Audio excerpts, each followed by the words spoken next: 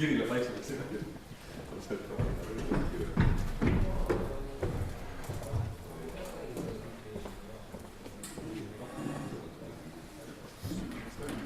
Nii, 1, 2. Nii, on kuulda. 1, 2.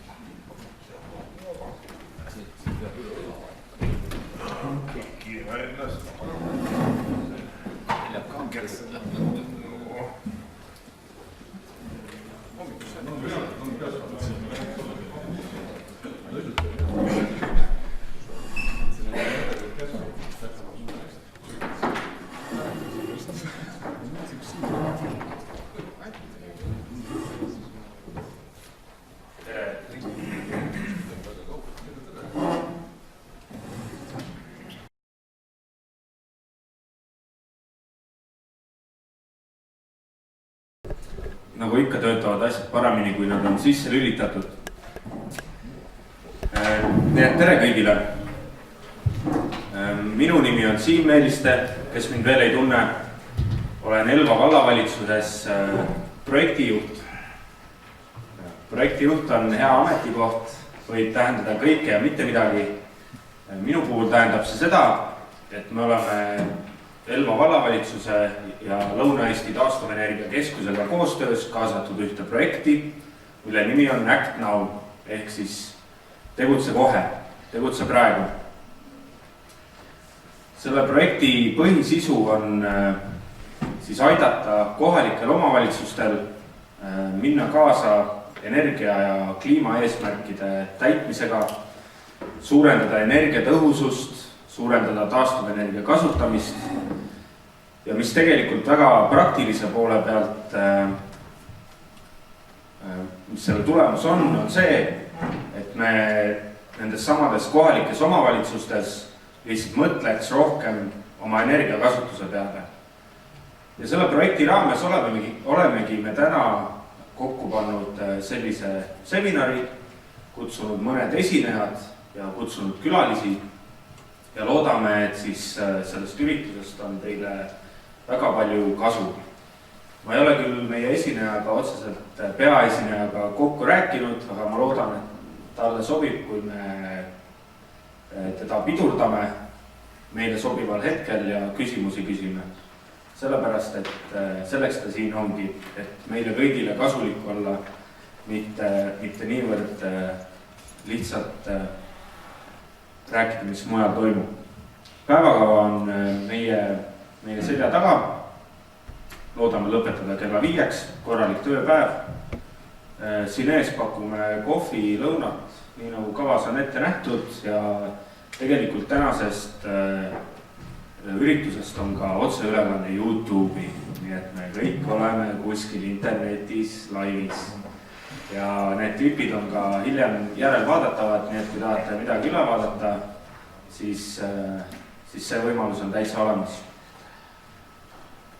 Aga tõesti, loodan, et tänane päev on väga informaalne, mitte ametlik ja alustamegi kõige informaalsema inimesega, keda ma tean, Pavel.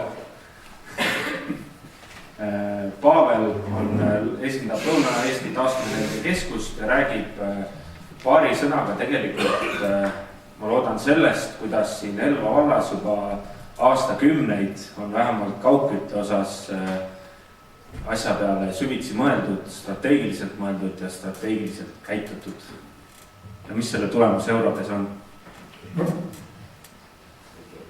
Aitäh, et üldiselt ma ei oska hinnata, mis tähendab kõige informaalsem inimene, kas see on hea või halvasti. Aga ma loodan, et see on hea. Ja, teate, ma ütleme, alustaks võib-olla natuke kaugemalt, ütleme Eesti soojamajandusest, mõningate numbritega. No te teate ise, see soojamajandus on niisugune eriala, mis on tegelikult väga lihtne, et kõigepealt katlas tehakse sooja transporditakse tarbijani, et tarbija seda tarbib ja ongi kõik. Aga siin on ka huvitavaid asju.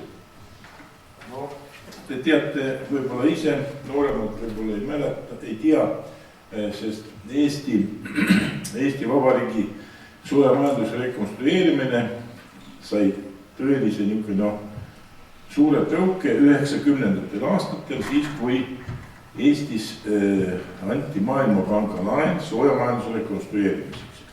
Ja sellest algas ütleme, päris tõhus töö. Me saime uut tehnoloogiat välismaalt ja me kõik oli suunatud selle peale, et hoida loodust ja üle viia Eesti soojamajandus, üle viia taastuvate energiate allikatega ja see on Eestis ikkagi puit. Teate ise, et pool Eesti territooriumist on kaetud metsaga ja tollal, ma ei mäleta neid andmeid, kui palju tollal oli põletatud puitu katlamajades, aga kindlasti suuremates katlamajadest, asulate katlamajadest oli kaugkütte, mis oli baseeritud ikka vedelkütusel. Gaasiga ka muidugi. Ja nüüd selle, ütleme, 30 aasta jooksul on nüüd praegu selline olukord, et 43% Eesti soojusest toodetakse taastuvatest energiaallikast ehk enamus on ikkagi puidust. Nii, ja mis on nagu veel juhtimisest rääkida ja omavalitsuse osas selles, nagu te kõik teate, omavalitsused ei ole kohustatud soojamajandusega nagu tegelema. Vesikanal on kohustusena ja soojamajandus ei ole. Ja see tähendas seda, et hakkasid muidugi privatiseerimisprotsessid ja kus me praegu nüüd oleme. Aga praegune situatsioon, ma toetun praegu nendele, ütleme, kuivadele numbritele, mis on avaldatud internetis ja need on Konkurentsiameti numbrid. Ja ma võin teile tuua niisuguseid näiteid, et Eestis on väga suur erinevus sooja hindade. Ma toon näite. Kõige odavam soojuse hind on 40, ütleme lõpptarbijana, see tähendab seda koos käibemaksuga, on 53,4 euri megavatt-tunni eest ja kõige kallim on 104,35. Järgmine on 103,10. See tähendab seda, et soojuse hinna ütleme, muutus on kaks korda vahet. Saaremaal on siis 44,5 ja 53,4 ja kallimad kütuse soojuse müüjad on mandri peal muidugi ja need on 104, 103, ja veel mõned üle 100. Ja siin on vaadata veel neid numbreid, ütleme, nüüd räägime Elvast. Esimene arengukava Elvasse, soojamajanduse arengukava, oli tehtud aastal 2000. Ja aastal 2000 siis tehti see arengukava ja peab ütlema, et Elva linn, tollal oli Elva linn ja et Elva linna valitsus, kuidas öeldi, järjepidevalt täitis, ütleme, võttis selle suuna ja selle suunaga sammus kõik need aastad ja praeguseks ajaks on praktiliselt selle juba, ma vaatasin hiljuti veel seda üle kava ja praktiliselt kõik need asjad, mis olid sinna sisse kirjutatud, on täidetud. On rekonstrueeritud 3 katlamaja, ka Käärdi võib lugeda Elva katlamajaks, aga ta on siin linna ääres, aga tegelikult ta on teise omavalitsuse nagu katlamaja. Aga tegelikult on keskkatlamaja rekonstrueeritud, haigla katlamaja viimastena rekonstrueeritud, ja see Kirde-Katlamäe ka on rekonstrueeritud. Kõik katlamad on rekonstrueeritud ja üle viidud hakkepuidule. Kusjuures omal ajal Haigla-Katlamäe rekonstrueeriti praktiliselt 1, 2, 3 korda. Kõigepealt viidi elektri peale, ta oli kivisöö peal, siis viidi elektri peale pealt viidi põlevkiviõlile ja põlevkiviõli viimati viidi hakkepuidule. Nii et ütleme niimoodi, et soojamajanduse tootmine on nagu Elvas on rekonstrueeritud taastavalt energiaallikatele. On siis asutud kallale ka soojustrassidele ja soojustrassid on ka rekonstrueeritud. Kõigepealt Arvimäel oli soojustrasside rekonstrueerimine, siis oli Keskkatlamäe juures ja nüüd on viimasena rekonstrueeriti ja ühendati selle Haigla-Katlamäega ka veel munitsipaaltarbijaid juurde. Muusikakool ja see sotsiaalmaja. Vot ja nüüd aega vähe ja mina räägin tegelikult ainult natuke sissejuhatuseks, aga ma tõin välja ühe väike niisuguse 3-4-5 numbrit, mis nagu veel üks asi, mis tähtis asi. Omal ajal Elva linnavalitsus ka kaalus, kas mitte anda opereerida seda soojusvõrkusid, sest neid operaatorid Eestis on päris palju ja üle poole Eesti soojamajanduses on operaatorite käes, mitte tähendab omavalitsuse käes. Ja Elva linnas võeti tollal otsuse, et soojamajandust nad hoiavad linnavalitsuse käes ja seda välja ei anna. Ja nad sundisid isegi see Elva soojus oli, vahepeal oli ta, alguses ta oli, ei olnud 100% linna omanduses, aga nad sundisid ka seda müüma oma nagu aktsiaid maha ja et ühesõnaga praegu on Elva linnavalitsus nii nagu paljudes ka kohtades väikestes on ta Elva linna valitsuse omandis. No nüüd on,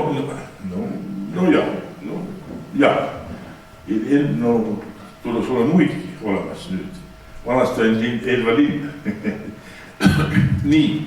Ja vaadake praegune situatsioon. Elva linn, nüüd ma veel opereerin niisuguse numbritega, mis on Elva linnas. Elva linn müüb sooja oma tarbijatele hinnaga 61,71 euri megavatt-tund.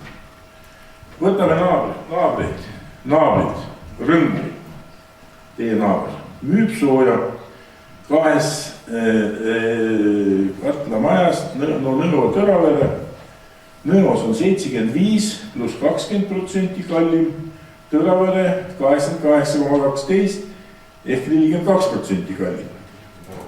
Nõo vald, nii, teie naaber, järgmine teie naaber, endine naaber, ka praegune naaber.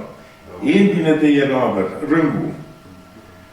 Rõngu siiamaani müüb sooja hinnaga 93,6 euri megavatt-tund ehk 49% kallimalt.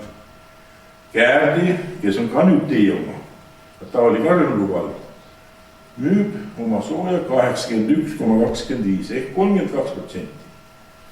Vaadake, milline vahe. Nüüd on üks vald. Ennem olid erinevad vallad. Aga mis, ja nüüd, muidugi see spekulatiivne niisugune, analüüs, aga Elva linn, see on, kes müüb kõige odavamalt oma tarbijatele sooja, see on nagu Elva omavalitsuse omandis, aga kõik teised on operaatorite käes. Rõngu on üks operaator, Nõo Tõravere on teine operaator. Nii et teiste sõnadega, kui vaadata seda veel niisugust pilti üle Eesti, nagu ma ütlesin, et operaatorid praegu üle poolte Eesti kaugküttevõrkusid opereerivad operaatorid ja operaatorite hind, ma ei hakka need numbrid, need on kõik internetis, võite ise vaadata. Nende hind on ikkagi natuke kallim kui kõigil teistel omavalitsustel, kes kontrollivad ise oma võrku. Nii, minu sütitav kõne on otsas ja nüüd Siim räägib edasi juba teistes aspektis, mis puudutavad tänast päeva ja seda projekti, mis on haktav. Veel tähendab lõpetuseks, nagu minu nimi te kuulsite ja minu tiitlit ka kuulsite, et kõigi informaalseks inimeseks, aga tegelikult ma olen ka mittetulundusühingu Lõuna-Eesti taastuvenergiaallikat nagu juhatuse liige ja osaümbärimoonte omanik. Et ma ehitan neid katlamaid vahepeal.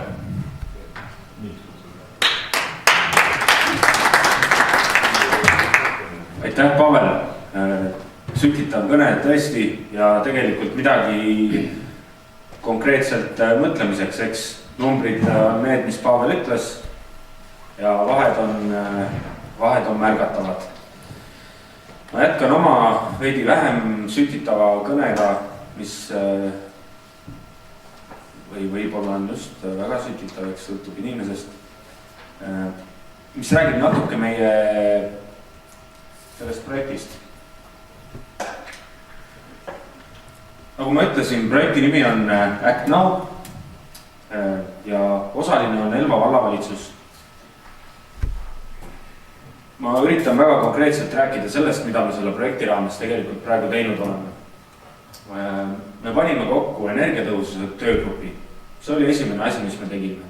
Ehk siis me kutsusime kokku vallavalitsuse inimesed, nii abivallavanemad käivad seal vallaametnikud, käivad teised huvitatud inimesed, kõik on oodatud, võite mulle kirjutada. Me oleme tegutsenud peaaegu aasta ja põhifookus selle töögrupil on aidata kaasa siis nendele projekti eesmärkide saavutamisele, millest ma kohe varsti räägin. Samamoodi jagame seal informatsiooni, aga tööd jätkub sellele töögrupile ilmselt tulevikukski. Et kui me räägime nendest projekti eesmärkidest, siis need on põhimõtteliselt sellel slaidil. Me proovime kasvatada teadmisi ja oskusi, luua süstemaatilise energiakasutuse jälgimise, jagame teavet ja ideaalolukorras üritame kokku hoida ka konkreetselt energiat ja eurosid. Ja mis tuleb nende eesmärkidega kaasa, on põhimõtteliselt see, et meil on olemas ka kaardistus valla käsutada olevast kinnisvarast. Ja see kaardistus läheb järjest täpsemaks. Nüüd me oleme selle töögrupiga arutanud seda energia kokkuhoiu poolt nii ja naapidi. Me oleme kirja pannud üle 40 hoone tegelikult, mis valla omanduses on, mis on avalikult kasutatavad hooned. Need on kõikvõimalikud koolid, raamatukogud, lasteaiad ja oleme valinud välja 5 hoonet. Need on nimetatud siin. Elva gümnaasium Puiestee tänaval, kes teab, suur gümnaasiumihoone, üpris standardne. Murumaa lasteaed, siin samas lähedal olev üks lasteaed, Konguta algkool lasteaed, see on siin veidi kaugemal. Siis Elva gümnaasiumi algkooli ja põhikooli osa koos raamatukoguga ja Elva vallamaja.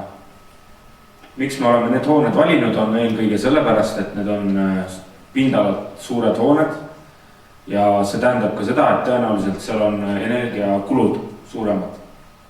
Neid hooneid kasutab palju inimesi, need on avalikud hooned, seal käib palju inimesi ja need võivad olla suure energiasäästu potentsiaaliga. Ja kui me räägime tegelikult sellest projektist, siis me üritamegi energiajuhtimisele praegu läheneda 2 pidi. Me vaatame seda hoone tasandil ehk siis me käime meie energiaaudiitoriga nendes hoonetes, uurime neid tehnosüsteeme, vaatame, kus me saame midagi ümber häälestada, midagi uut ette võtta, et säästu saada. Kuid teiselt poolelt me proovime nüüd järgmises staadiumis üles seada ka sellise energia tarbimise jälgimise süsteemi, ehk siis tekitada olukorra, kus meil on üks infosüsteem, veebist ligipääsetav kasutajakontodega, kus iga hoone haldaja ja omanik saab vaadata, mis parasjagu tema hoones toimub. Esialgu me proovime seda rakendada nendes 5 hoones, kuid võimalusel ka rohkemates, kui see projekt lubab. Ja see annab nagu sellise natuke teistsuguse vungi juurde ka nende hoonete haldajatele loodetavasti, ehk siis paneb neid natuke rohkem mõtlema nende energiakasutuse või konkreetselt nende energiakulude peale eurodes, mis sellest kasutusest tulevad. Mida me oleme praegu teada saanud? Me oleme madistanud seal töögrupis palju arutelusid pidanud sel teemal, mis selle kogu tegevuse eesmärk on. Ma arvan, kõige suurem ühisnimetaja on see, et soovime, et elu paremaks läheks ikka. Kui sealt alla detaili minna, siis läheb juba keerulisemaks. Konkreetselt nende hoonete puhul oleme me teada saanud, et projekteeritud olukord ja olukord pärast ehitust võivad olla veidi erinevad. Isegi hiljuti remonditud ei tähenda, et see ei ütle selle hoone energiakasutuse või seisukorra või tehnosüsteemide kasutuse kohta väga midagi. Me oleme ka, ma arvan, või loodetavasti Tõnu nõustub minuga, et me oleme ka näinud seda, et tegelikult need inimesed, kes nende hoonete eest hoolt kannavad, teevad seda tihti südamega. Ehk siis need inimesed tegelikult teavad väga hästi, mis nende majades toimub. Ja neil on hea ülevaade selle kohta, mis see hetke olukord on. Ja loodetavasti selle projekti käigus me saame neile anda ka natuke inspiratsiooni, natuke lihtsalt väga konkreetset tehnilist nõu, et kuidas teha neid asju veidi paremini ja kulusid säästa. Me oleme vaadanud tegelikult ka sisekliimat, sest kui me räägime hoonetest, siis ütleme 10 aastat tagasi võib-olla me rääkisime rohkem energia kokkuhoiust. Täna me räägime ka kortermajade renoveerimise puhul samavõrra või isegi rohkem heast sisekliimast, heast ventilatsioonist. Nii et me oleme kaardistanud ka seda olukorda ja tegelikult hea on jälle tõdeda, et nendes koolides, lasteaedades on olukord üsna rahuldav selles osas, et esmaspäeval oli vallavalitsuse hoones volikogu koosolek. Neid numbreid ma veel näinud ei ole, mis seal Tõnul olid, et ma ei tea, kui pingeline see volikogu koosolek oli, et kas seal näidud on väga punases sektoris või ei ole, aga eks selgub. Ja me arvame praegu, et täpsem analüüsiga ja väikeste investeeringutega tegelikult meil on võimalik nendes hoonetes isegi energiasääst ja eurode sääst kätte saada.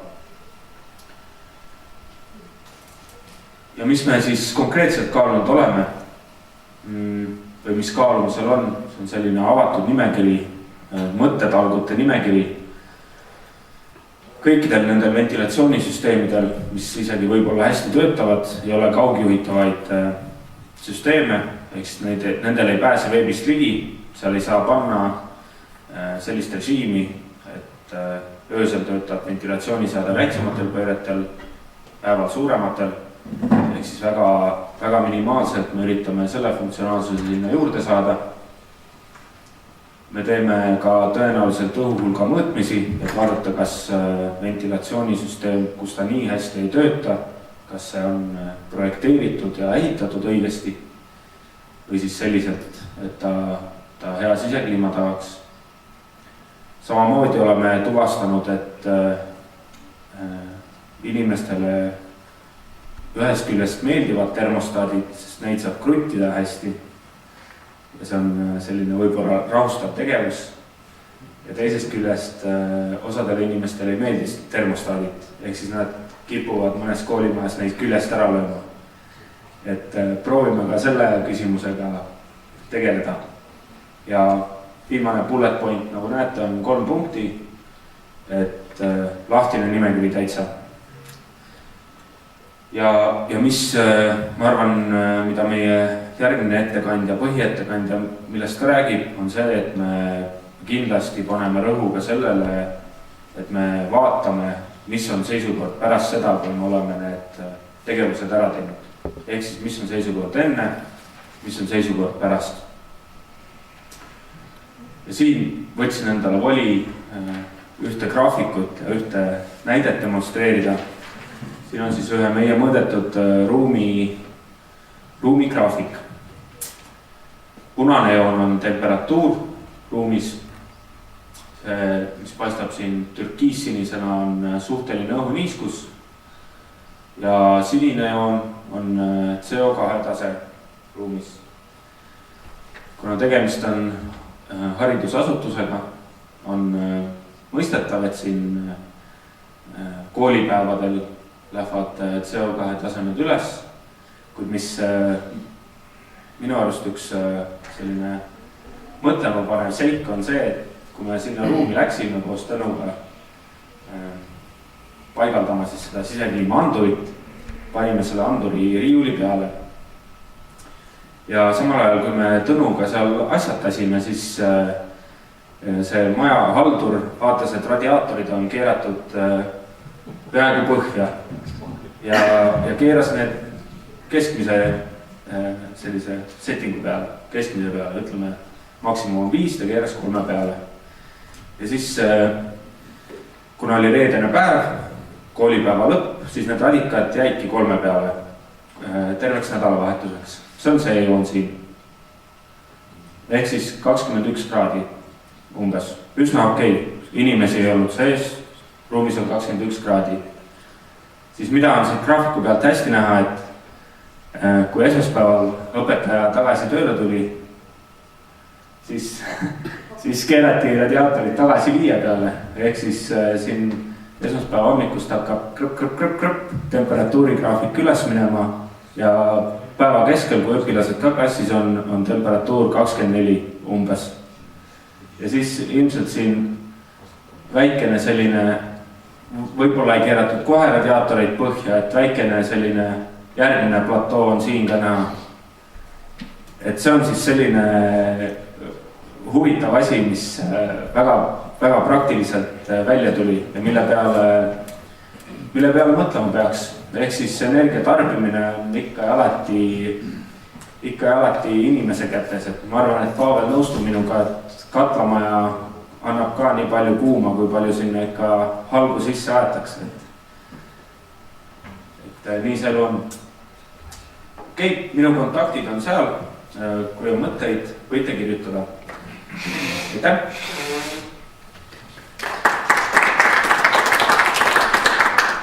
Kas on küsimusi selle projekti kohta?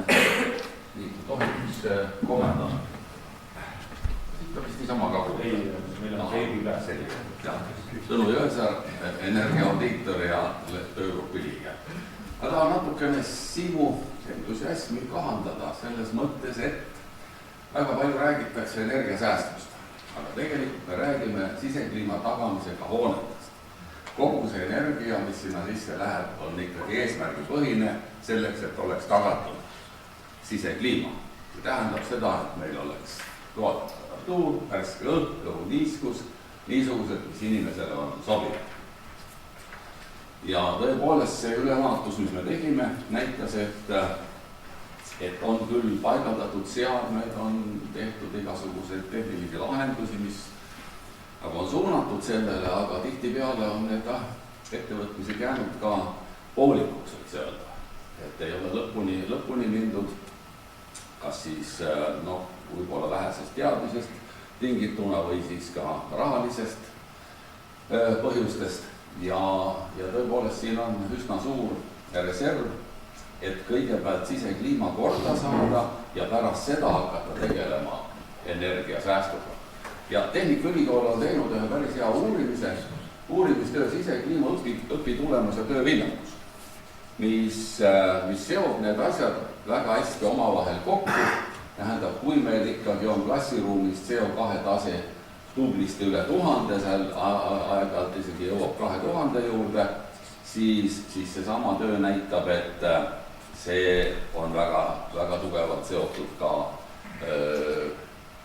inimeste võimega omandada teadmist, kui see süsihappegaasi tase on kõrge.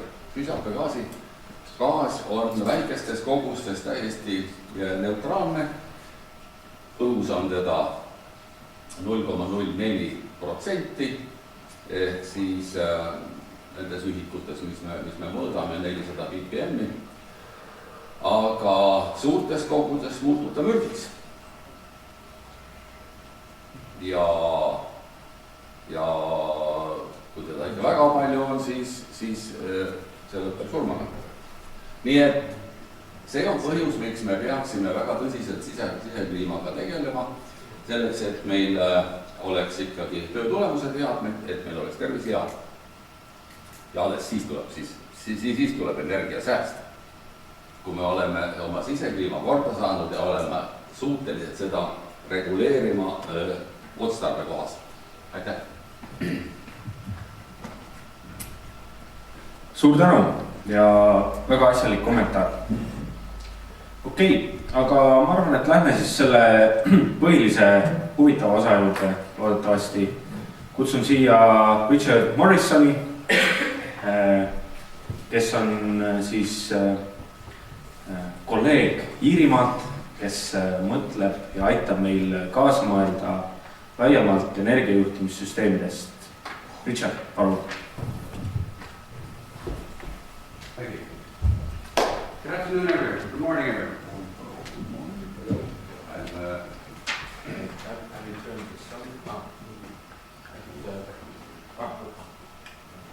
Good morning. Super. Good morning, everyone. Can you all hear me? Yeah. Good. I can get rid of this now. So this is an energy conference for today, but we need a little bit of energy and enthusiasm to get going. Yes?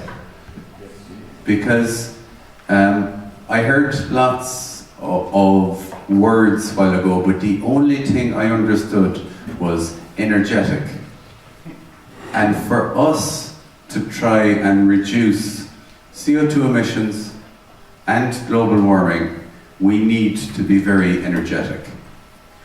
We have to not be sitting back and sleeping or on our telephones. We need to take a little bit of action in order to improve the energy performance in our homes, in transport and at work, in order to try to stop what is happening in the world. So I do a lot of talking in different places. I've done a lot of work in Europe and a lot of work in Southeast Asia. And what we try to do is to get organizations to take action. And the one thing I would ask all of you in the next couple of days is to do one thing, just one thing, in order to save some energy. Because if we all do one little thing to save energy, that's 20 things that we have done to try to help improve performance. And sometimes we had some good comment earlier about CO2 emissions to have, or sorry, CO2 in the classroom, and that people get tired and they don't study so good. The one thing that makes me sleep in a classroom more than CO2 is the temperature. And in that graph, we can still maintain the CO2 levels at the required levels to study and to learn effectively. But we can do this at 15 degrees or 16 degrees or 18 degrees. Yes? So when I talk about temperatures, I come from Ireland, and in Ireland, our average air temperature is 9.6 degrees for the whole year, so that our average is 9.6. So it is always cold, it is always wet, it is always raining. And I go to Asia and I need to bring my coat because the air conditioning is set too low. And I guess in some of your buildings in the summertime, your air conditioning is set low. And in the winter time, your air temperatures in the buildings are probably set too high. Correct? Yeah. What temperature should the rooms be at? What temperature? 20. Depends. Depends? Depends on workers, female or male. Ooh. Yeah. Okay. The female prefer warmer temperatures. Yes? Yeah, you can do anything to prevent high temperatures, but they manage to sneak in additional heating equipment to make their warm comfort. Okay, so I also work with the United Nations, and I would be very careful to say anything because you're getting very strange looks from two ladies, and the interpreters have stopped translating at this point. But I completely understand. If I am cold or I'm feeling sick, I want a different temperature. If in the morning I feel very energetic and I go for a run, I want a different temperature. But how many people think that room temperature here today should be 20? What do you say? More? For setting 20 is too low. Okay. What temperature you say? 22? How many say 22? 1? 21. 21? 18? 18? Lower? 18 is too low. Okay. So the reason why I ask is it is really difficult to make everybody happy. Yes? So what we need to do in energy management in all of the public sector buildings is decide what temperature it should be, write it down, and that's the temperature. That is the start of energy management. Knowing what we want and operating it the way it should be. Not, oh, I want 23. You want 18? And we turn down. And we have energy going up, and we have energy coming down. So we have heating, we have cooling. We have somebody who's very happy, changing the temperature, somebody very not so happy, changing the temperature. And in the evening time, when we leave the building, everything should be turned off. Does that always happen? No? Why not? How many people have computers turned on in their office today? Honest. Honest. How many people on sleep mode? Okay. How many people have their monitor turned on? Yeah? Okay. How many people have monitor and PC on or in sleep mode at home? 1, 2? Yeah. Why?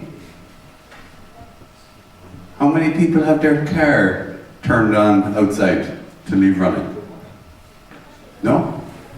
So what we need to do is only use energy when we need it.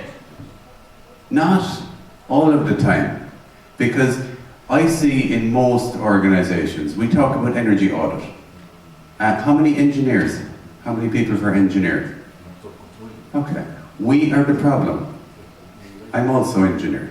Because we want big, fancy, technical solution.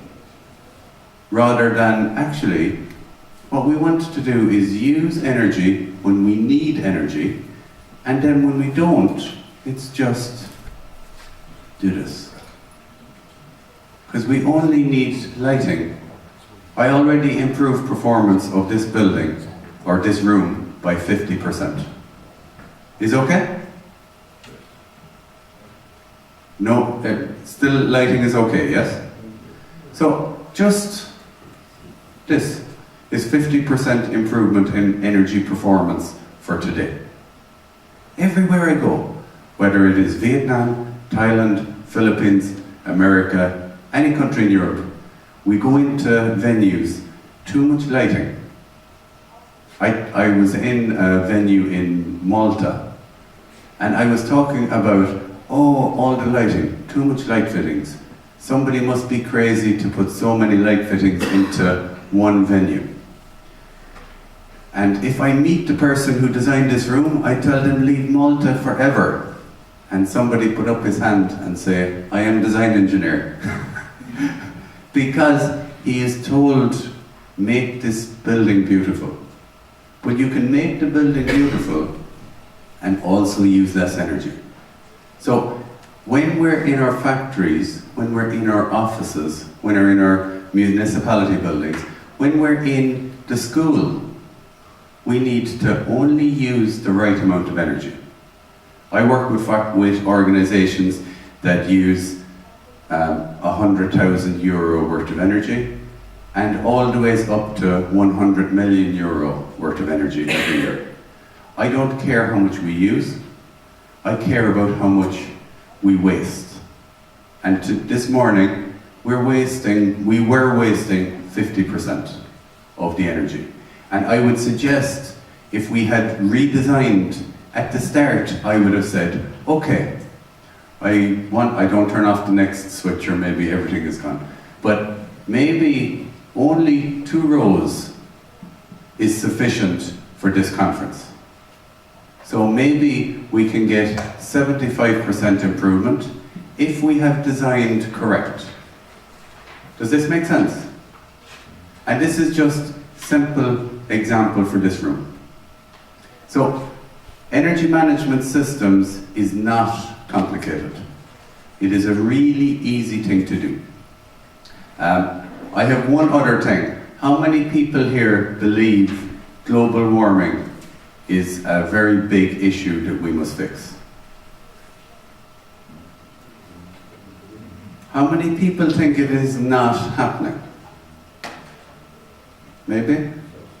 Okay. 1 or 2? So I have the leader of the Western world. So I just read this from Twitter yesterday. You know who I talk about? Donald Trump. Okay? So the United States at the moment is in, there's a very cold spell after weather after coming down from the north. And in the beautiful Midwest, wind chill temperatures are minus 60 degrees Celsius. The coldest ever recorded. In the coming days, expect to get even colder. People can't last outside even for minutes. What the hell is going on with global warming? Please come back fast, we need you. This is the leader of the Western world asking for global warming. I think we need to, so I suppose I have a slide here. The slide here tells me that I don't care if you believe in global warming or think it's a crazy idea. One of these should be the reason why you're in this room. So, the price of oil, so costs are going up. So we must save energy for the taxpayer in Estonia. Yes?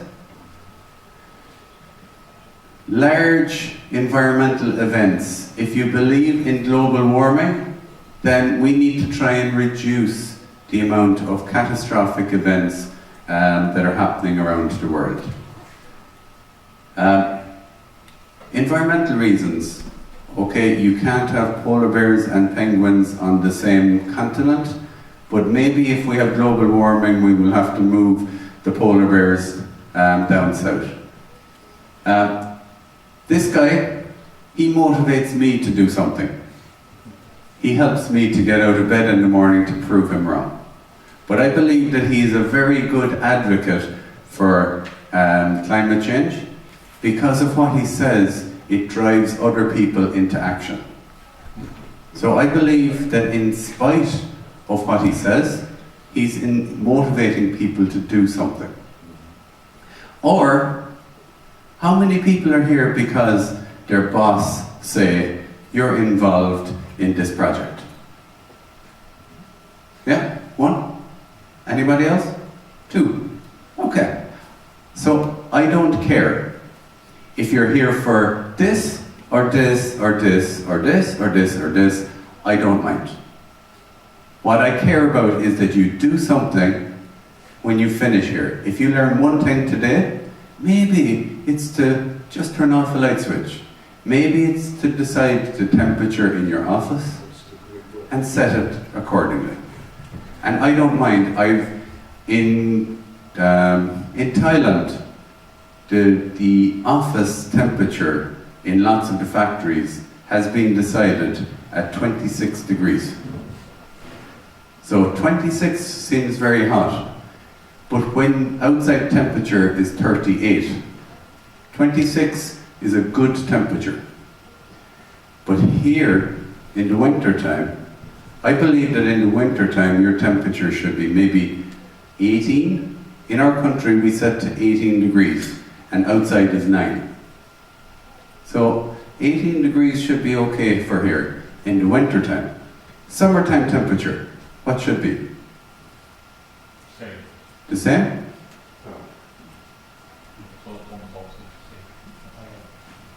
What's your outside temperature in the summertime? Depends. The best is 25, 30.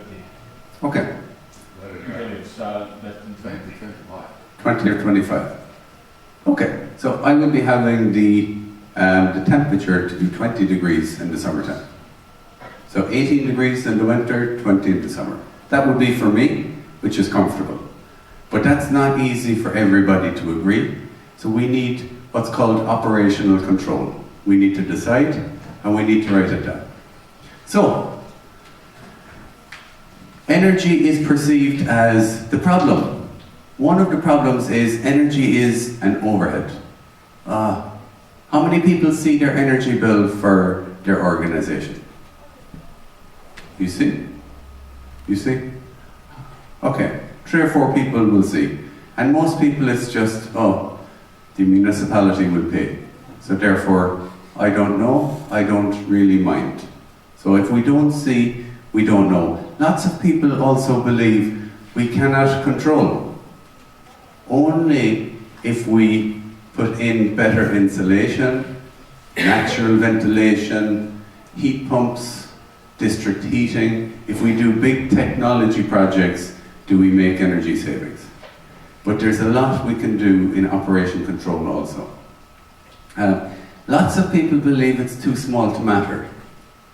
Lots of times I'm asked, oh, Ireland is so small. Estonia, how many people in Estonia? 1 million, probably.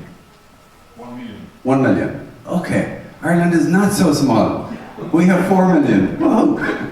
So, but Ireland is really small. Estonia is really small. What can we do in the global context? China is so big, but China also have one-child policy. They also have masks in their large cities because you can't walk around with smog and with the amount of pollution in the atmosphere. So some people will say, oh, we're so small we can't do anything. We need to do best practice in Estonia, in Ireland, and everywhere we go in order to reduce the amount of atmospheric pollution that we're causing. Some people believe we're already doing everything we can. We can't be any better. Well, if you're already perfect, please let me see, because I have yet to see perfection. There is always room for more improvement. Savings made through energy management get added directly to the bottom line. In private sector, it's straight into profits, but in the public sector, it means hopefully we pay maybe a little less tax, or the taxpayers' money is not wasted by giving to power utility companies. So these are some of the issues and the barriers to managing energy. We don't care, it's too small, I can't control. So these are some of the barriers. So, what are the opportunities to improve energy performance? Do we know in all of our organizations where we can improve performance? Do you all know one thing you can do? No? Yeah? How many people do not know how to improve? No? Everybody? Oh, one person? Maybe not. Okay, so if we already know something to improve, why are we here listening to me? Why are we not back in our offices implementing this project to improve? Yeah? Because sometimes we don't want to take the action. We don't want to do this. We don't want to make the change because sometimes change is uncomfortable. So we need to try to improve what we do. If you do this, changing the light switch in your office, what would happen? What would your colleague say in the office? Do they laugh? No? I got a lecture from this safety guy who said that it's too dark. Too dark. Okay. Was he correct? No. She? Okay, she was not correct. So sometimes we need to push back. Sometimes we're afraid. Anybody else have any issues? Or what happens? I know some people, oh, this guy goes hugging trees at weekend. He wants to save the planet. So, oh, I don't want to be seen to turn off this switch. Yeah? We're sometimes, because of peer pressure, and even though we're all adults, we don't want to be seen to turn off the switch or turn down the heat in case the lady or the gentleman doesn't want the temperature correct. And I know more gentlemen that want the temperature higher than ladies that want the temperature higher. Because sometimes we're grumpy old men that just want to be, it's my way, and this is the temperature. So these are some of the issues that I see, and it transcends Estonia or Ireland or any country, because we're all, when it comes down to it, we're all the same.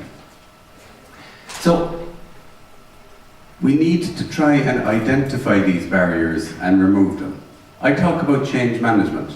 When I worked in a consultancy a number of years ago, when I started, if I went to the restroom, the lights were always on. And just the small little change I could make was to turn off the lights when I leave the restroom. Obviously when nobody is still inside. But after maybe 6 months, the boss knows when I'm in the office, because sometimes I go to factory, sometimes I go to conference, sometimes I'm in the office on laptop. So when I come back, when I meet the boss, he knows when I'm in the office, because if he goes to the toilet and the lights are off, oh, Richard is in the office today, because he's the only person who turns off the light. But after a while, other people in the office, they start to turn off the light. I don't need to say, oh, you must do this, you must do this. I just turn off the light. And after maybe 6 months or 1 year, other people also start to do, because I believe if you walk into a room and lights are off, there's 50% chance that you turn off the lights on the way out. Because when you come in, you must find the switch, you turn on. And then when you leave, oh, you know where it is, so you turn off. But if you walk into a room and lights are on, there's a 99% chance you leave the lights on when you leave. So, in order to do some behavior change, we need some people that really want to make a change. You don't need to be lectured and with a stick, like in school. Maybe any sticks? No? When I was in school, there used to be sticks. Yeah? In the Soviet area, there was sticks? Not anymore, no. But when I was in school, there was. And if you didn't do what you were told, you got the stick. So therefore, I'm very disciplined now because I got the stick many times. But you don't need to do this. You can take some passive action in order to improve the performance. So all we want is for people to do little things. No good? Okay, so the reason why I put this up is because who is responsible for energy in the municipality? Does anybody know? Is there anybody responsible for energy? You? Okay. Are you responsible for energy? No? No? Keep your head down.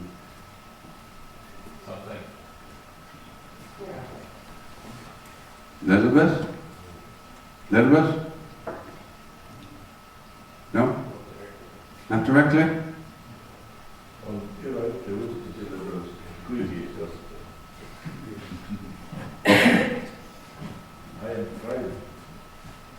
You're which?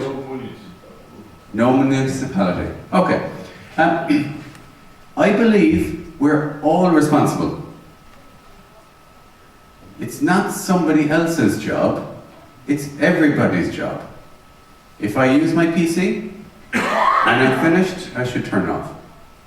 If I'm in meeting room and I'm last to leave, I should turn off. If I can turn off the heating system at the end of the day, I turn off. We should all look to do what we can. But in most public sector organizations, from my experience, I don't know for Estonia, but from my experience, nobody is responsible. Because it's your job, no. Not me. So what we like to do in energy management is get responsibility and write it down. So we develop an energy team and we get roles and responsibilities on who should do what within the organization.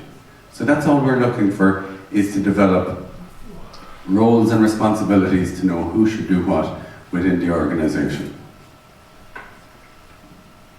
So, energy management. I forgot to ask, what is energy management? What does energy management mean to you? Does anybody know what energy management is? Yes? Looking at your energy bills and paying them on time. Look at your energy bills, pay on time. Yes? Anything else?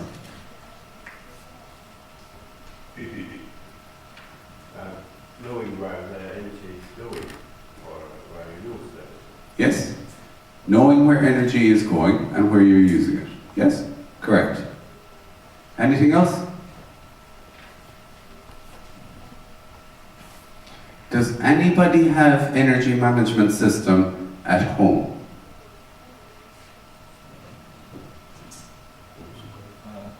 No?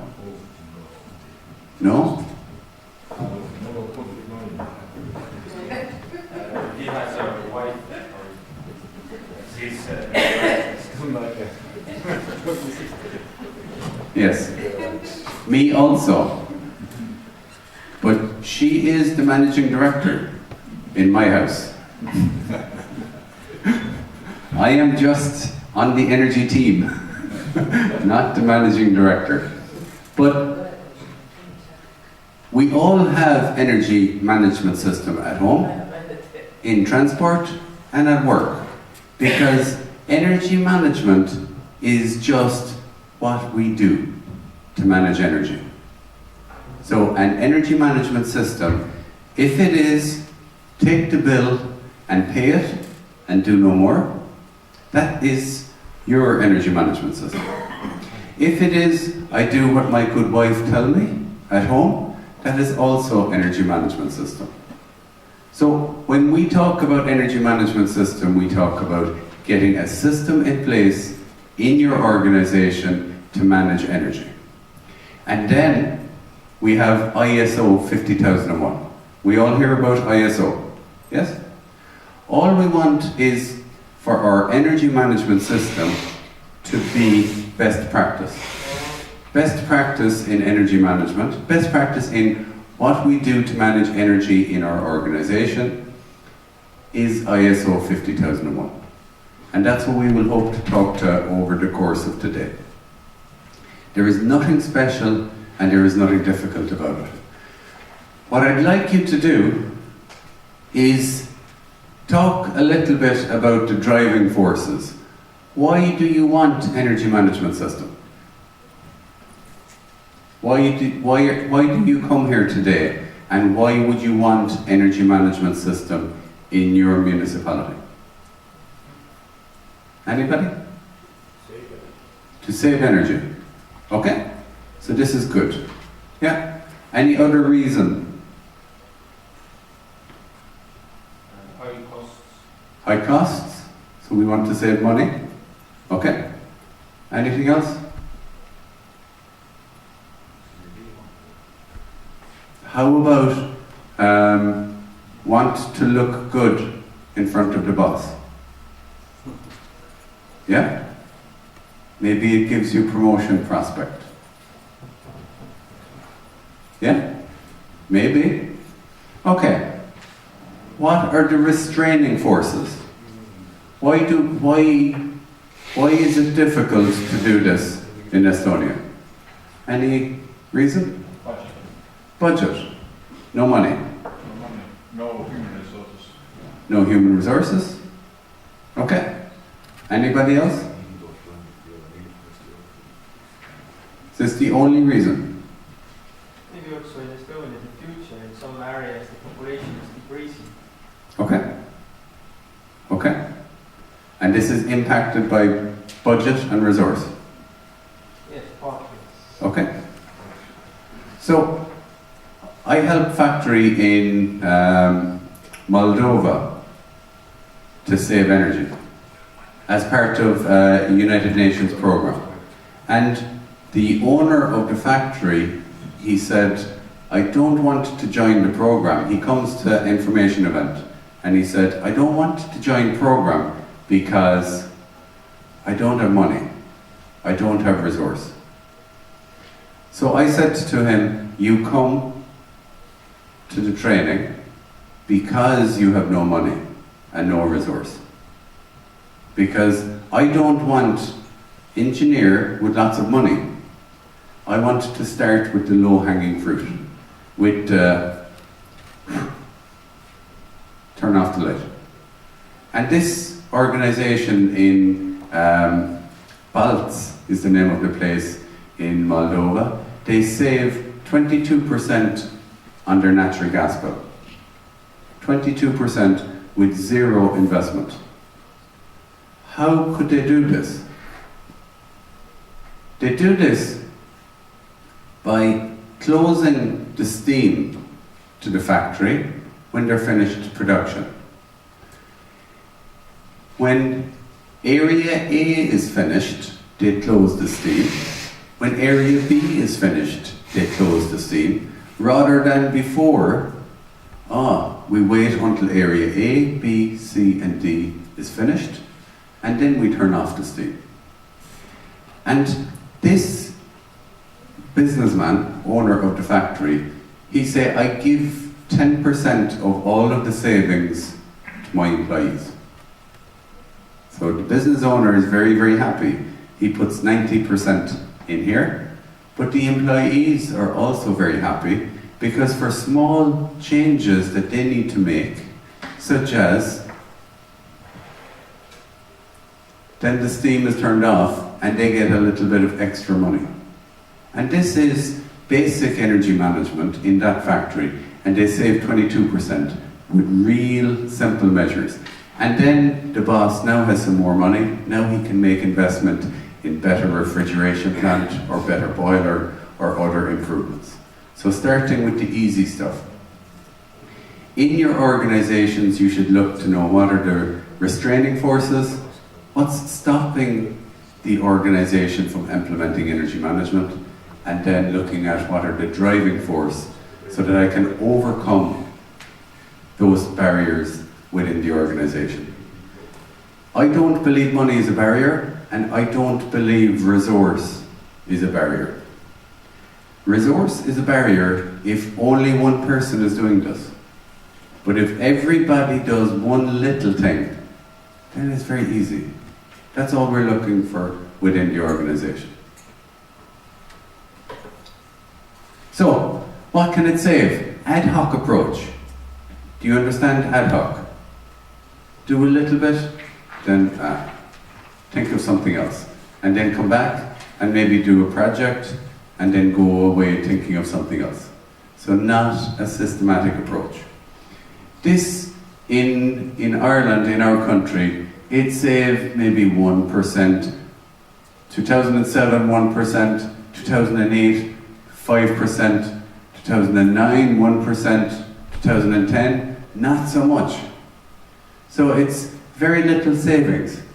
But with a structured approach where we focus on energy in a systematic way through ISO 50001, we can save somewhere between 5 and 7% of the energy within an organization.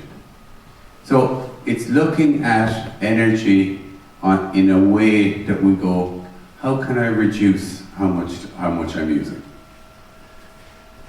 The benefits of looking at energy management is it delivers sustained improvements. So it's not just, if I turn off this switch today, then tomorrow, the next time an event is here, all of the lights are on. And the day after, all of the lights are on. That's not sustainable. We need to put the systems in place that are sustainable. And ISO 50001, how can we make sure that this is sustainable? How could we get this to work better? Any idea? Sign. Okay. When you leave, turn off the lights. So we can put up a sign saying, turn off the lights when you leave. We can disconnect the wires. We can put automatic system. I was in Myanmar last year, and I said to the factory owner, you should cut off somebody's finger if they don't turn off the light switch. And he ordered 2 scissors. I tell him I'm only joking. But putting up a sign is okay. Disconnecting the wires, maybe there's some students that must do some work down in the back, and maybe we need to turn them back on again. So the wires maybe not so much. What else could we do?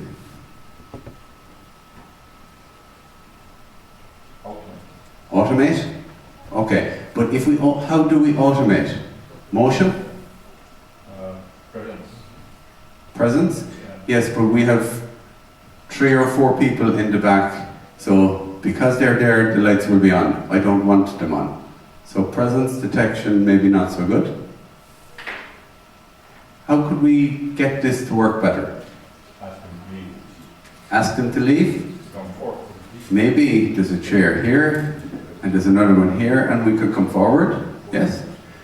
But I believe that there's a gentleman that turned on the heating this morning, turned on the lights, and got the room ready, yes?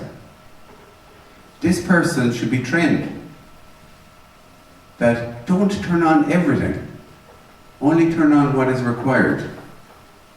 And the person that's setting up the room and getting everything ready should be trained that this is how we should set up the room with energy in mind. And when I come in, the person says, okay, I have turned on 50% of the lights, how can we make this to work better? So training is a way of ensuring that we reduce or improve the amount of energy we use. Where else does this happen? How many of us stay in a hotel? We stay in a hotel? At least one time. Yeah. What happens in the hotel? In the hotel we've got towels in the bathroom, yes? And there's a sign. What does the sign say in the bathroom?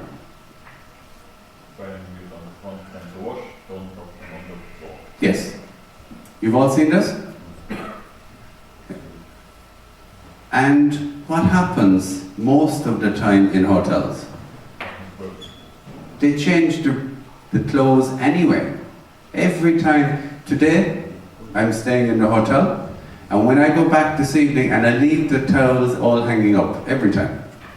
Because my commander-in-chief, my boss at home, my wife, she doesn't give me clean towel every day. I know, it's terrible. I need to change. But she doesn't give me clean towel every day, and I don't need clean towel in hotel every day. But the person in the cleaner in the hotel will always give clean towel. They're not trained to follow through on the procedures within the organization. The other thing that the hotel does, you know this card, you put the card in to activate the lighting. Yeah? Most hotels I go, why is the card for the hotel? You know the card? To activate the lights and maybe air conditioning. Yes? So why is it there?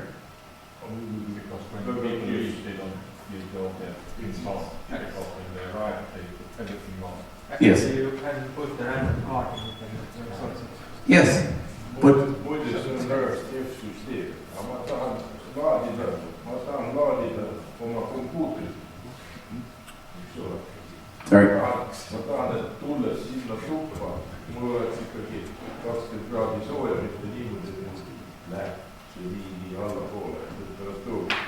Nii et odavates hotellis on küll niimoodi, aga korralikes hotellis kallides seda ei ole. Oh, yes. Tähendab, ma ütlen niimoodi, et noh, jah, odavates hotellides küll niimoodi, aga kui ma tahan oma kompuutrit laadida või jätan, lähen hommikul sööma ja kompuutrit ma tahan laadida. Ma võtan selle välja ja kõik, mul enam ei tööta, ei toimi.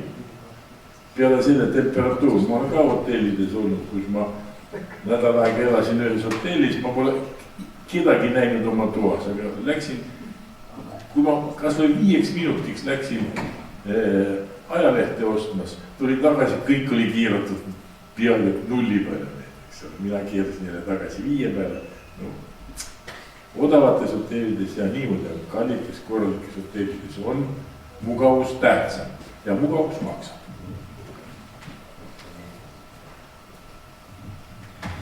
I absolutely agree that comfort costs, but you don't need a comfortable room when it's unoccupied. So we don't need heating on when there's nobody in the room. And some hotels, maybe they don't turn down the bed and they don't give you clean sheets or clean towels, but most of them do too much and they give too many clean towels every day. The other thing with the card, in my experience, is that in reception, they give you 2 cards. One card to get in and out of the room, and the other card to leave the power on all of the time. Yeah? Anybody get 2 cards? Maybe not in Estonia, but in many other countries, I get 2 cards. So then the energy efficient technology to deactivate power when it's not necessary is bypassed by the reception person who hasn't been trained. The reception person is trying to be really nice and say, here's one card and here's a second. And then all of the energy improvements are gone. So training a person on how to make sure energy efficiency is built in is really important. Because we can design good things, but if we don't operate them correctly, then there's going to be more energy lost. The same as the lighting in this room. The reason why we would do it, international best practice, a systematic approach, sustained improvements, and it's organization-wide. It's not me, it's all of us. We can all do together. But the barriers behind it are fear, and we spoke about them earlier. I don't want to be seen. Maybe it will fail. Maybe somebody will complain. Maybe I get health and safety to say it is dangerous. But maybe it'll be okay. Maybe what we need to do is, instead of changing the temperature or adjusting the lights, ask health and safety, how many lux are required in the space for safe access? You know lux levels? So ask health and safety, what are the safe lux levels? You say it's dangerous. What is the safe number? Because they don't know. It's too dark, put more lighting. It's dark, put more lighting. How much is okay? And then you can design correctly. If it is too low, we put more. Up to 100 lux, 200 lux, whatever the number is. Some people believe we're doing it already. Resources, lack of focus, benefits are unclear, and more work. We must do more work. That's why some of the barriers are there. On this, for a structured energy management approach, and I don't go into this in too much detail now, but we need to understand the context of the organization. Just check for time. So, we need to understand the context. Why are we doing this? So up here, the context of the organization. We need to understand the needs and expectations of interested parties. Who wants us? Do Estonian people want us to have efficient municipalities? Yes? Yeah. So these are interested parties. So these are some of the people that want us to have good management system in place. There are also internal and external issues. Sometimes it is people that don't want to change. Sometimes it's we don't have money. Sometimes we don't have budget. We don't have resources. Some of the issues, we need to identify them, because if we just pretend, we cannot improve. So we need to understand what are the risks and what are the opportunities. So then, within the scope of the energy management system, we define the scope. And the scope is all energy within the municipality under our control, or all electricity, or we decide what the scope is that we focus on. And within the scope, we do planning, implementing, checking, and corrective action. So we need to do planning, and we'll go through each one of these in the next couple of slides. But energy planning is identifying your energy bill, looking at it, analysing it, paying it, but also breaking it down for the significant energy user, for the big users within the organisation. Identifying opportunities to improve performance and putting performance indicators in place. Then we need support and operation, so it's the temperatures, the pressures, training, awareness, communication, competence, we need to look a little bit at. And then we need to check if the performance is operating correctly, if we use the right amount of energy. And then we make some improvements and we're back to planning again. Core to all of this is leadership. If the organization leadership does not want this, then we should have some coffee and then go home. Because energy management doesn't work unless the leadership of the organization wants. So we need to make sure that leadership have commitment from the outset. And that's really important.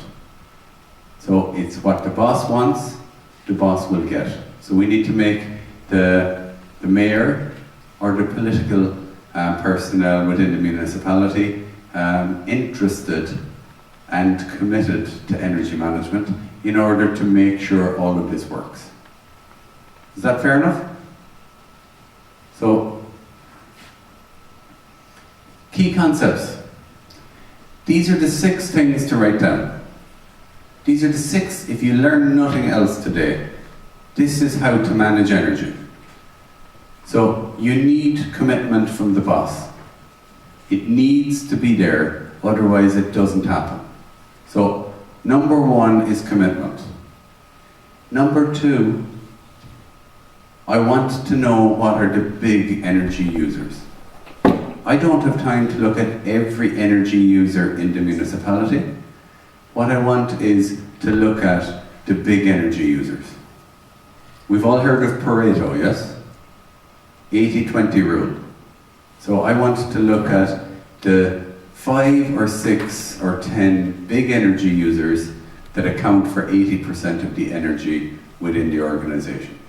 So we want to identify the significant energy user. From that, I want energy performance indicator. What kind of energy performance indicator can we have for building? What kind of building indicator do we have?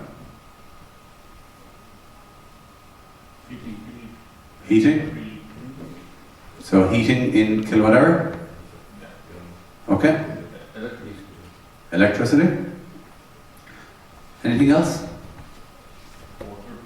Water? Okay.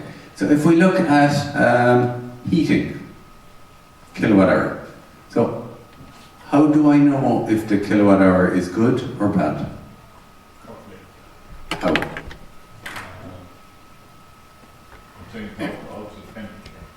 Okay. You can say, we give the interpreter something to do. Arutada hoone küttekõver ja vaadata siis keskmisi temperatuure ning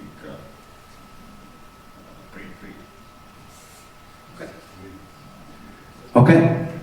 Yes, what we want to know is not how much energy we use, but how much energy we should use. So today, this morning, it was, I think, 1 degree. I want to know how much energy should I use for this building today when it's 1 degree. Not that I use 173,000 kilowatt hour last January and I compare to this January. Because your weather changes from 1 year to the next. So comparing kilowatt hour 2018 to kilowatt hour 2019, we don't know if it's good or if it's bad. How many of us remember January 2018? It was hot? It was cold? Much colder? Warmer? Some people say warmer. Yes. No snow last year. Global warming. So we don't remember last January because it's so far ago. I want to know how much energy I should use so that I have good performance indicator. I don't want to use no energy. I want to use the correct amount of energy. So we need good energy performance indicator. And it's not kilowatt hour per meter squared. Does anybody use kilowatt hour per meter squared? Yes? Yes? Yes. Not anymore. Kilowatt hour per meter squared is very good for benchmark. I want to compare building 1 to building 2 to building 3. If I want to know the performance of the building in January of this year, and then in February, and then in March, and it's kilowatt hours per meter squared does not change. So then I'm dividing by constant. So therefore, I may as well just not divide by anything. What we want to do is we want to look at kilowatt hours divided by maybe heating degree days, and looking at how much energy I should use based on the actual weather. Because kilowatt hours per meter squared is no good for ongoing energy performance. It's very good for design and very good for benchmarking one municipality against another, or a library against a library, or fire station, but not so good for ongoing performance. Is that okay? So we get action plans. Sorry, we have energy performance indicators. We also need something to improve performance with. So we need action plans. So we need a couple of projects to improve performance. The next one, operation control. This is the big things we can do to save energy. So 50% of the savings I see in most organizations are from operation control. It is setting the temperature correct, setting the lighting levels correct. When there's nobody outside, nobody outside in the corridor here, and all of the lights are on. So maybe when we're inside here, the person that looks after the building should turn off the lighting. So these are operation control settings that can save energy and doesn't require resource and doesn't require capital. It just means somebody needs training to be able and to be responsible to turn them off. So that's operation control. And then checking.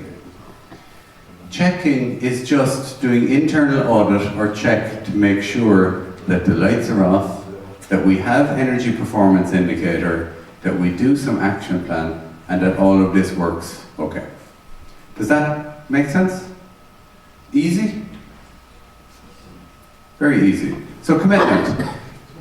Commitment to achieve commitment to achieving sustainable improvements is key. If you don't have commitment, it doesn't work. We need sustainability targets. Do we have targets within our organizations? Any targets? What's the target? Some units per product or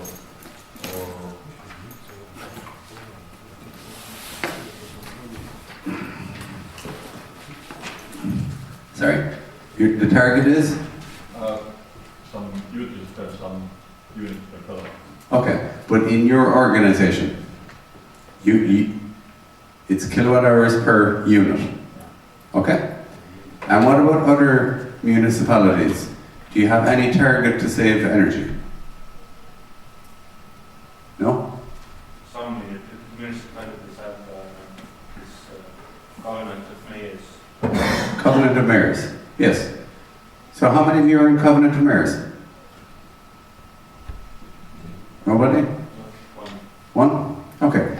And you have target? Okay. So if there's a target to save energy, then we need actions in order to deliver on the target. So we need, if there is no commitment, then we don't have targets. If we set a target, then management will make public declaration that we will improve performance by how many percent? 20%? Yeah? It must, the European Union set target of 20% improvement by 2020. So we should have a target to improve performance by 20% from 2009. So it's very easy. It's only 2% improvement each year. That's all we look for, something small. That's what the European Union were looking for. And for 2030 target is 33% improvement, 32.5% improvement. That's what's looked for by 2030. That's what we're looking for. So we need to set a target, make it a public commitment. So you get the mayor, you get the politician to say, we will improve performance by 20% by 2020. Maybe too soon now because we're now 2019. By 2025, we're going to improve performance by 25%. 2025, 25%. Nice number. And they will be very happy to get the photograph and make commitment.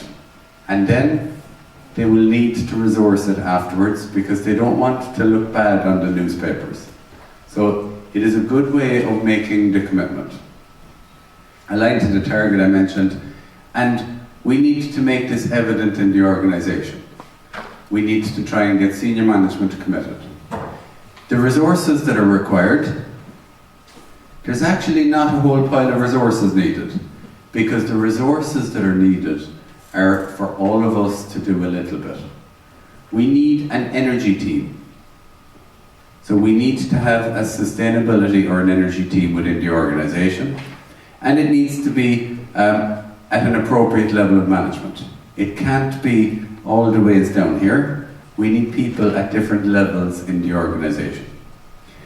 Are you responsible for transport? Transport? What are your big energy users? Public lighting. Yeah? Street lighting. Transport? You have some fleet? No? County manages. Further up. So what are our big energy users? Heating. Okay, in the buildings. So we've got heating, we've got street lighting. Anything else?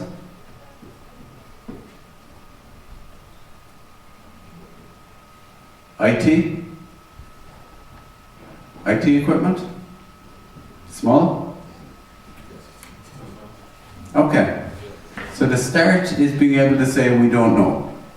But if you have heating, and you have lighting, and you have street lighting, then we need people on the energy team that have responsibility for these big energy users.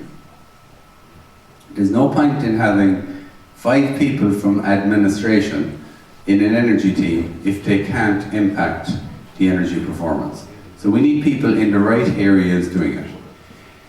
The purpose of the energy team is to support, review and manage improvement projects. Look at current energy performance, but also to support new projects. To review the energy performance indicators. If we have a building, if we have this building, and we have an energy performance indicator, then somebody should look at it and go, we have only 2 events in January. Why is our energy consumption so high? Or we have lots of energy events and our energy consumption is high. And only by understanding the activity can you understand if you use the right amount of energy. Operational control. So we need somebody to be checking every so often. Maybe we change the temperature set point. For district heating, you have central heating system. So you're not in control of the temperature of, what temperature is the water? What? 80. It's coming in at 80. Okay? And you don't have control.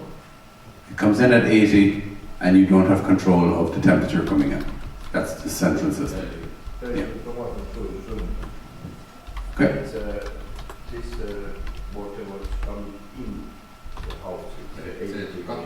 Katlamajast tuleb ju It's not 80 what's going around. Circling in the house. 80, see sõltub välistemperatuurist. So we can control what we do within the house. We need to know what the temperatures and the pressures should be and be able to manage and monitor that. Okay? We also need a certain amount of energy awareness. We give this.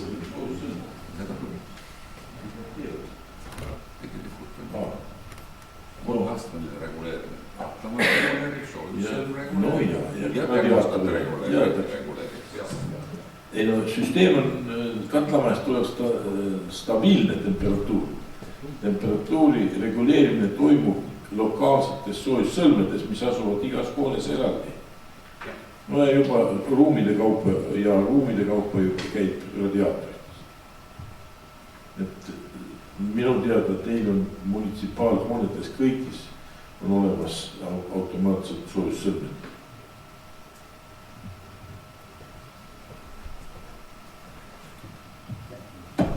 So we can't control the temperature coming from the central heating system, but we can control within the building and within the room.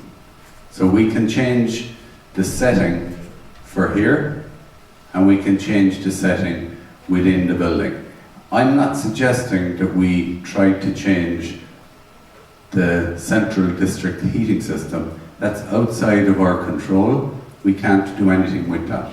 But we can control the temperature of the room or the temperature within the building itself. So we need to look at what we can control and control it effectively with the right temperatures, whether it's 18 degrees or 21 degrees or 23 degrees. Ideally, the lower the better, but we need to agree within the building what the temperature should be. We also need to raise awareness. We need to make everybody aware that if you leave a room, you should turn off the lights. If you're responsible for street lighting, then you should maintain the street lights so that they're on at night and they're off during the day. That when you're maintaining it, that you clean the motion sensors, the photo cells, so that the lighting is only on when necessary. So we need to make people aware about not wasting the energy that's being used. And we also need to identify opportunities to improve. What can we do to improve performance within our control?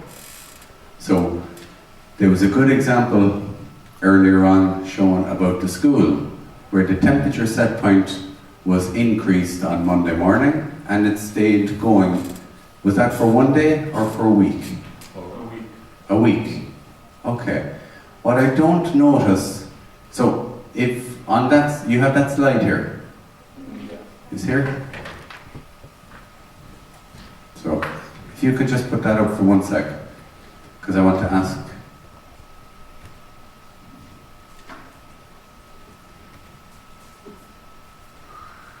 So this is,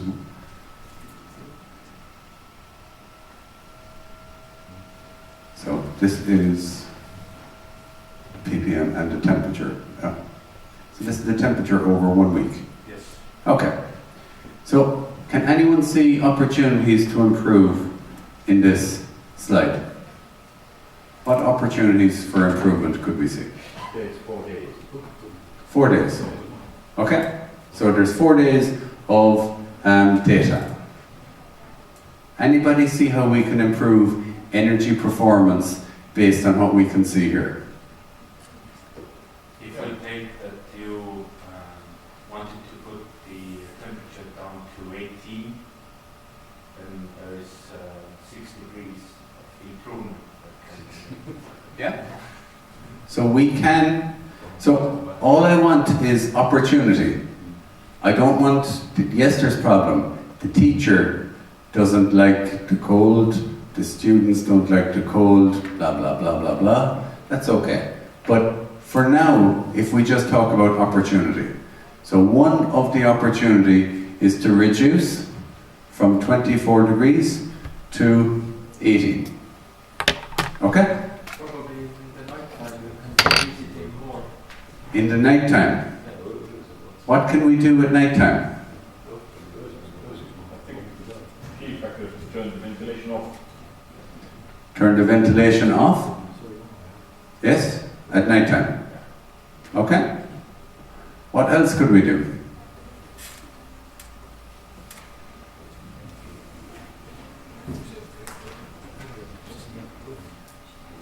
Anything else?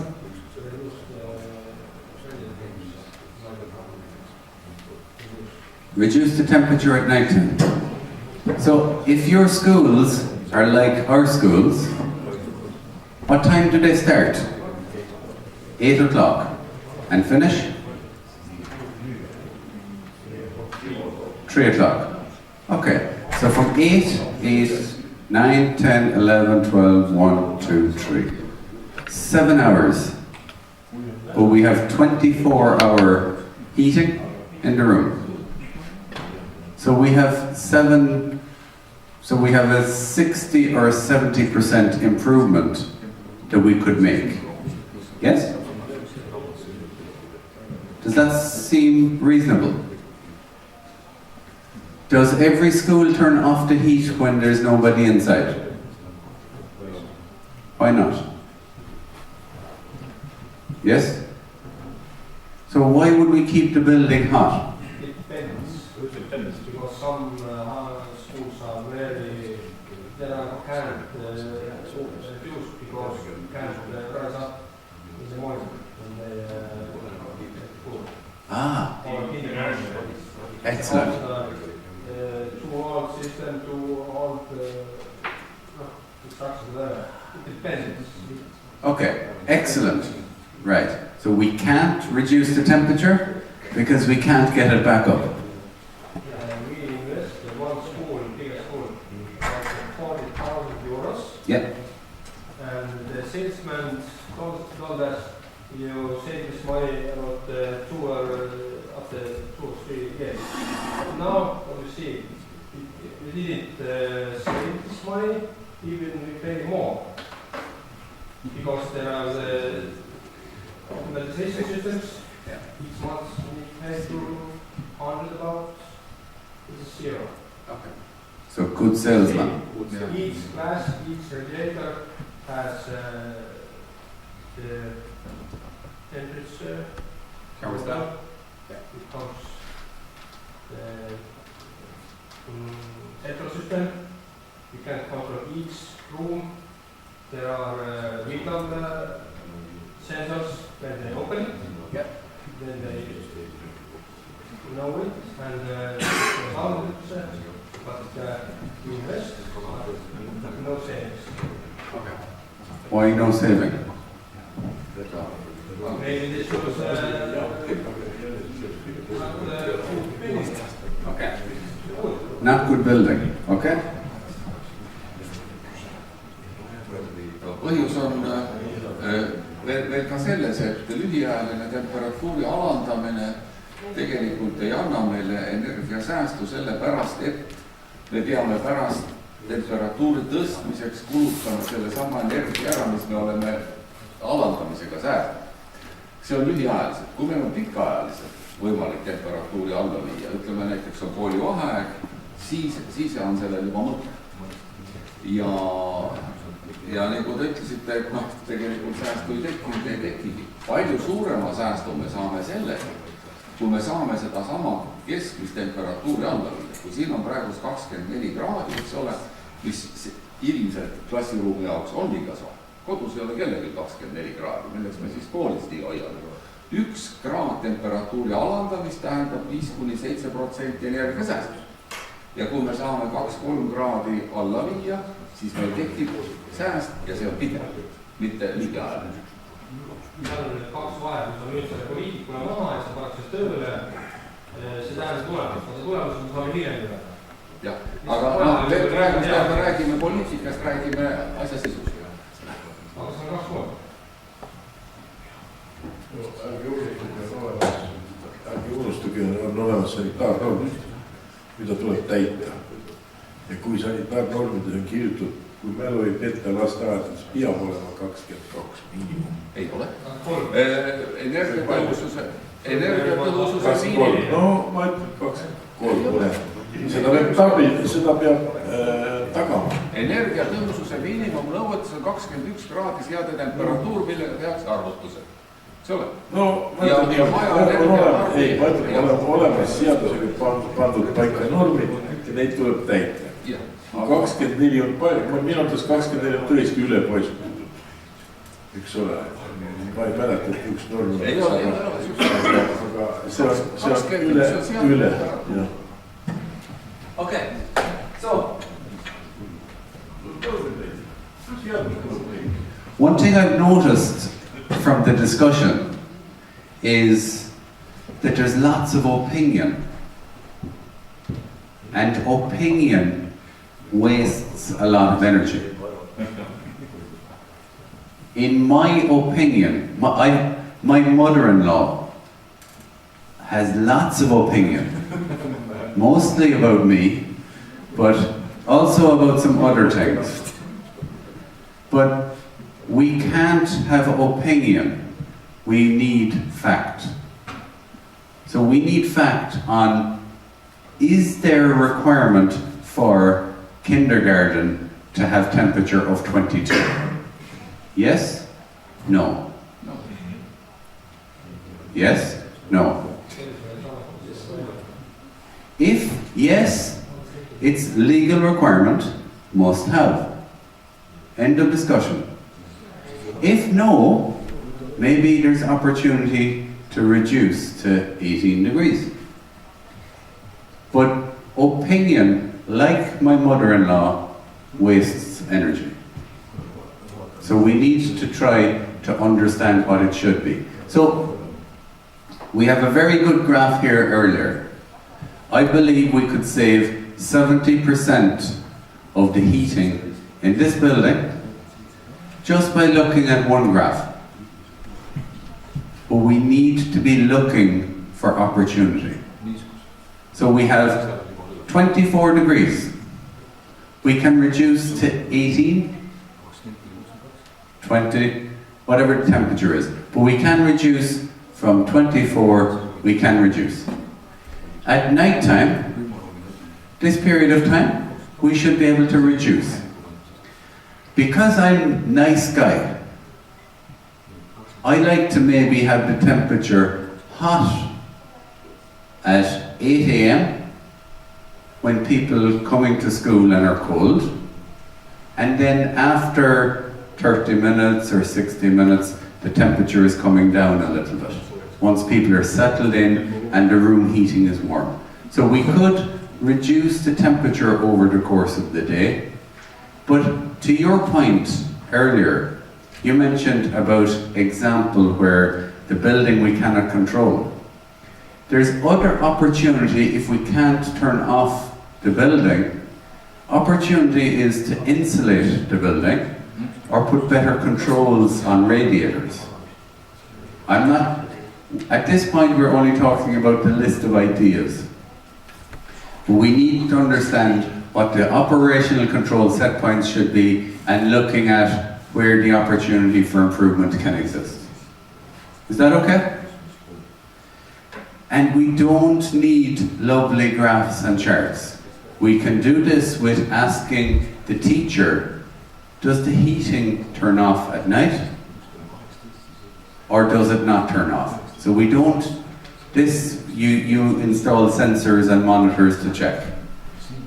This is good, but you can also do this with coming in on Saturday, coming in at 4 AM, coming in at 11 PM. So we can check this without having to buy fancy monitoring.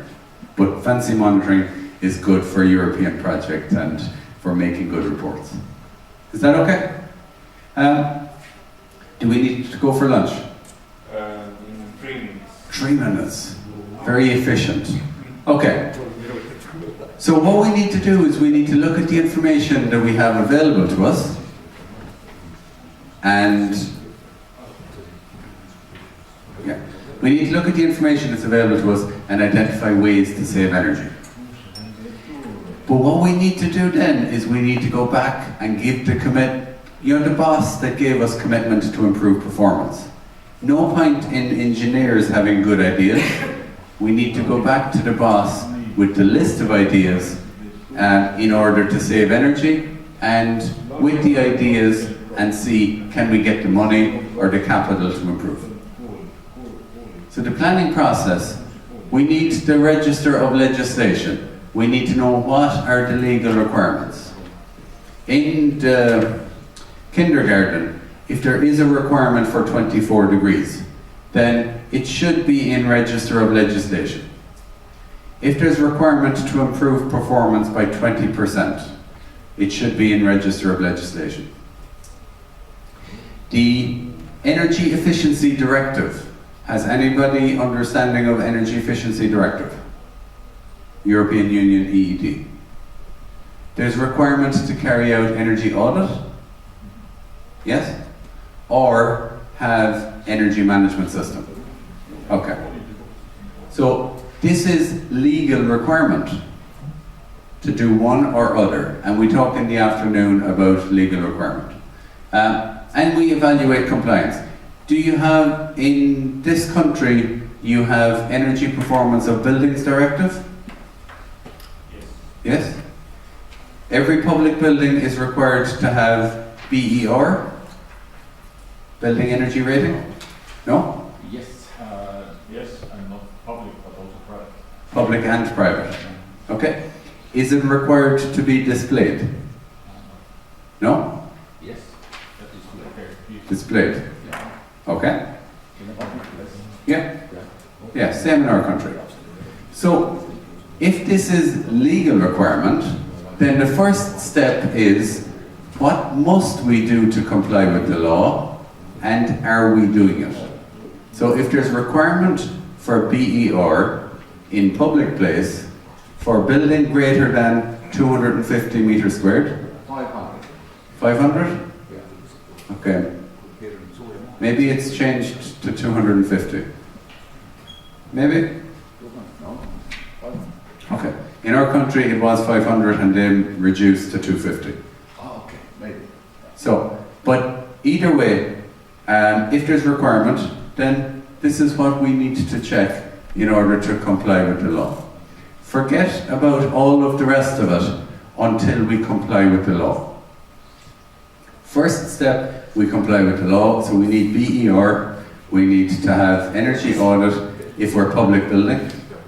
If we have energy target through Covenant of Mayors, this is also a voluntary requirement that we must comply with. The next step, we review the significant energy users. So I want to know what the big energy user in the organization are. I want to know what the driver for each energy user is. And the people who can control each significant energy user. Who controls the heating? Who controls the lighting? Who controls the transport system or the air conditioning system? I want to know who these people are. Then we need to develop metrics, and I show you very quickly in the afternoon about energy performance indicators and metrics. And programs, so the list of projects to improve performance. Objectives set by senior management and targets clearly achieved. So this is the planning process on how we go through it. And, yeah, oh, lunchtime. So we'll talk about significant energy users after lunch. And maybe over lunch we talk about some of the legal requirements around kindergarten. Okay? So we come back in 1 hour? Half an hour. Okay? Thank you.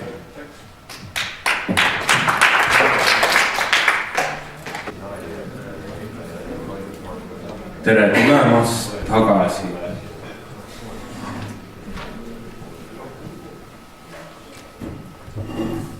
Kellele kohvi ei jätkunud hommikusest kohvipausist, siis kaua pole vaja kannatada, meil tuleb veel üks kohvipaus. Aga lähme nüüd edasi. I welcome back Mr. Richard Morrison, who's going to continue our talks. Meanwhile, I'm going to ask whether they settled the kindergarten temperature argumentation. Kas saite selgeks? jah, 21 on miinimum. 21 is the minimum, apparently. Yes, super. So we can go from 24 to 21.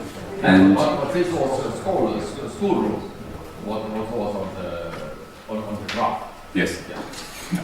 But Okay. But we have in the detail graph the same problem. yes. And the problem that I have is that we spend more time fighting and not enough time researching. There's a continuous improvement expert called W. Edwards Deming. Anyone ever hear of Deming? He was the person who was kicked out of the United States for... Sorry? Deming, yes, PDCA. Yeah, Deming was kicked out of America for having crazy ideas, for thinking you could continually improve. So he moved to Japan, and that's where Toyota got their invented continuous improvement and lean and continuous improvement processes. But one of the things that he said was, in God we trust. Everybody else bring data. Okay? That's something to remember, that it's the same as the discussion with my mother-in-law. It's opinion. You cannot base sound decision on opinion. Now, before we move, so when we move on to significant energy users, I don't have time, you don't have time. Nobody has time to look at every energy user in the organization. So we need to look at the big ones.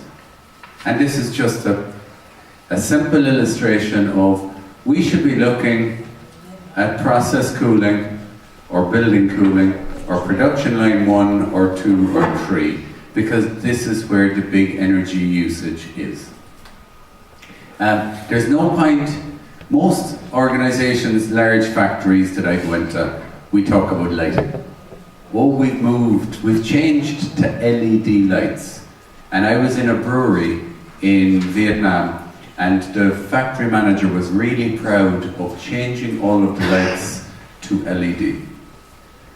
The lights used 2% of the energy in the factory, and he had 50% improvement on a really small amount. All we need to do is to spend our time and effort looking at the big energy users. And you can see here, whichever way you like to draw it, it's the same information both ways. But I should be spending 25% of my time looking at this energy user, because that's where the biggest energy is. So we identify the biggest user, then we need to know what are the relevant variables. What are the things that, do we know what a relevant variable is? A relevant variable is something that when that changes, it changes the amount of energy being used. So that sounds very simple, but sometimes we get the wrong impression. A bit like the building kilowatt hours per meter squared. The meter squared does not routinely change, therefore it is not a relevant variable. That would be called a static factor, something that doesn't change very often unless we build an extension. So we identify relevant variables, and then we try to understand the current energy performance. So we need to understand the energy performance, in this case, of this building. We then prioritize opportunities for improving energy performance, and we estimate future energy consumption. Anybody notice any difference in the lights from before lunch? Yeah. Yeah? Is it better? No. Worse? Yeah, because it's Hard to read? If you want to work, Yes. you better. So we found out... I don't know, I can go over that. No, it's okay. We found out at lunchtime that there's dimmers. Now I don't know how to turn it back up. You click and only hold. Too bright now, isn't it? Is it okay? Yeah, it's much better. So, we didn't know before break, we had to ask. So we got trained on how the lights work. We also figured out that if we opened the blinds, we could get God's natural daylight to come into the room. So we've actually improved the lighting performance in this room by about 70%. I don't need to be an engineer and do calculation and measurement, but it's about 70% less energy being used now than at 9 o'clock this morning. So these are opportunities for improvement, and the way we need to further embed this is through training and awareness of the staff in the factory or in this building. And the lady came in and she knew about the lighting, but I'm not too sure why it wasn't set up where it's a little bit lower. And maybe there's a little bit of training needed to get the building energy rating of this building that little bit higher. Is that okay? So, when we look at energy performance, has anybody done regression analysis? Yes? Anybody else? Yeah? The only time I used to do it was when I was in school. When I was in school and my maths teacher used to make me do this y equals mx plus c. I used to hate it because I never really understood what you would ever use this crazy stuff for. So I didn't enjoy it when I was in school. So therefore I found out a way of using it so that I could inflict that pain on everybody else. So now you should now understand why I'm teaching this today. So what I want to know in this example is how much energy should be used within a building. And we have an independent variable on the x-axis, and we have a dependent variable on the y-axis. And on this axis, it's the item that changes, and when it changes, it impacts the energy performance, or the energy consumption. And because I was never good at maths, and I don't understand the difference between independent variable and dependent variable, the way I remember it, energy consumption goes up and down, therefore energy consumption goes up and down. So I don't need to be mathematical. The energy consumption always goes up and down in a building, therefore it should always be up and down in this graph. The independent variable is here, and what we need to do is we need to understand the y equals mx plus c for the graph. And if we do this using heating degree days, I know that with 300 heating degree days, this is the amount of natural gas the building should use. So we can predict how much energy we should use in this building if we have the monthly gas numbers and we can get the heating degree days. Has anyone done this before? Yeah? Easy? Where do you get heating degree days from?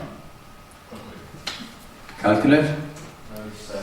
Public information, and actually it's provided by public institutions. Okay. I don't like buying anything. I like getting things for free. Yes. Degreedays.net. www.degreedays.net, and you can download the information for free from this website for the previous 3 years for any city in the world. The information is freely available there also. And you can download the heating degree days, and you can check this out for your organization. In this case, we've got an R squared of 0.38. Does anybody know what that means? We've got R squared equals 0.38. Do we know what that means.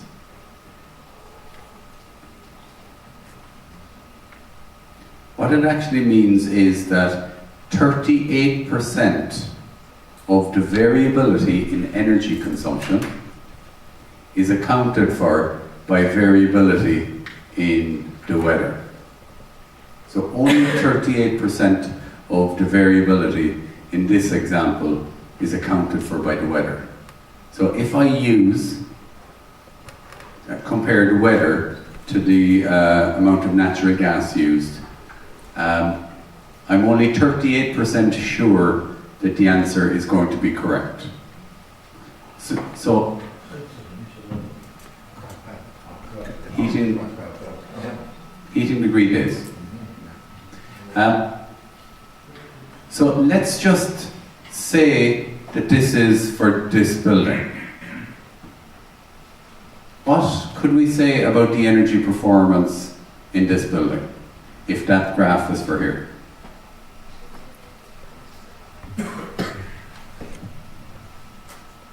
Is the energy performance good? Is the energy performance actually better example? It was the graph we showed earlier from the presentation. So the kindergarten school that you measured, let's say this is the gas consumption versus heating degree days for that school. Is this good or is it bad? Probably on the bad side. Okay, it is bad because this graph actually aligns with the information we showed earlier, even though it's coincidence. Why is it bad from the information we have here? The kindergarten, what do they use natural gas for? For heating? Heating and hot water. Okay. Why do you need to heat?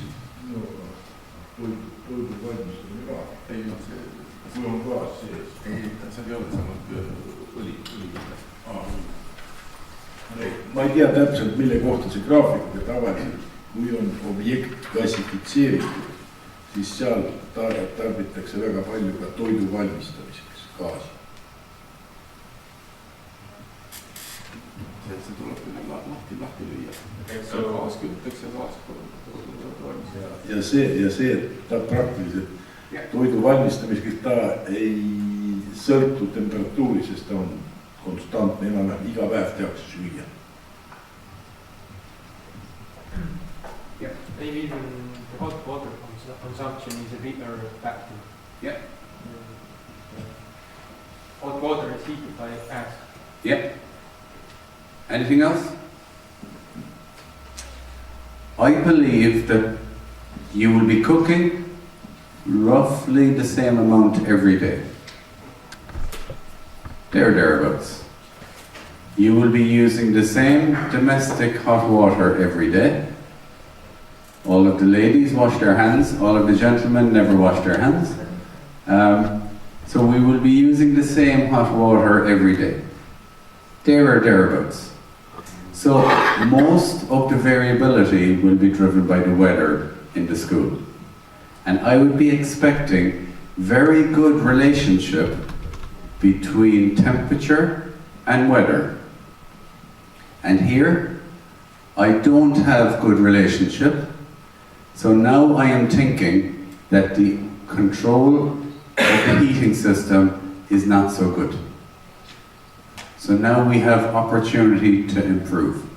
We can see why when we have 200,000 kilowatt hours, we have this much and this much energy. The same weather, and we have 1.2 million kilowatt hours of energy. So we use this information to understand what's happening in the building. And also, when there's no heat needed, when everybody, all of the children are gone home from school, we use 603,000 kilowatt hours, which is this line continued down to here. Okay? So this is the base load of energy. And if I understand the building, I will ask, is there this much cooking or this much domestic hot water? Because it seems like an awful lot. Almost 50% of the energy is baseload. So this is how we use the energy performance indicators using regression analysis. We can do this for any building you have once you have the energy bill. Does your energy bill always have real number or you have estimate? Always real.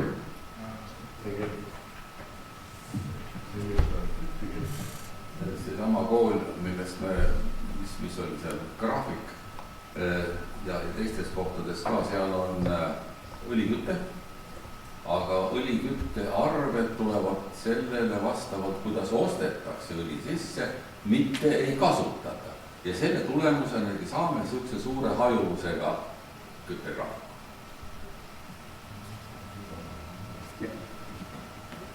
Yes.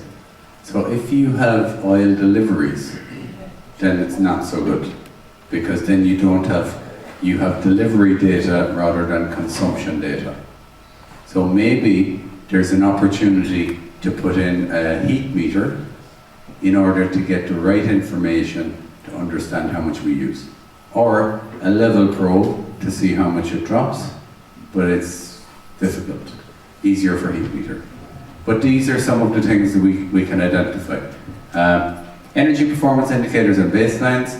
This graph comes from ISO 50006, which talks about a standard on how to develop performance indicators and baselines. It can be a simple metric, a ratio, or a model. The easier the performance indicator is, the better. But we need a performance indicator for each significant energy user as well as at an organizational level, because we should be improving performance from there. And the frequency of looking at performance indicators actually depends on the size of the performance of the significant energy user.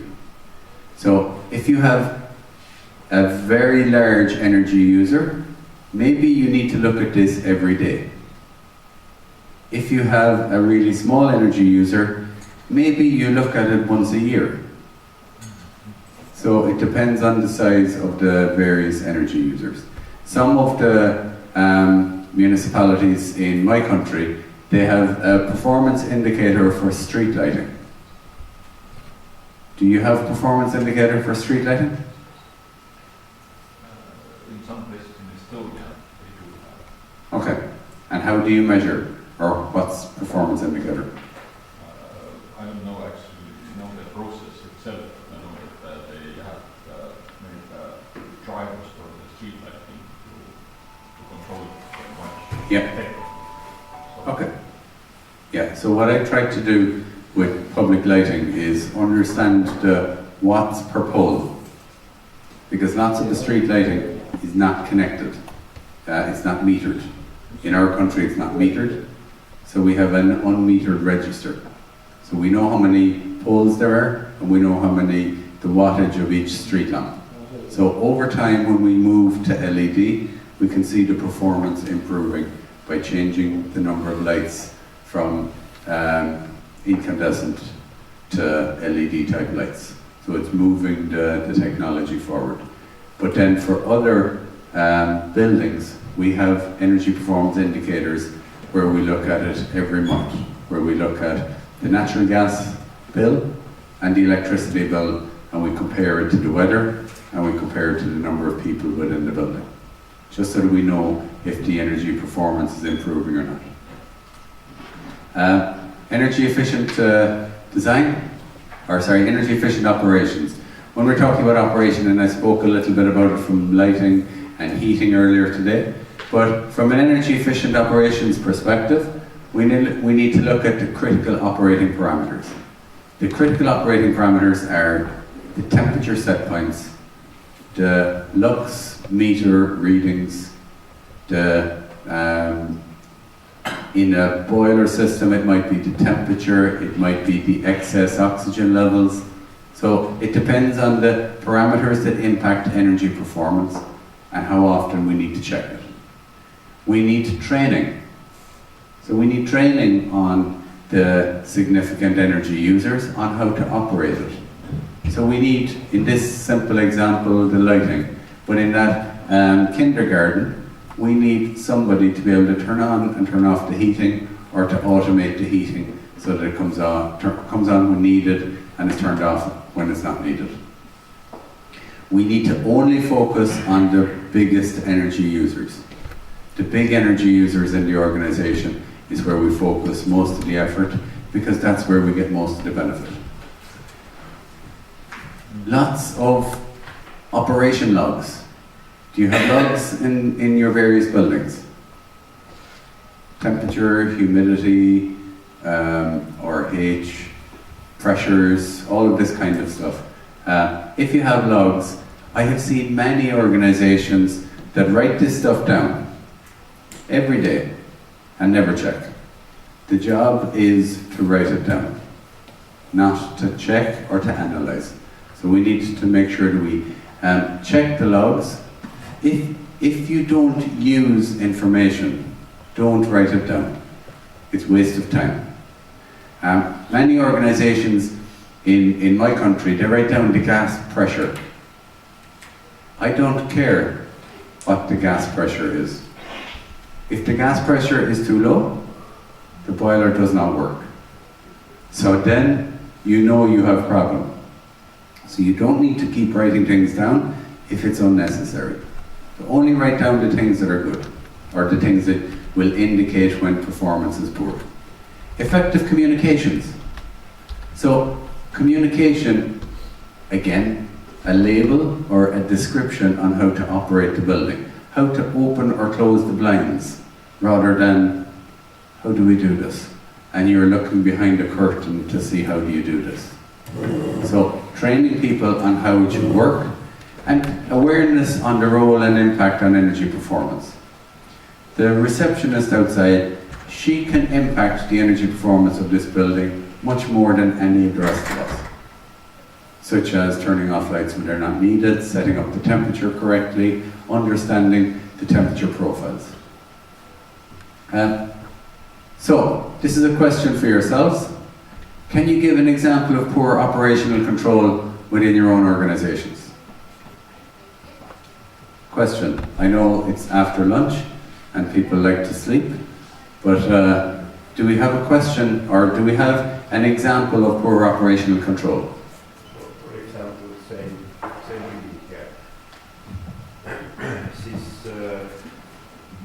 This ventilation here in this hall, it works all the time, but they have this CEO indicator, which should be operate with or what to say?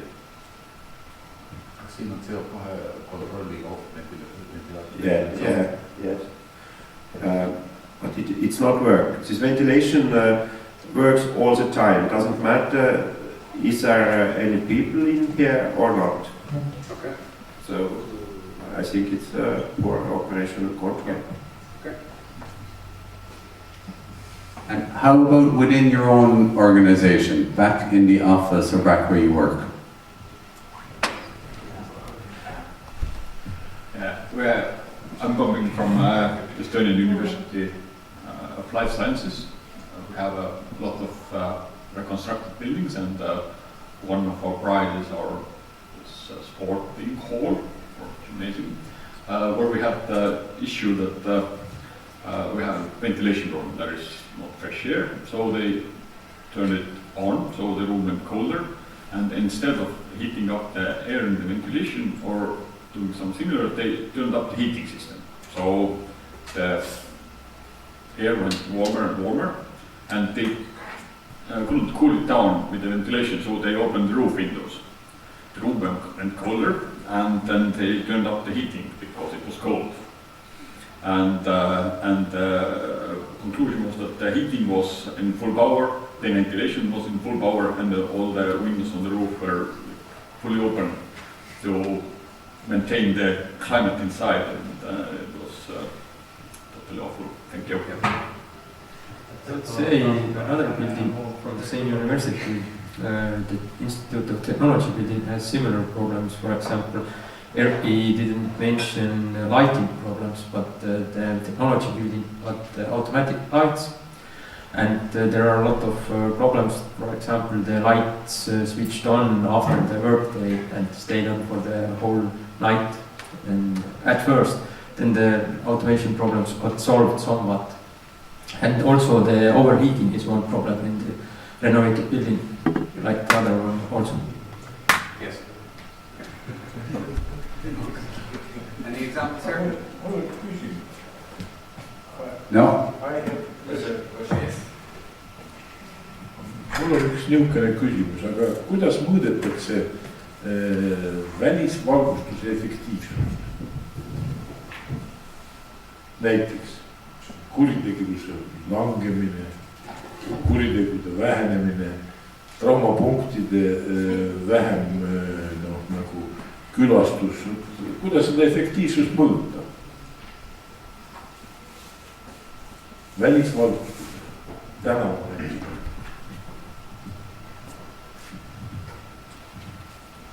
It's, from my experience, it's very easy to come up with reasons why we shouldn't do something. And we shouldn't turn off the lights because of health and safety issue, or for crime, or for other reasons. But for a starting point, we should know what the light level requirements need to be.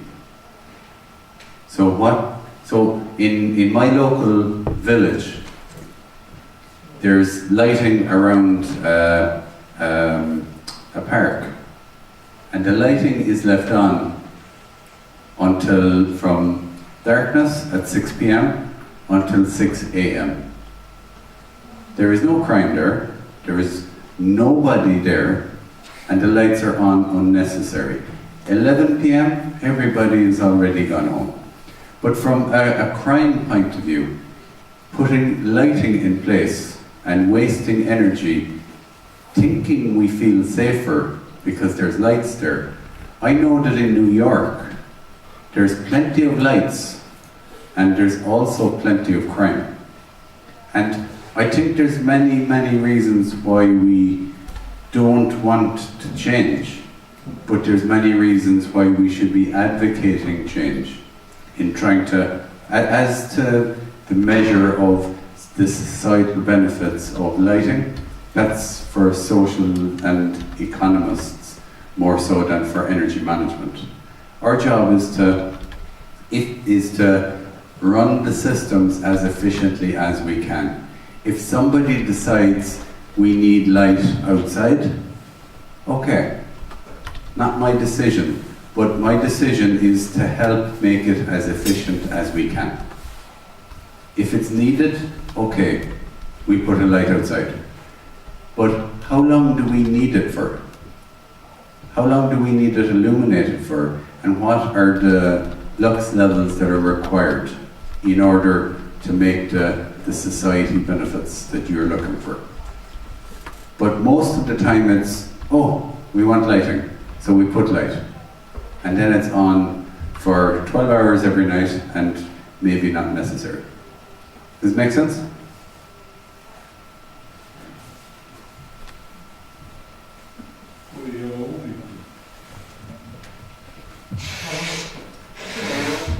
Põhimõtteliselt küll selle olemasoleva energia kasutamise suhtes on õigus, aga no ütlete, New Yorgis on väga kõrge kuritegevus ja väga hea valgustus.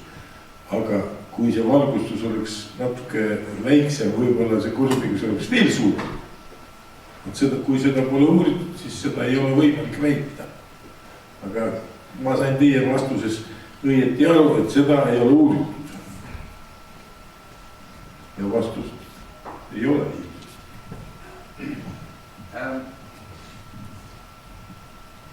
So this, I have never studied it because it's not my job or responsibility to put extra light for security. But it is my job to try and make it efficient while it is there. So you have too many people who want extra light. And it's mostly the mayor or the politician because they want extra votes.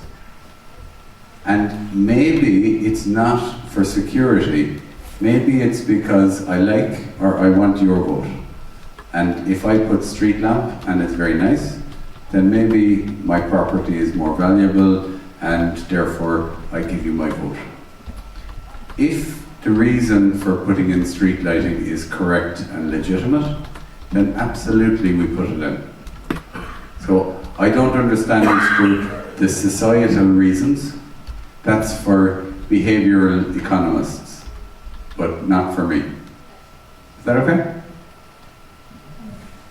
Okay. So there's many examples of poor operation control.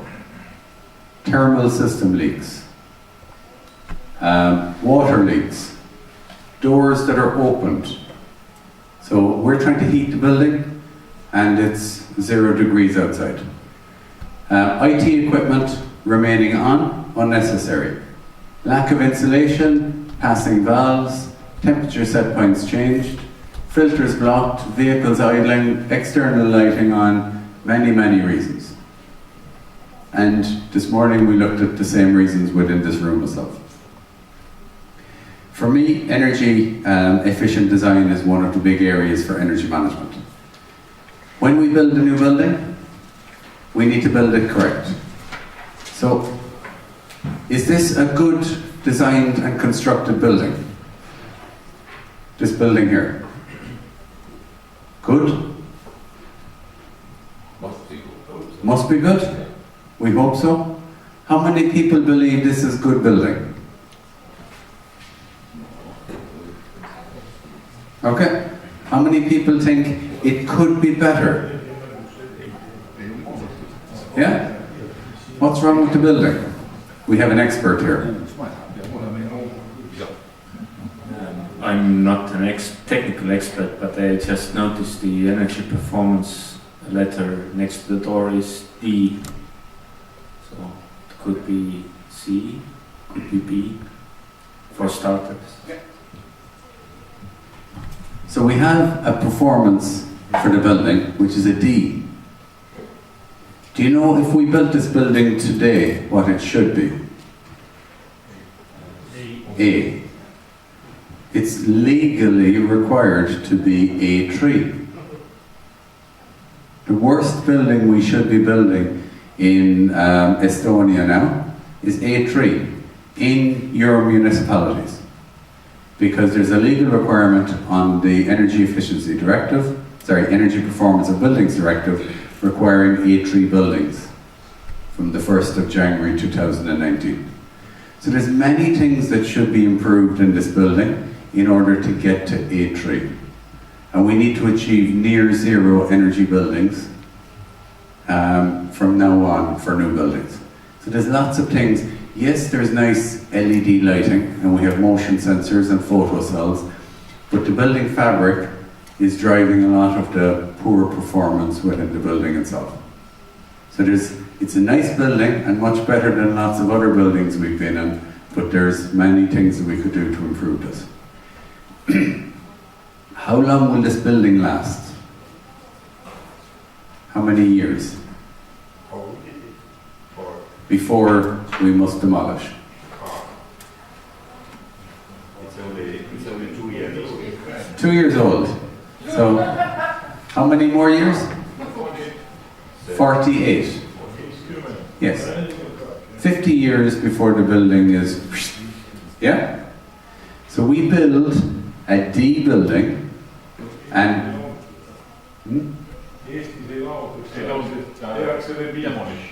They just reconstruct. Yes. Yeah. So until we refurbish, I say demolish, but I mean refurbish. So when we refurbish the building in 50 years' time, we're going to be paying for energy until 2070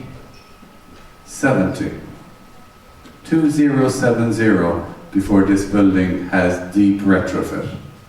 So we're paying for deep and extra energy for 50 years. So when we spend money on energy efficient design, we need to spend it correct before the building is constructed. Because once we design and construct and commission the building, in order to make improvement costs you much more money and the savings are much less. So we need to get this in. By the time the building is constructed, 95% of the operating energy has been decided. Because we have already decided on fabric, we've already decided on light fittings, we've already decided on the heating system. So all we can do now, the thing I talked about today, is a little bit of lights. The amount of energy being used is already decided, other than the operation control piece. So the energy efficient design piece is really important. So you spend the money at the design stage in order to minimize the amount of energy being used during operations. At least we challenge. We say, why can't we have better building fabric? If we don't have money, we don't have money. But at least we ask the question. So when we're designing, we want to design with the best energy efficiency we can get. Checking, we must monitor and measure to ensure that characteristics that impact energy performance. So we need to check to know, are the big energy users operating correctly? We need to check the relevant variables. We need to check, are we using the right amount of energy for the right weather that's outside? So if it's really cold outside, then we should use more energy. If it's warm outside, we should use less energy. We need to check the action plans. Are we actually implementing improvement projects, or do we just talk? In my country, we do a lot of talk and not so much action. Estonia is different? Lots of action or lots of talk? Okay. In our country, it's lots of talk. And we talk all of the time and maybe not so much action. So we need to check the action plan, because if we don't implement action, we don't make improvement. And then we need to make sure that the operation control is correct. We need to check that the temperatures are right, that the lighting is right, that the vehicles are operated correctly. And we need to make sure that the information that we have is accurate. And when something goes wrong, we need to write down that it is wrong. So we need to write down that, oh, the temperature was incorrect. Oh, the heating system malfunctioned. So we need to make a log of when things are not so good. In the gymnasium, when the heating is turned up and the windows are opened, and the heating is turned up and the windows are opened, we should be making a record of this. And students should be getting angry for not having good controls in the gymnasium, because this is leading to my friend Donald Trump in causing global warming and causing extra CO2 emissions unnecessary to go into the atmosphere. So in our country, I have worked with a lot of municipalities and local authorities in implementing energy management system. These are some of the local authorities that we have assisted. So Cork County Council, it's a local authority that I live in, and we've helped in the whole region. So all of the energy within that region that's controlled by the local authority, by the municipality, is managed under ISO 50001. And they end up with 5 significant energy users.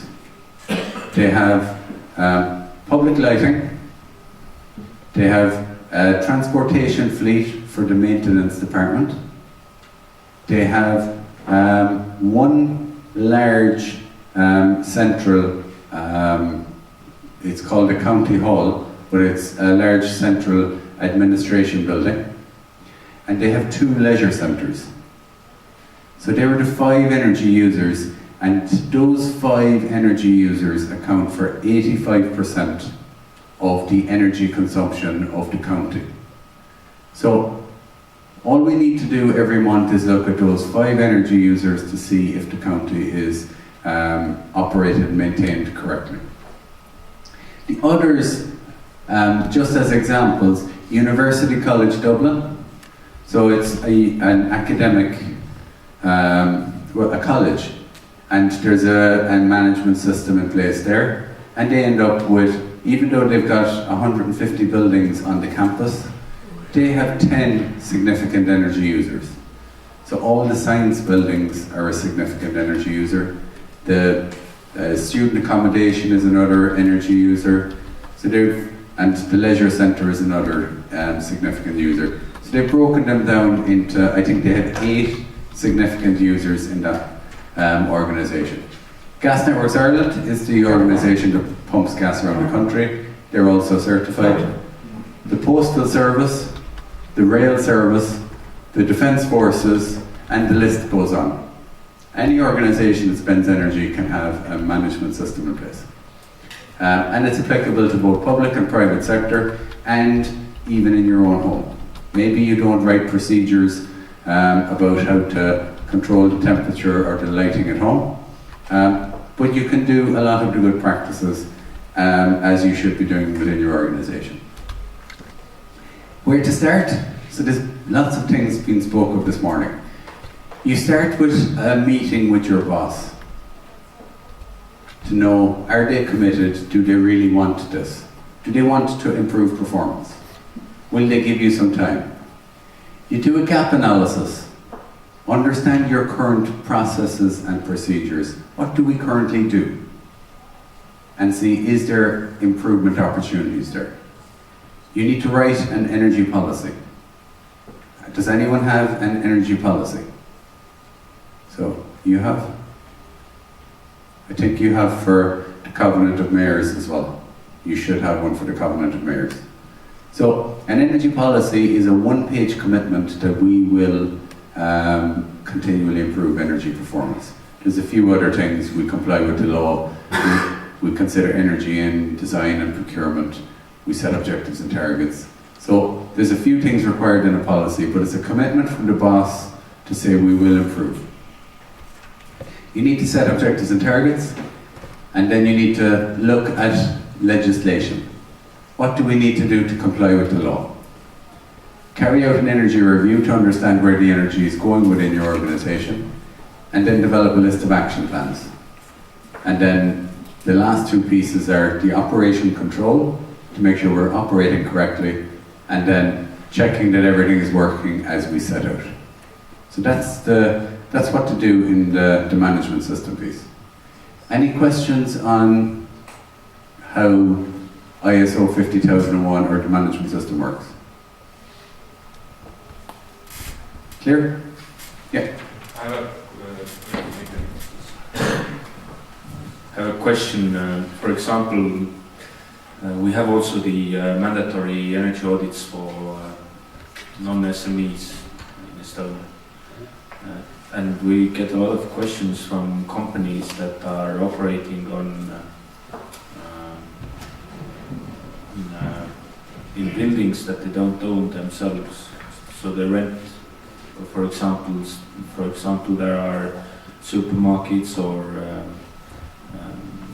hardware stores that operate in one building, that is a dedicated building constructed for them, but they rent. So is there a point in having an energy management system, even though you are, let's say, only renting and you can't really do anything allegedly with the building envelope? So is there a point in having all of these systems if you are just feeling not empowered to do anything? So unless you can control the use, then there's no point. But lots of people can control it. Lots of shop assistants can change the temperature, can change the lighting levels, can change the floor layouts. But there needs, the Energy Efficiency Directive talks of those that use the energy are required to do the audit. So if you use the energy, then you must do the audit. And if I was a supermarket or shop owner, I would be doing the audit in conjunction with the landlord. So where the two would do the audit together. Because I use the energy, but the landlord owns the building fabric, and the landlord would be required to upgrade. And then I need to get into friendly discussion about profit share, where I invest 50%, I get 50% of savings, you invest 50% and you get 50% of savings. So, in order to make this work. But I have a few slides in the after coffee on the Energy Efficiency Directive and how this energy management system will work to help you comply with the EED. Is that okay? Any other questions on 50,001? Yeah. I just have a lot of questions. I don't feel obliged to ask them. That's correct. One thing that we were discussing during lunch was that how is this actually implemented in a local government? I mean, how much in detail would you go with, let's say, previously, for example, Elva, the municipality that we are in, was only this town, basically. But now it's, I think, 4 different regions that have come together in administrative reform. Now there are regions, sort of. So would you say that it makes even more 6? Sorry. So would you say that it makes sense just to apply the same logic of finding significant energy users, but now for a bigger region, or how would you start with that? So, Cork County Council in my region wanted ISO 50001 for one building, just one building. And I tell them they're crazy. That you want energy efficiency in one building, but not for all of the rest of the region? Why? So, if I'm talking about Elva, then I want to look at the energy consumption in the control of the municipality for the whole region. Not residential houses, not private transport, but the street lighting, the offices, the libraries, fire stations, all of the energy within the municipality. And then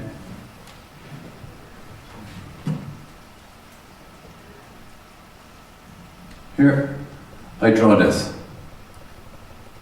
So in order to put this together for the region, I need to know where all of the energy is going.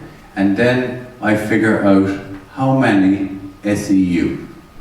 And I have 10 fingers. And if you have more than 10 SEU, it means that you have too many. So maybe 2 of the regions are very small and we don't really care. Or maybe there's lots of small buildings that we don't care. In my region, the fire stations and the libraries are not SEU. So we have only SEU for public lighting, transport, main administration building, and 2 leisure centre. So we end up with 5 SEU. All of the others, we talk about energy awareness for librarian, We talk about energy awareness for fire stations, but not SEU and not energy performance indicator. So only for the small number of big user in the region.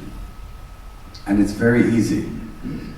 The hard part is to get this, is to draw this diagram. Once you have the data, then it's so easy to go whoosh, whoosh, whoosh. And this is what makes sense for your region. Is that okay? Any other question? Okay. Covenant of Mayors.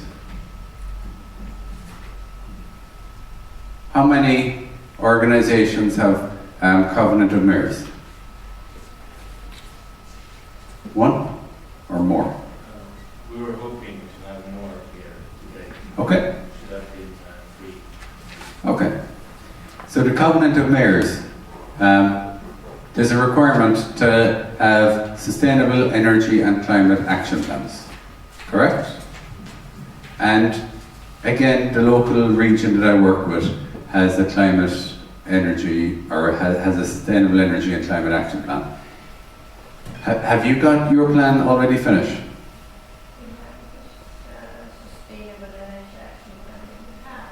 Okay.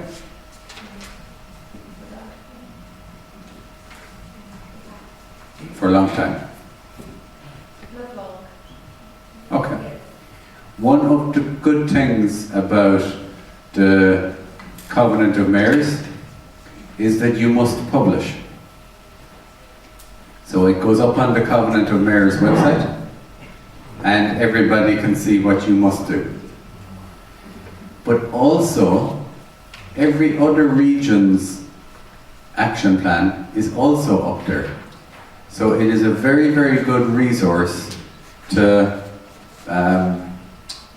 copy, to steal information. When I'm in college, a lecturer told me one time that if I copy from one source, it's called plagiarism. You know plagiarism? Yes. But if you copy from 2 or more sources, it's called research.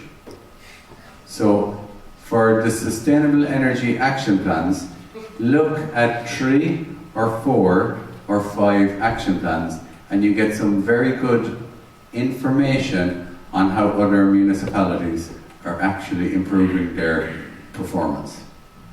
And there's examples for street lighting, for building improvements, for public transport, for infrastructure. There's lots of good ideas and it's all freely available. Anybody can download the information on the Covenant of Mayors.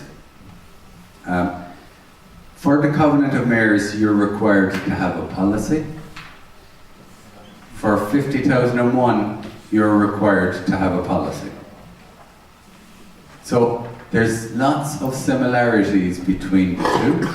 So if you have Covenant of Mayors, you can actually have a lot of the 50,001 work already completed. You need to have a pie chart that shows where the energy is being used. So you need to identify what the significant energy users actually are across the region. But one of the things that I believe is of good strength is that it requires good action plans. The Covenant of Mayors, it's concerns action at a local level within the competency of the local authority. The Sustainable Energy Action Plans concentrate on measures aimed at reducing CO2 and define energy consumption. So all of what we spoke of this morning is focused on within the municipality, but it's our energy. Whereas the Covenant of Mayors is all of the energy outside of it also. So it's got to do with residential and domestic energy use also. So it's a geographical region, town, city or region. The local authority is expected to play an exemplary role. So, what does an exemplary role mean? How can how can the local authority play an exemplary role when it comes to sustainable energy action plans?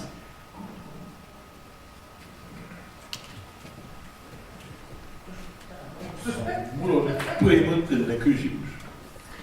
Tähendab, kui siin on öeldud, eks ole, eesmärk vähendada CO2 heitmeid.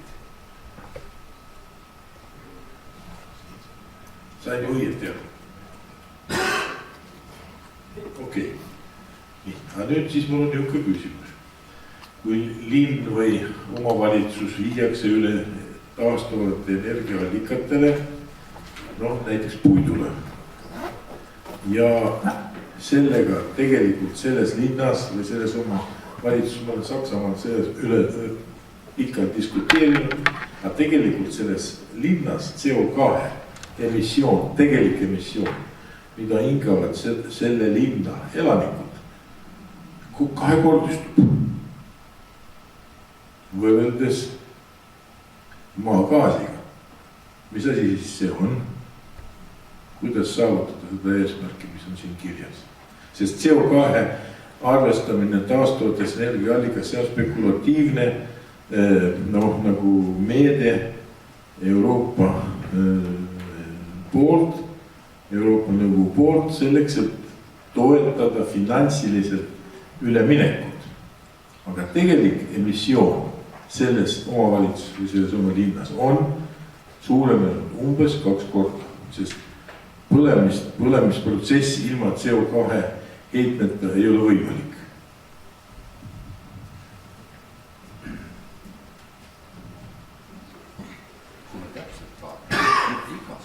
Okay. The Covenant of Mayors requires reducing CO2 emissions and final energy consumption by end users. So it does require CO2 emission reduction. It requires also energy consumption reduction. So the final energy being used. So it's CO2 emissions to be reduced, but also the final energy. So the energy efficiency that we speak about is part of the Covenant of Mayors. In global warming terms, biomass is not considered a CO2 emission because it's coming from a renewable source.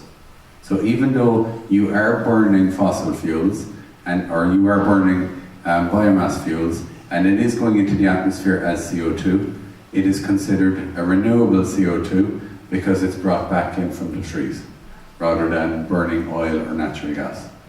But these are some of the challenges across many municipalities, especially ones that are growing significantly. So if you're in a local authority that's actually growing and planning to double population, these are big challenges that must be addressed. Is that okay? You want to go again? No, mis puudutab muidugi energia kokkuhoidu, jah, aga kütuse kasutamise seisukohast. No, te ei saa hoida rohkem kui näiteks 40, 25% on nagu eesmärgiks võetud kokku hoida energiat. Aga näiteks kui te täielikult vahetate välja kogu omavalitsuse nagu energia tootmine, siis on see number tunduvalt suurem.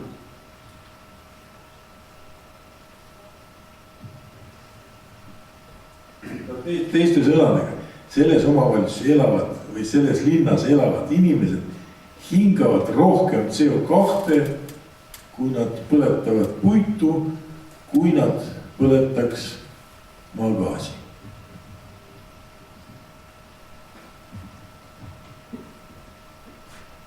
Yes,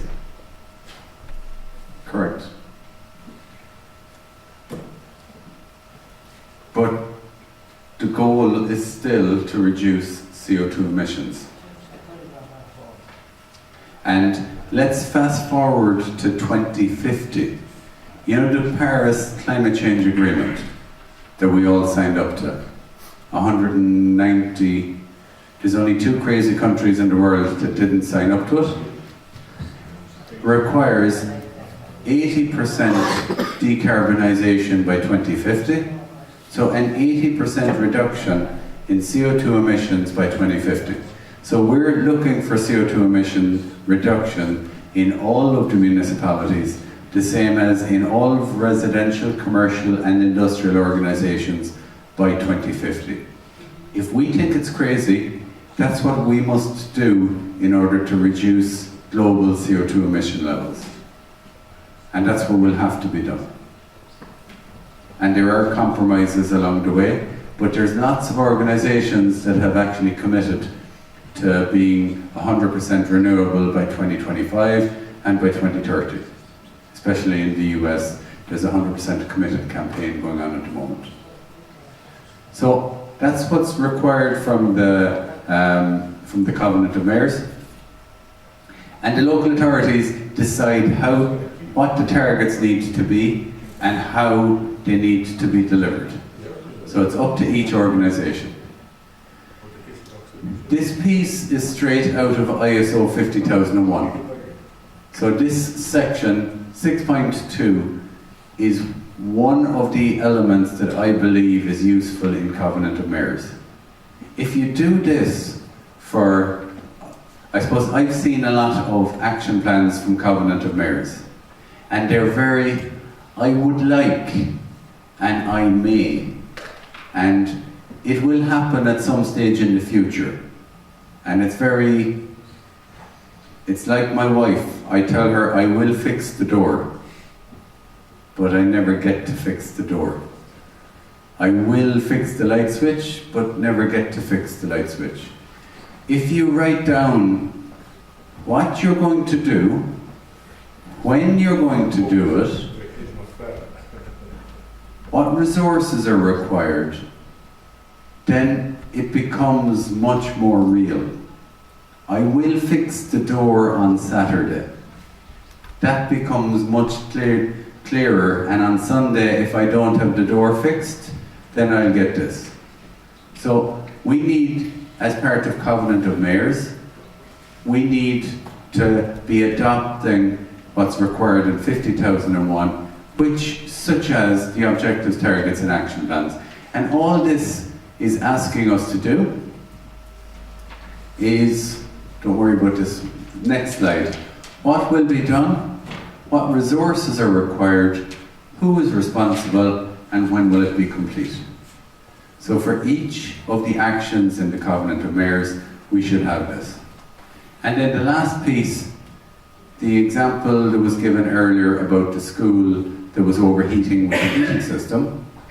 How will the results be evaluated, including the methods used to verify energy performance improvement? So, if we make improvement, how will we check to know did the improvement happen?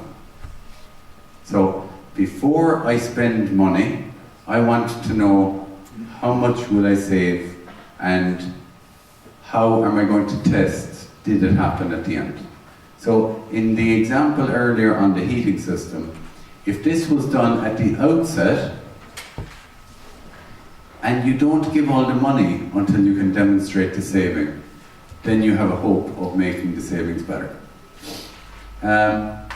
So I did a little comparison between the Covenant of Mayors and energy management. And building support in the Covenant of Mayors is aligned with the needs and expectations of interested parties, as I had said earlier on. Ensuring a long-term political commitment is aligned with the management commitment in the standard. Ensure adequate financial resources is identical. Do a CO2 emissions inventory is aligned with the objectives, targets and action plans and baselines. Integrating into day-to-day life is the operational control piece. Ensuring proper management during implementation, there's implementation and operation, monitoring and measurement. Making sure your staff have adequate skills necessary, awareness, training and competence clause of 50,001. Objectives and targets, learning to devise and implement projects over the long term, And the final piece is around benchmarking. So there's a lot of similarities between the Covenant of Mayors and energy management. And personally, I would be looking at using the 50,001 structure if I'm required to do the Covenant of Mayors. ENMS and the Sustainable Energy Action Plan integration. The ENMS ensures a detailed data collection and energy performance monitoring. It makes sure that you're actually going to understand at the outset how much you're going to save. The Sustainable Energy Action Plan measures and monitored in accordance with the energy performance indicators. So if you develop an energy performance indicator as part of 50,001, this can demonstrate the improvements in the action plan. One of the things that was found from a study of 17 local authorities that implemented both Covenant of Mayors and ISO 50001, they found that the local authorities that had an energy manager in place, that the management system was far more effective, where there was one person or a division responsible for energy, rather than different people doing little bits and pieces. The management system ensures a detailed division of roles and responsibilities in managing energy issues. So it outlines who's responsible for the legal requirements, who's responsible for doing the energy review, who should do operational checks, who should do the maintenance. So it clearly identifies who should be responsible for what. And the management system increases the knowledge of the local authority's assets, including weaknesses and potential for energy performance improvement. And the continual improvement helps the local authority to increase the operational control, which delivers efficiency and saving resources as well. So these are some of the findings from it was a European project that was done across 17 local authorities. So there's only one organisation that's interested, is it, in Covenant of Mayors? Okay, so do you see this C4S, Team Up for Energy? They developed a guide on how to implement it in conjunction with Covenant of Mayors. So I'll forward on the guide afterwards, and you can distribute it to everyone in the room. It's freely available. So it helps in explaining in a local authority context how 50,001 should be implemented. So it's aimed at any local authority interested in implementing the ENMS and intending to steer them through in a step-by-step approach. So you can basically start and work in a systematic way on how to implement the ENMS. And it's in a very user-friendly guide rather than this type of language which is very, maybe robotic. So it makes it easier. Okay? Lessons learned. So some of the lessons that were learned were good energy management spans local authorities and Covenant of Mayors initiatives. So typically if you're good at energy and sustainability initiatives, it doesn't matter whether you're in one or the other. You're typically good at both, rather than they're not mutually exclusive. Those with an energy management system have better results. So those that are focused on improving their own energy performance, along with the energy of the municipality, get better results. So rather than just focusing on, sometimes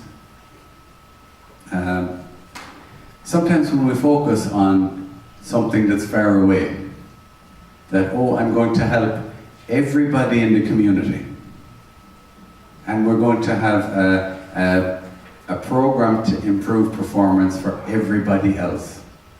Sometimes it's not clear and tangible what the results are going to be, so therefore it becomes easy to not deliver anything because it's too far away. Whereas if you're trying to improve the performance of this building, you understand what happens in this building and how it works and what's not so good. Therefore, it will make it easier when you're trying to help the general community itself. So being exemplar, as I mentioned earlier, if you're exemplar in energy within your own organization, then it makes it easier to help others. I give a very poor example of exemplar. We have a minister for health. Not now, but a number of years ago, our Minister for Health was obese. So if you're trying to convey to the public that obesity is bad, as the minister in charge of the health sector in the country, it says a bad thing.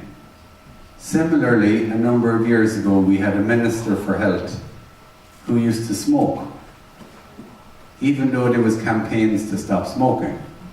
So it's very difficult to say smoking is bad while you're smoking. It's very difficult to say obesity is bad if you're obese. So similarly, when it comes to energy management, what we need to do is to demonstrate exemplar within the local authorities in order to say, we're not just talking about it, we're doing it. So it's very important to demonstrate exemplar. Because it's difficult to encourage best practice unless you're doing it yourself. Is that okay? So, do you want to get your cup of coffee now, or will we keep going for a little bit? I will check with you. Okay. Is there any questions while we're waiting? How does this currently work? Do you have lots of energy management activities, or is this relatively new? New? Okay. Yeah? Is this a new concept to most? Okay. Will it work? Will it work? Will this be good in this country? Yeah. Okay. This is very, very important to the purpose. Yes, it's fine. So this is not difficult to do. It just requires a systematic approach. Starting with the big energy users, start with one big energy user and work your way from there. After the break, we're going to talk a little bit about the Energy Efficiency Directive. Has anybody seen the Energy Efficiency Directive before? Yeah? 5 minutes?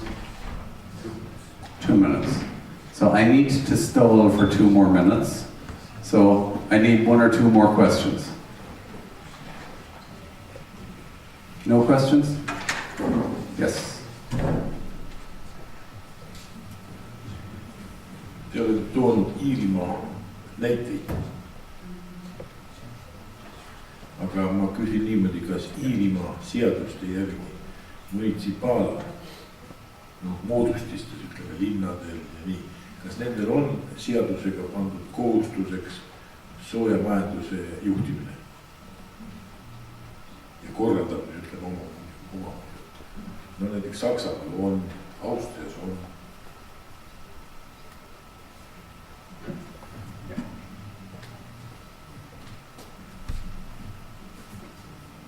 So we have,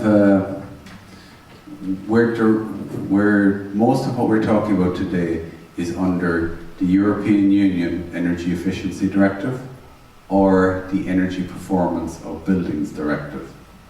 So the laws that are governing Ireland would be similar to the laws governing your country. But you have a lot of district heating systems in Estonia. In Ireland, we have 2, because our country is a lot milder. So the temperatures are very different in our country, in that the average air temperature is 9 degrees. So therefore, we don't have the same central district systems. So each building has its own boiler or chiller or heat pump, which is controlled locally by a building maintenance team more so than from a central perspective. So our challenges are much bigger than your challenges, in that you can have one good, efficient system for a town. We will have 150 of small units around the town. So it's much more difficult for us to operate and maintain.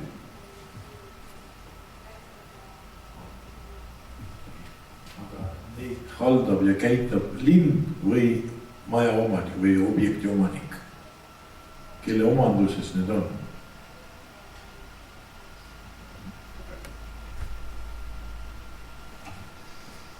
Both. So if I have there's different types of houses. So we'll deal with the public buildings first. All public buildings are operated and maintained by the municipality. So the libraries, the schools, all of those public buildings are controlled by the municipality. The residential houses, for those that are wealthy, they have their own heating system. But for fuel poor, for people in poverty, they would be in houses that are owned by the municipality, so public housing. And therefore, all of those heating systems in public housing, it's the municipality looks after the energy performance of those as well. So it's different depending on the type. Is that okay? But none of them are serviced by a central heating system. They're all individual boiler or individual heat pump. So very difficult for operation, maintenance, access. So you need access to somebody's home to maintain the boiler. So it's difficult. Okay? Okay. So, any other questions? You have two? Are you sure? Okay. So we'll get a cup of coffee, and after the break, we're going to talk a little bit about the Energy Efficiency Directive and how to use the directive to comply, how to use ISO 50001 to comply with the directive. Okay? So 15 minutes? Okay. Thank you.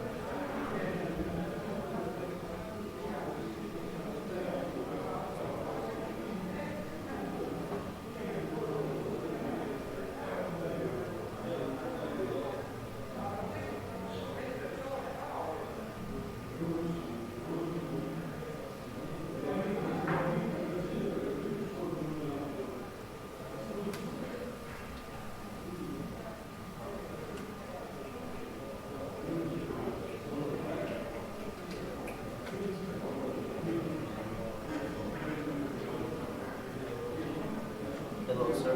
Hello. I'm Giorgi Davidovi. I'm so sorry I was late to visit you, but I just got some minutes of the presentation. Do you have any questions? Yeah. And how did it went in the beginning? Yeah, quite good. Yeah, quite good. Okay. And you're based in Estonia? No, I'm Ireland. Oh, okay. I know. Sorry. I only came over for Okay.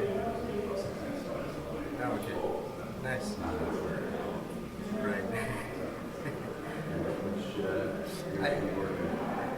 For the energy transition.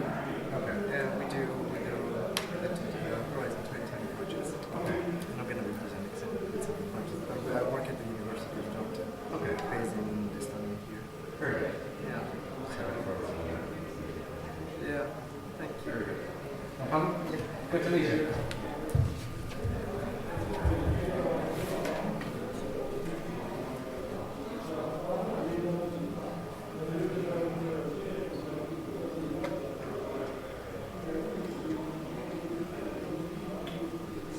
Yep. Oh yeah, that's my By the way, that spirited talk was that's the. So I do like just the project management here. It's a side thing. Yeah. So normally when I asked about this big non-SMEs is that I am compiling and publishing manual for because I work in the Ministry of Economy. Okay. Normally a manual to non-SMEs for energy efficiency or energy audits. So like the first version, like I happen to be in the list, what should I do now? So kind of thing, you know. No problem. So I tell you, we're currently that far away, but the public sector took it from us. So immediately published in January. Guidance in Ireland efficiency directive. I know we've got national legislation, but we've gone through a lot of guidance on the issues around landlords. okay, yeah. And not having access to there's lots of Yeah, we're actually using the Irish example quite a lot. Okay. Because I participated when we met in Bucharest. Yeah. So that is actually quite good. We are using also Finnish experiences. So trying to combine like these two. There's a new guide coming out in a couple of weeks' time. If you want, I can give you 5 minutes free. I'm not allowed to go out for that over. But you might be able to forward on the guidance yet. Well, we'll wait. It's in the published. Yeah. It's going to be over 25 pages. You Okay. see the UK one? Yes. Yeah. It's part of Far too much. So we were far too little. Because I wrote the original. Yeah, which was okay. only a small number of Yeah. pages. Yeah. And it was clear in my head, but maybe not so clear in my head. Yeah. So it's gone to We are at 10 Less. pages. less. Yeah. We're trying to do infographics, more stuff like that. Much better. Yeah. But the more you type in, the more problems you Yeah. But you know, it's the shorter you want to make it, the more work it is. I mean, if you get something really short, like a whole concept on one infograph, that means like hundreds of hours of work. Yeah. You're thinking of all the Yeah. applications But so the lady that said is in Narva municipality. She's responsible for municipality assets. Yeah. And there's her boss here as well. So that she's told that they've been thinking and talking and that we should do a mini ISO for everyone. Which in fact is, I think, ISO, because mini really isn't applicable. So they said that, okay, so we're at that. We have this municipality company for some real estate management operations. So we write out what they do, we write out like manuals, because she said that they get problems that not this building, but some building or managers of organizations, they call her, for example, and say, so the fire inspectors came and now all the extinguishers are outdated, so what should I do now? So it starts from there, that level. So she said that, okay, let's talk about it, let's put in the effort, let's write like a handbook type of thing, you know, where, because she's doing like on her own, she's doing stuff, trying to make sure that, for example, the housing buildings insurance and the vehicles insurance, like the dates fall on, expiry dates fall on the same date about, because then she can compile that and, you know, like get one offer for a set, you know, which is less hassle. So we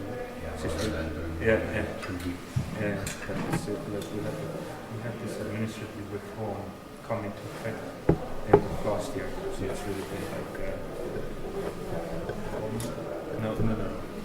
the year before, so 1 year more or less of this combined. So we're really doing like the inventory of things. But I think that's already, I think, a very good impact of your speech here today, because really they both came and these two hours in the front desk, they are the deputy mayors. So only the mayor couldn't make it, really. So one is head of development and the other of infrastructure.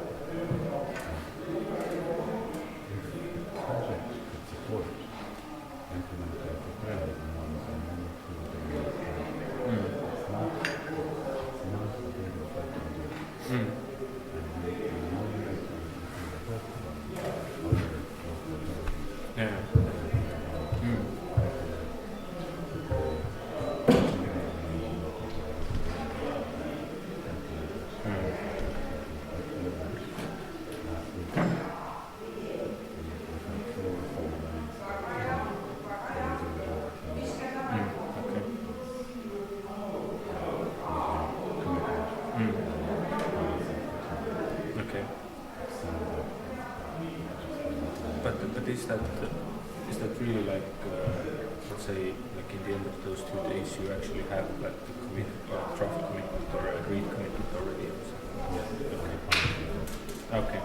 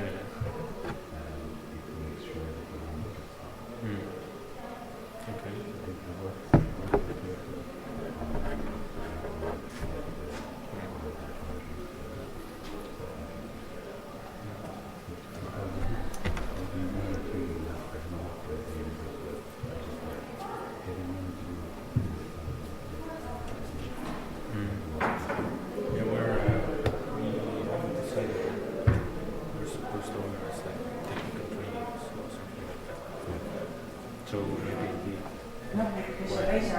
advice or let's see perhaps into it is to give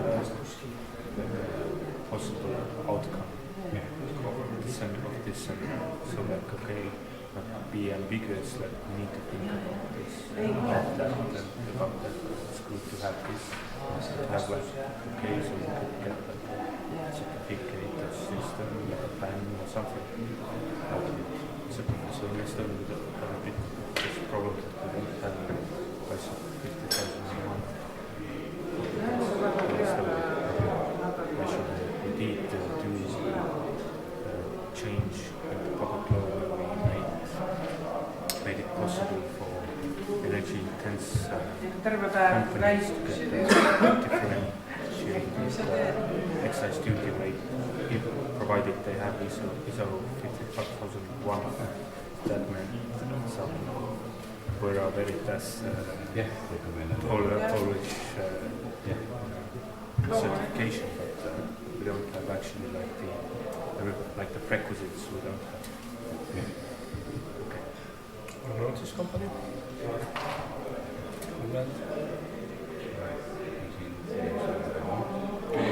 This is a small one in Cork. Yeah. This is my first or second client years ago. Okay. Very good. And Sometimes in 2 years I'm talking to them. Should be. yeah. Okay. And he comes here to do some work? No. I just tell him some stuff. Okay. Very good. Just we are with emails for few promos. Okay. Very good. Excellent.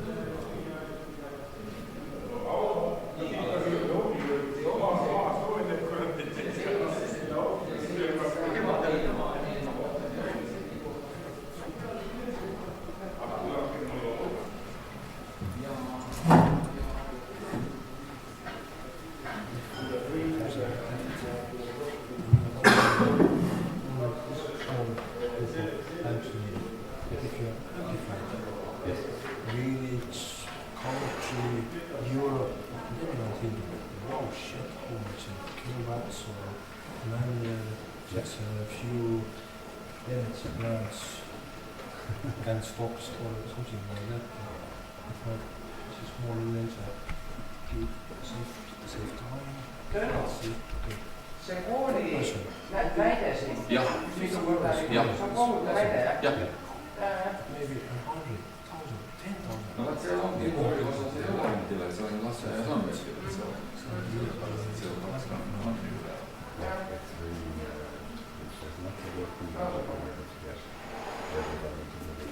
Easy to make decisions.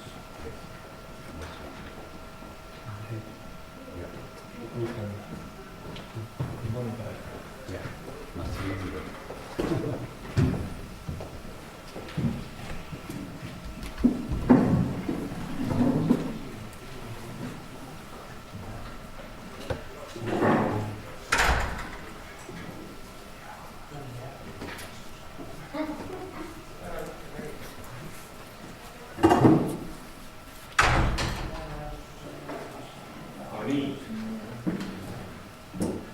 loodan, et kõik on väikesed pausid tagasi ja minu ettekanne tuleb kõige lõpus kokkuvõte. Seni kuulame veel viimase jupi energiajuhtimissüsteemidest ja siis liigume edasi juba kodanike kaasamisega.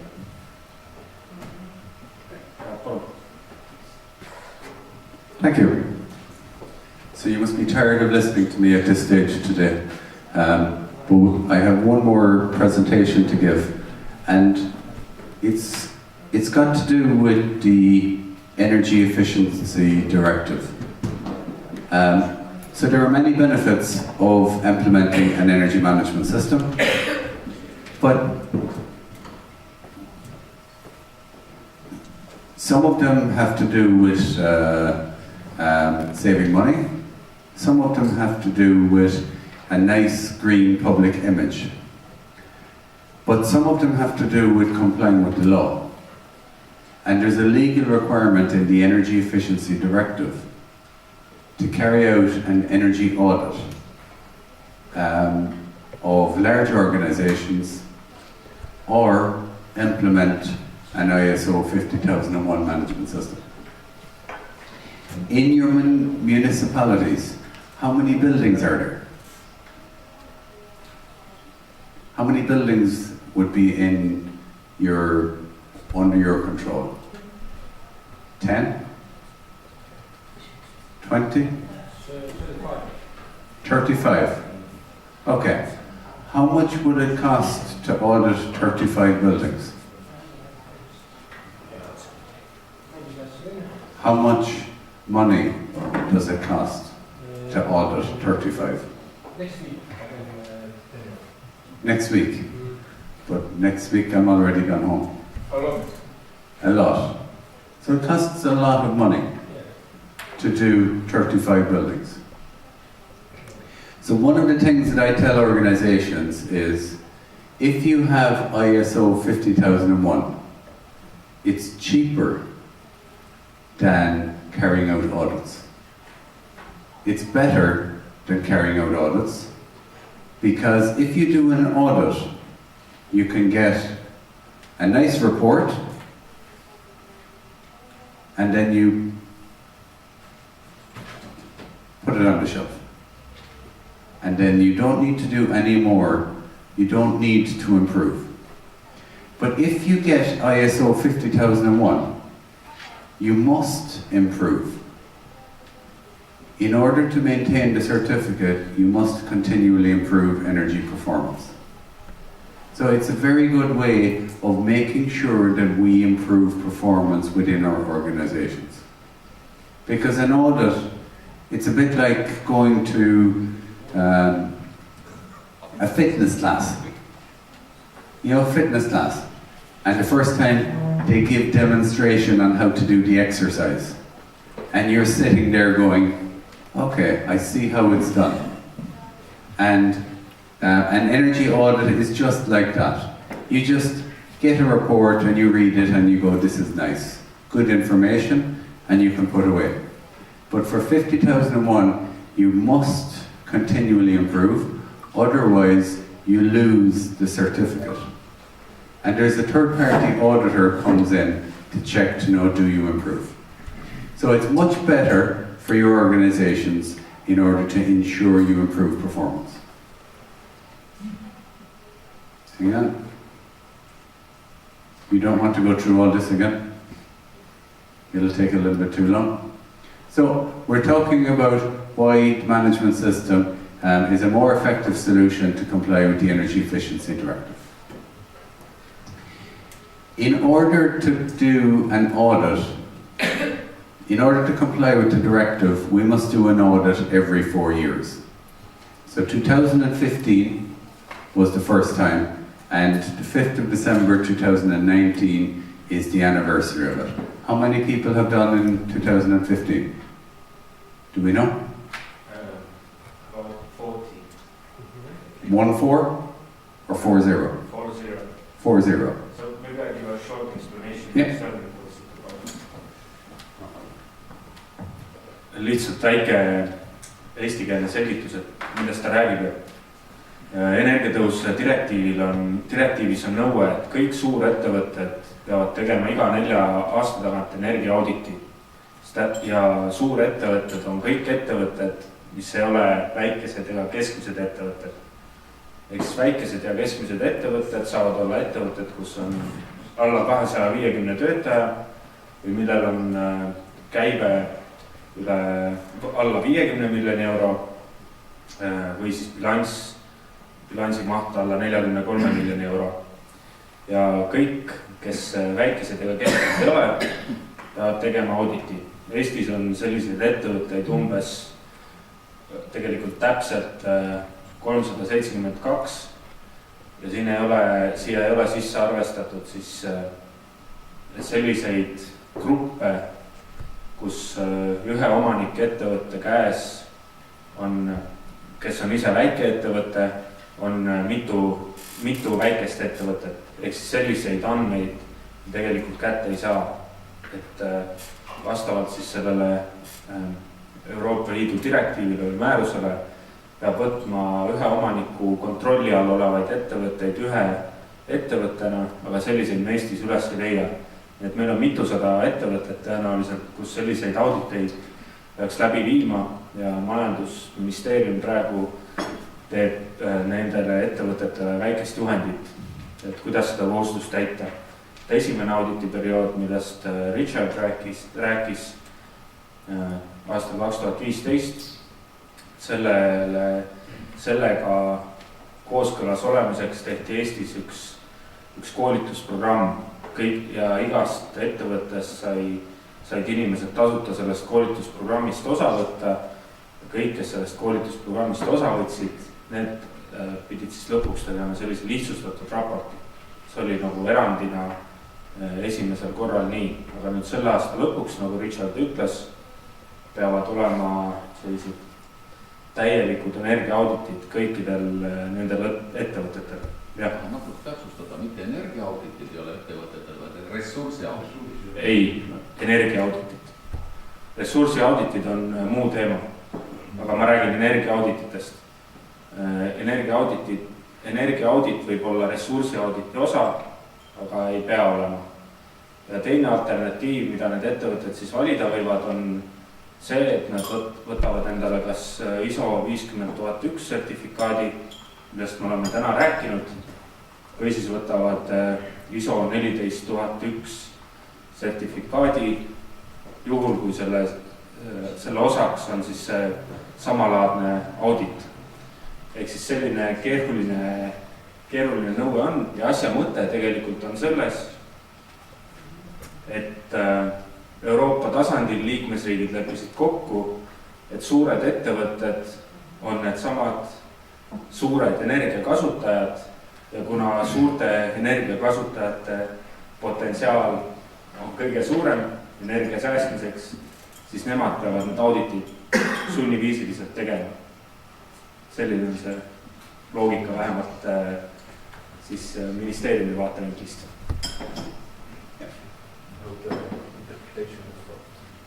Spot on. I think the interpreter is very good technically. So thank you very much. So there's a legal requirement to carry this out. How many of your organizations have more than 250 employees?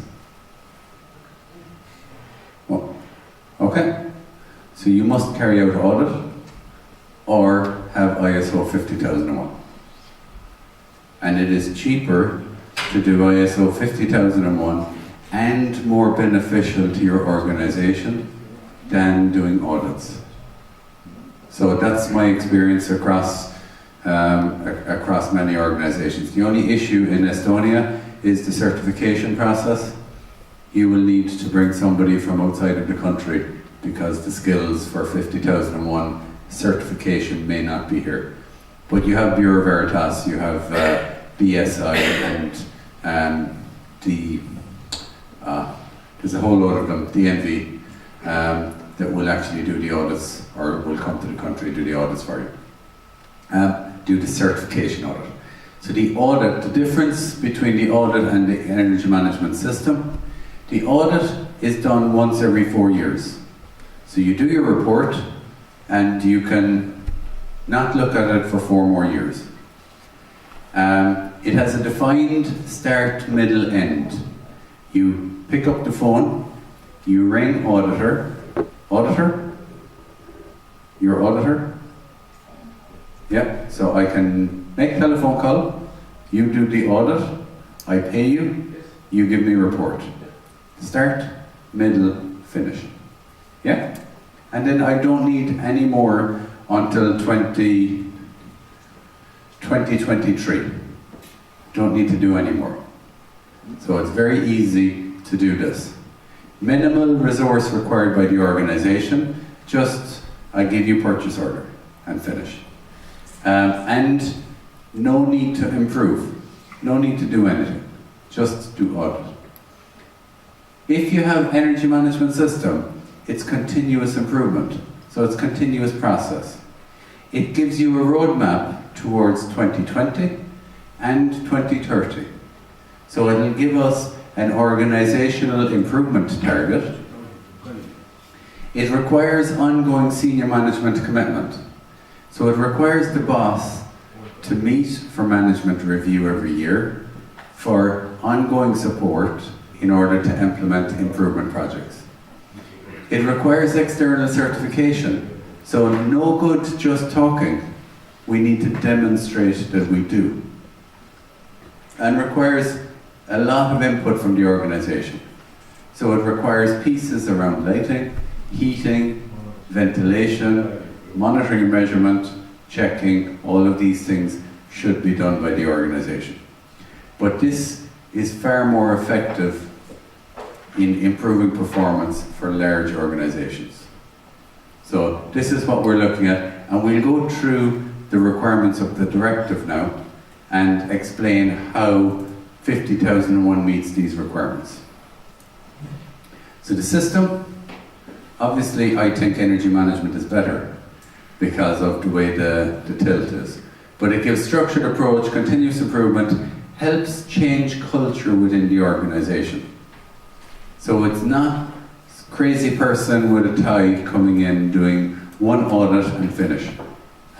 It helps to improve the culture with regard to energy and sustainability. And there are significant savings that can be made with the energy management system. And we demonstrate this morning very simply with the lights and the blinds how we can improve performance just here today. The energy audit, it's one-off, no obligation to improve, and a closed process with a start, middle and end. There's no closed loop. So it's just get it done and be finished. If we did audit of this building today, it would be just saying you should improve performance of the lights in this room and then finished. Whereas the energy management system actually takes action to make the improvement. So it actually delivers more savings in doing rather than just talking about doing. So it's a better way of delivering improvements. So when you do a gap analysis, you understand the core business process compared to the requirements of 50001, and recommend the actions to be taken to integrate into current business practices. This is as part of the start of your journey to implementing it. As part, so I'm going to skip through these 2 slides because we've covered a lot of them earlier. Here, the Annex 6 of the directive, it requires 5 things to be done. So the directive requires that the energy audit be based on up-to-date, measured, traceable, operational data based on energy consumption and for load profiles. So this is what's required from the directive in order to carry out an energy audit. And if we do ISO 50001, we're required to analyze energy use and consumption, identify energy sources, and evaluate past and present energy consumption.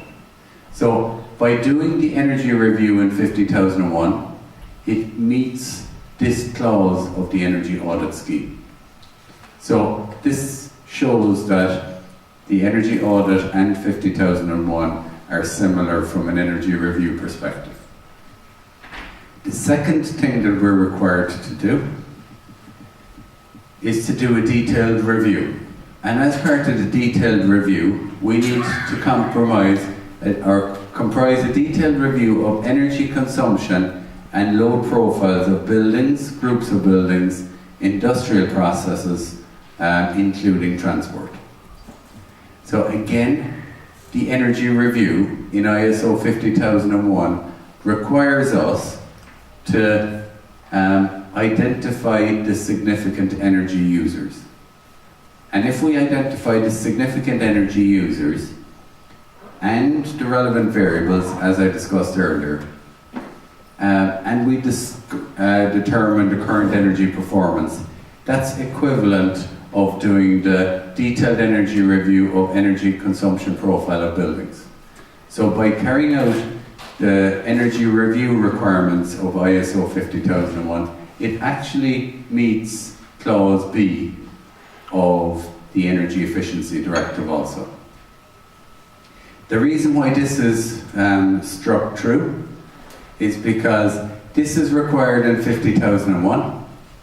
It's not required in the energy audit. So in 50001, we're required to know the people that can impact energy performance.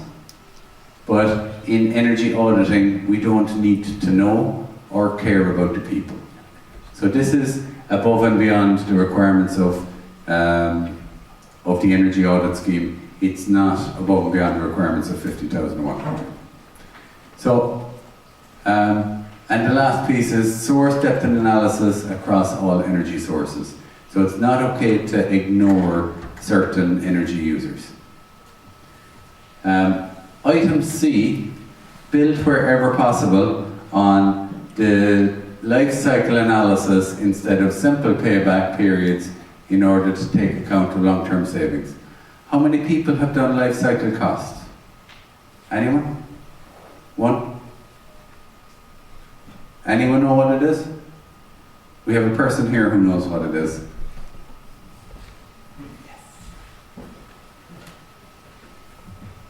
So, as I understand it, sorry? Ühesõnaga elutsükli kulude analüüs on analüüs, kus vaadatakse kogu asja elutsükli jooksul kulusid. Ehk siis kui palju räägitakse näiteks, et elektriautoga on odavam sõita või ühe või teise autoga on odavam sõita, siis elutsükli analüüsi puhul vaadatakse mitte ainult sellega sõitmise kulu, vaid ka näiteks kindlustust, ostmist, seda palju auto hooldusele kulub ja kõike muud. Ühesõnaga kõiki kulusid, mis selle eseme eluaja jooksul tekivad. One question, is it about CO2 or money? Life cycle analysis. It is both are possible. Life cycle cost is always about money. Only money. Only money. So the life cycle cost analysis is so that the organization makes the right decision. So to expand on your example for the car. So we buy a vehicle. If we have vehicle A and vehicle B, so we have electric car and we have diesel car. Yes? So what are the costs of operating a diesel car? What do we need? Diesel. What? Oil. Oil. Coolant. Coolant. Tires. Maintenance. Yeah, we need to maintain. Service it. Road tax. No? Oh, you've got a great country. No tax for the road. Ah, I must.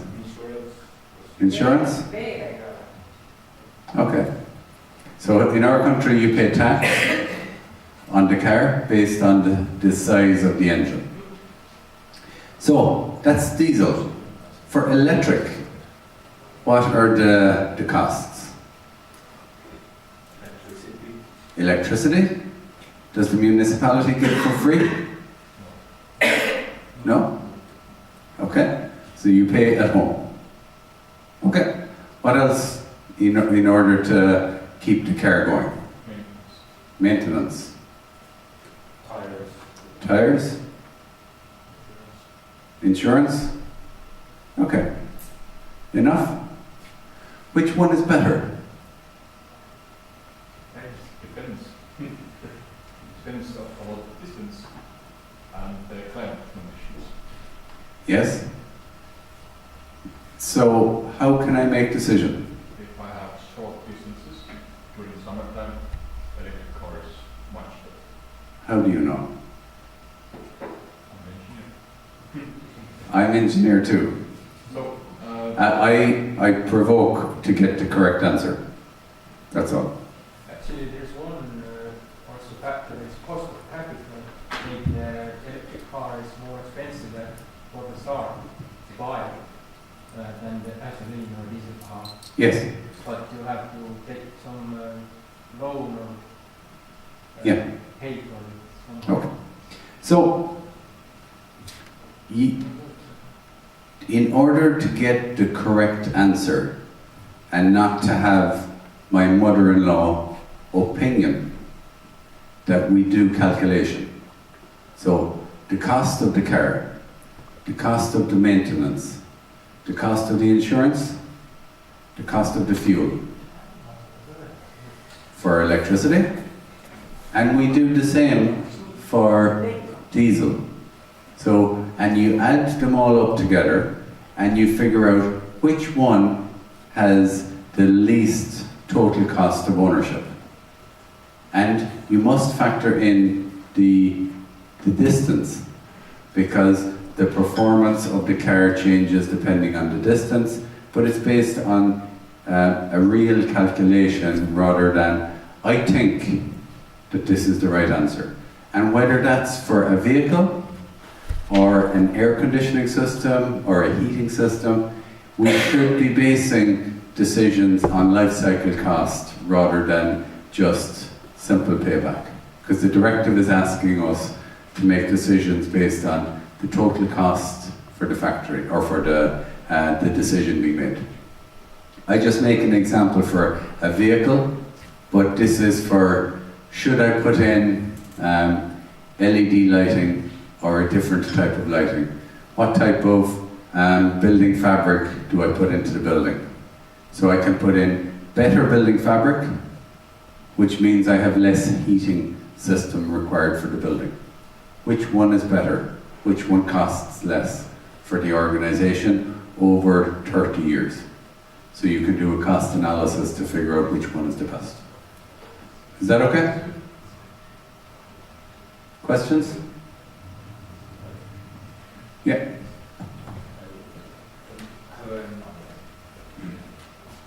I have a question question actually to the participants. It's okay. So I will ask it in Estonian. Kas teie kogemuse järgi üldse näiteks, kui ma mõtlen selle peale, et seina soojustamisel on nagu teatud tasuvusarvutusi võimalik teha, et kas teie kogemuse järgi nagu ütleme ehitiste projekteerimise või renoveerimise projekteerimise faasis üldse nagu tehakse ka neid arvutusi? Kas keegi nagu vaatab, et paneme 5 sentimeetrit juurde või mitte? See on väga elementaarne arvutus. On? Ütleks, et see on energiaauditi üks kohustuslik osa.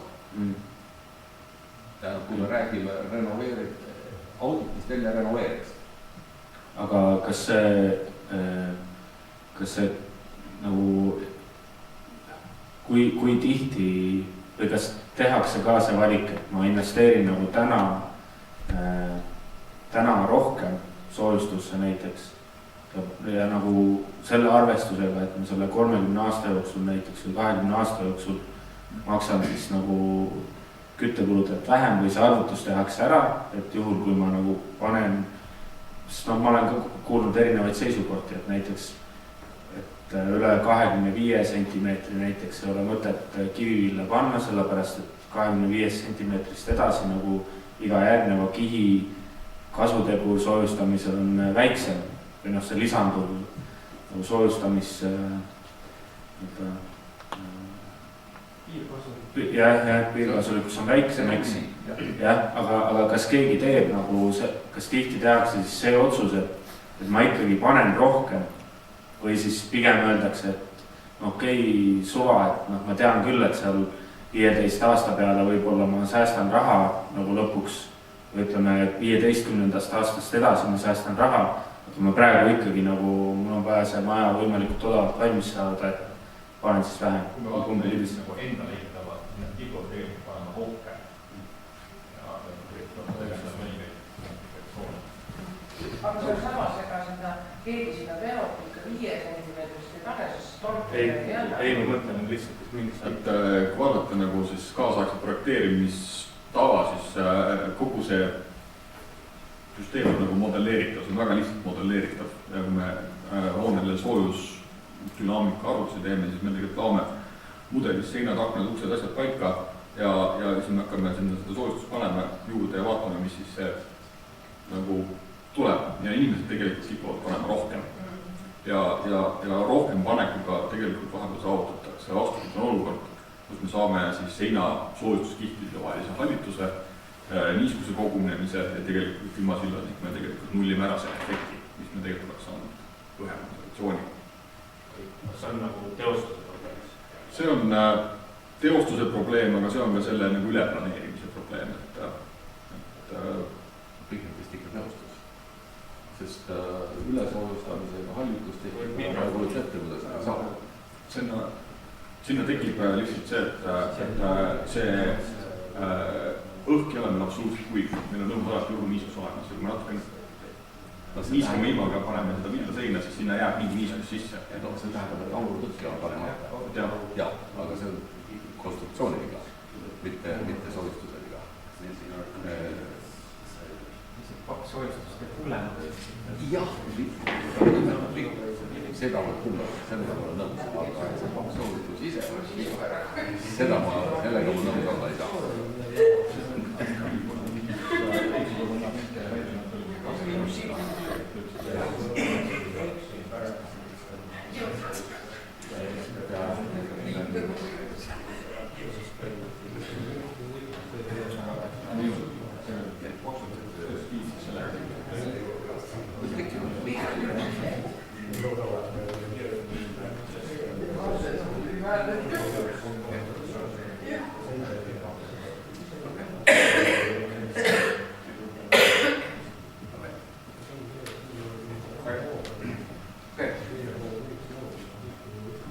So the aim of the life cycle cost analysis is to come up with the correct decision. So this isn't about saving energy, this is about making the correct financial decision for the organization. So you had some discussions earlier about how much insulation is needed in the building. In our country, we had a lot of modelling done in order to determine what the cost optimal amount of insulation needs to be, and that is now the regulation. So I don't need to do the calculations, it's already done as part of building regulations.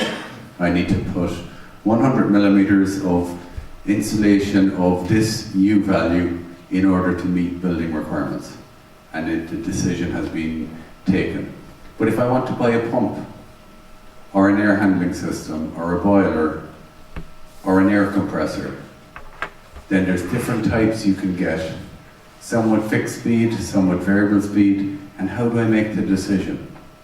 We make the decision based on the total cost of ownership, where we look at the capital cost, and the operational cost, and the maintenance cost, and we look at what's best for the organisation.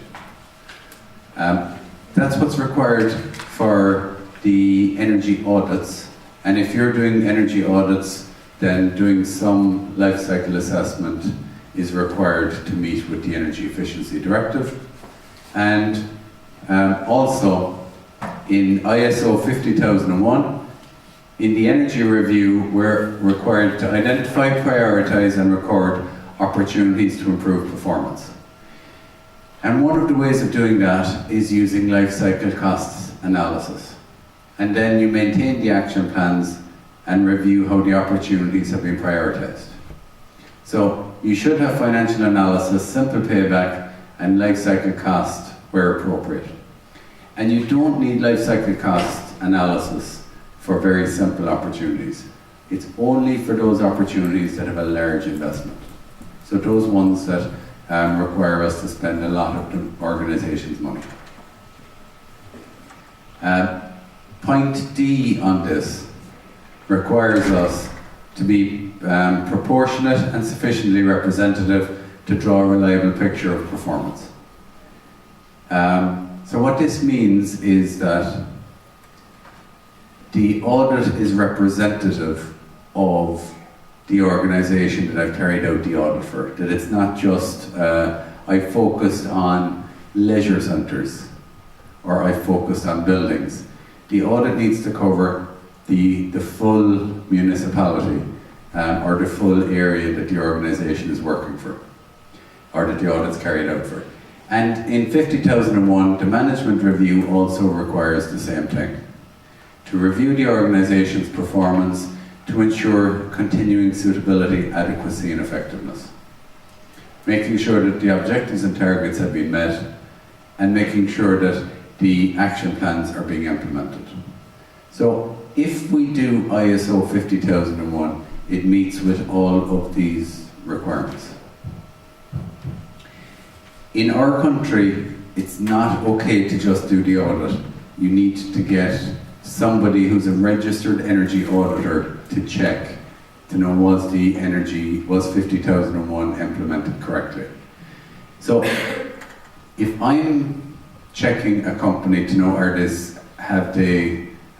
do they meet the requirements of the directive under the 50001 requirements, I look for the certification to know did they get certified to ISO 50001. I look at the energy review to know have they looked at historical trends and analysed the significant energy users. Is it based on the biggest energy users in the organisation? Also, is there a comprehensive list of ideas on how to save energy, along with the calculations to support them? Is there a lot of planned projects with a method of prioritising the projects through financial analysis? And the last thing that I look at is the management review. How was performance assessed for effectiveness of the management system? That's the bare minimum that you would look at to determine is the organisation complying with the energy audit requirements under a 50001 management system. The last thing that I would like to say, the takeaway points from the presentations today. The energy management system does deliver value add to your organization. It is the best way of improving. It's much better than doing an audit. It does assist in delivering performance targets, so helping us to deliver our 2020 targets and our 2030 targets, which are coming in the next version of the Energy Efficiency Directive, which this was agreed in Brussels in November. So it's been published that we have to improve by 32.5% by 2030. Use the information that you have. Lots of organizations go, I don't have a metering system, I don't have a monitoring system. But you do have energy bills. Everybody gets electricity bills. Everybody gets an oil bill or a gas bill. So use the information you have to start managing energy. Develop performance indicators for significant energy users and use them. I know it's in brackets there, but sometimes we're very good at drawing charts.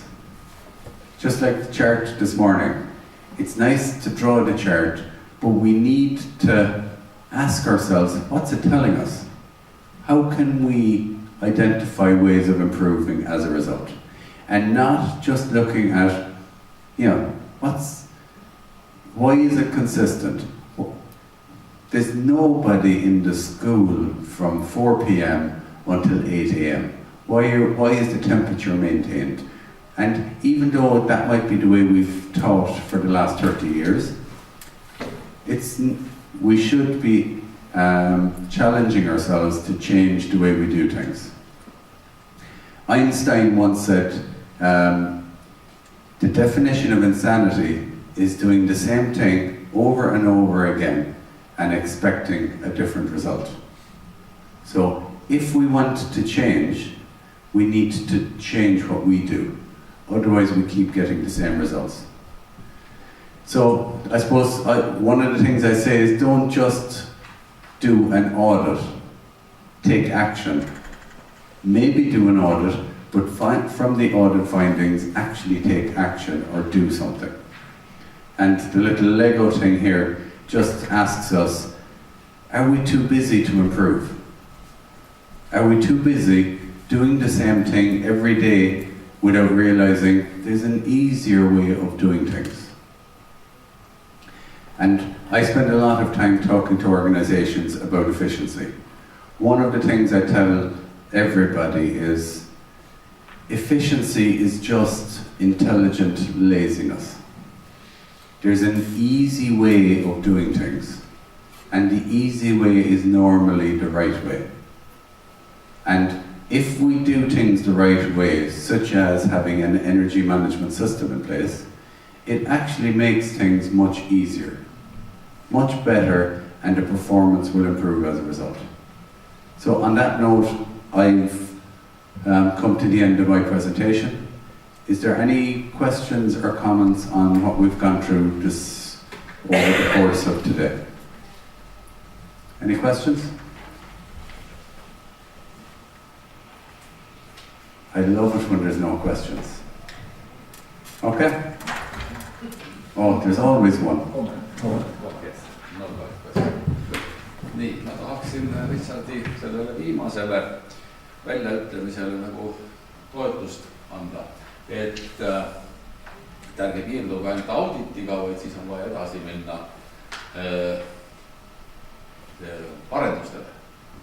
Et esialgu võis siin jääda mulje, et audit ja energiajuhtimise süsteem on kaks ise asja, aga minu arvates see nii ei ole. Et audit on siiski selleks, et anda ülevaade olukorrast teatud vahendite ja meetoditega, mis on energiaauditile omased. Ja mis me ka tegime juba Siimuga, 5 objekti, mis meil on välja valitud, käisime läbi ja panime sinna sisekliimaandurid sisse, mis mõõdavad temperatuuri, süsihappegaasi ja õhuniiskust ja vaatasime ka üle, missugused on võimalused reguleerida ja missugused on tegelikult need energia registreerimise süsteemid ja ma arvan, et me saime sellest objektidest ülevaate ja tuli välja terve hulk asju, mida esialgu nagu ei osanudki näha ega loota, sealhulgas ka majad, mis on üsna hiljuti rekonstrueeritud, mis peaksid olema hästi korras. Aga tuleb välja, et on terve hulk võimalusi seal asju paremaks teha. Nii et energiaaudit peaks olema nüüd lähtepunkt, kus me anname siis hinnangu olukorrale ja ka soovitused, kuhu edasi minna ja siis energiajuhtimise süsteem juba hakkab tegelema sellega, et saada paremat tulemusi.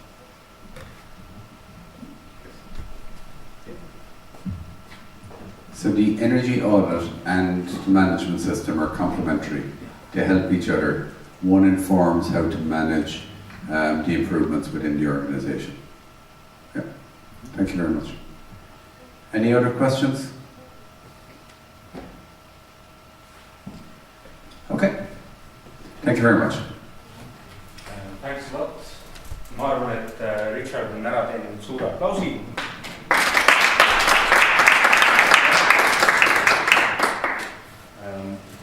Ja nüüd lähme me edasi oma päeva viimase ettekandega. Oleme olnud ise suurepäraselt tõhusad ja jõudnud meie ajagraafikust ette. Ja nüüd ma kutsuks siia rääkima Giorgi, kes tegelikult räägib meile ühest projektist, ühest initsiatiivist, mis on olnud Tartu Ülikooli ja Maaülikooliga koostöös käsil. Ja teemaks on siis, kuidas kaasata ka kodanikke kaasa uutele energiaallikatele üleminekusse ja taastuvenergia kasutuselevõttu. Giorgi, are you ready to take the floor? Yeah? Okay, so maybe just not yet.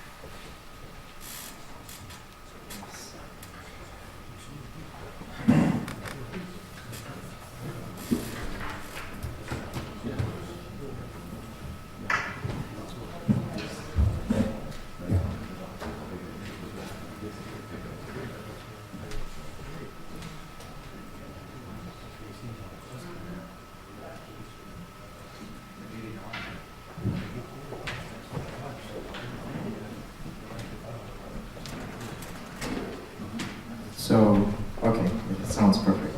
So hello everybody, I'm very pleased to be here. It's the second time I'm in Eva after living for 3 years in Estonia, so it's nice to be back in winter, not in summer.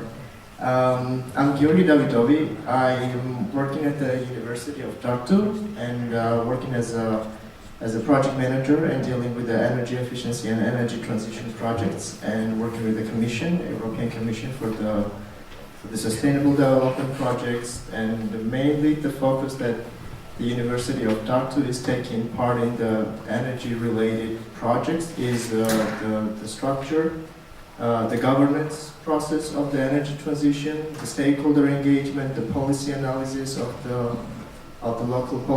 local energy policies, and consulting with the different actors involved in the energy field, how to do energy planning efficiently. So most of the things that I will be talking about stakeholder engagement is about the energy transition, meaning the energy planning and energy road mapping. So the stakeholder engagement will be discussed in that way. So we will be talking about the stakeholder engagement. I will briefly introduce the action that we were involved over the last 4 years with some of the organizations from Central and Eastern Europe, and later I will be very briefly summarizing why the engagement is important for the things that the colleague was also talking previously.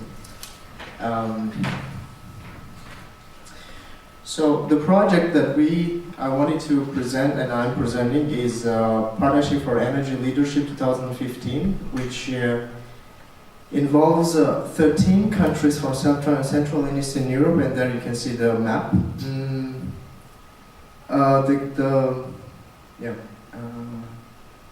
And the main idea is to gather Central and Eastern European countries and bring the roadmaps that was developed by the European Commission, because you know that there is a roadmap for 2020, 30, established targets for 2050, and the main idea was to take this top level, the regulations and strategies, and bring it to the local level in Central and Eastern European countries. The countries involved are Latvia, Lithuania, Estonia, Bulgaria, Slovenia, Macedonia.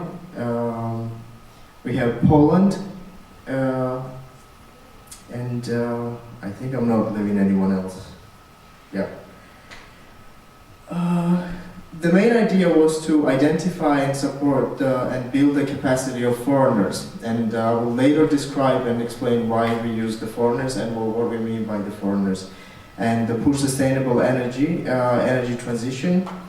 Another idea was to help the Central and Eastern European communities to develop their roadmaps and action plans based on the roadmaps, and the overall guidance that was used to develop the action plans for the local level and the roadmaps on the local level was the roadmap 2015.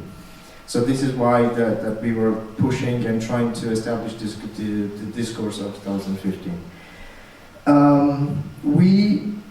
Because of developing the roadmaps and the action plans, the idea of the general and I would say the essential idea of the project was to involve the stakeholders from different types of stakeholders operating in energy field for developing the action plans and targeting reaching the efficiency targets that we have, and establishing the network. So, based on the actions that we conducted over the 3 years, we established Central and Eastern European Sustainable Energy Network, which is functioning right now, and it includes up to 2,500 energy actors from the whole Central and Eastern Europe, the countries that was involved in the project. The main idea of the platform is that of course it brings the different stakeholders, but it also provides the tools for sharing the experiences, disseminating the different activities that is going on the local level, and also bringing together the resources for pushing and helping local actors to develop localized projects and cooperations. So even independently from us and independently from the network. And and there you can see that there is a CISEN organization. Have you ever heard? Because we were working with in Elva as well, and I just wanted to ask you, have you ever heard of CISEN and Panel 2015 from the Tartu Regional Energy Agency? Maybe? No. Okay. So now you can check and look it up what it is about and actually join the network, because we are in the process of finalizing the project, but we're going to be going on with developing another upcoming projects and cooperations with our network members. So here's the net website as well.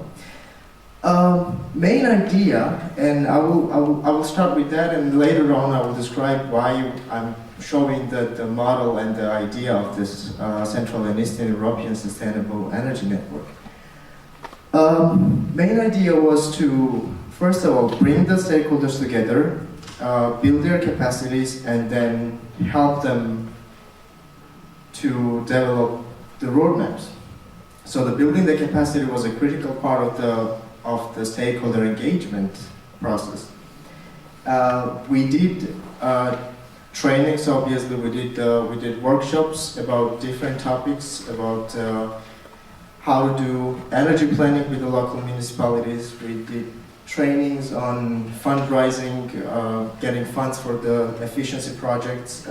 We did trainings on the policy analysis and advocacy actions, how to change the legislations and the regulations so they actually support the energy transition on local level. And later on, after training and like bringing the stakeholders and keeping them on touch and involved in the project, we supported them, and also we used them to develop the localized roadmaps. And then you see that we developed the regional visions, we developed the energy roadmaps and the action plans.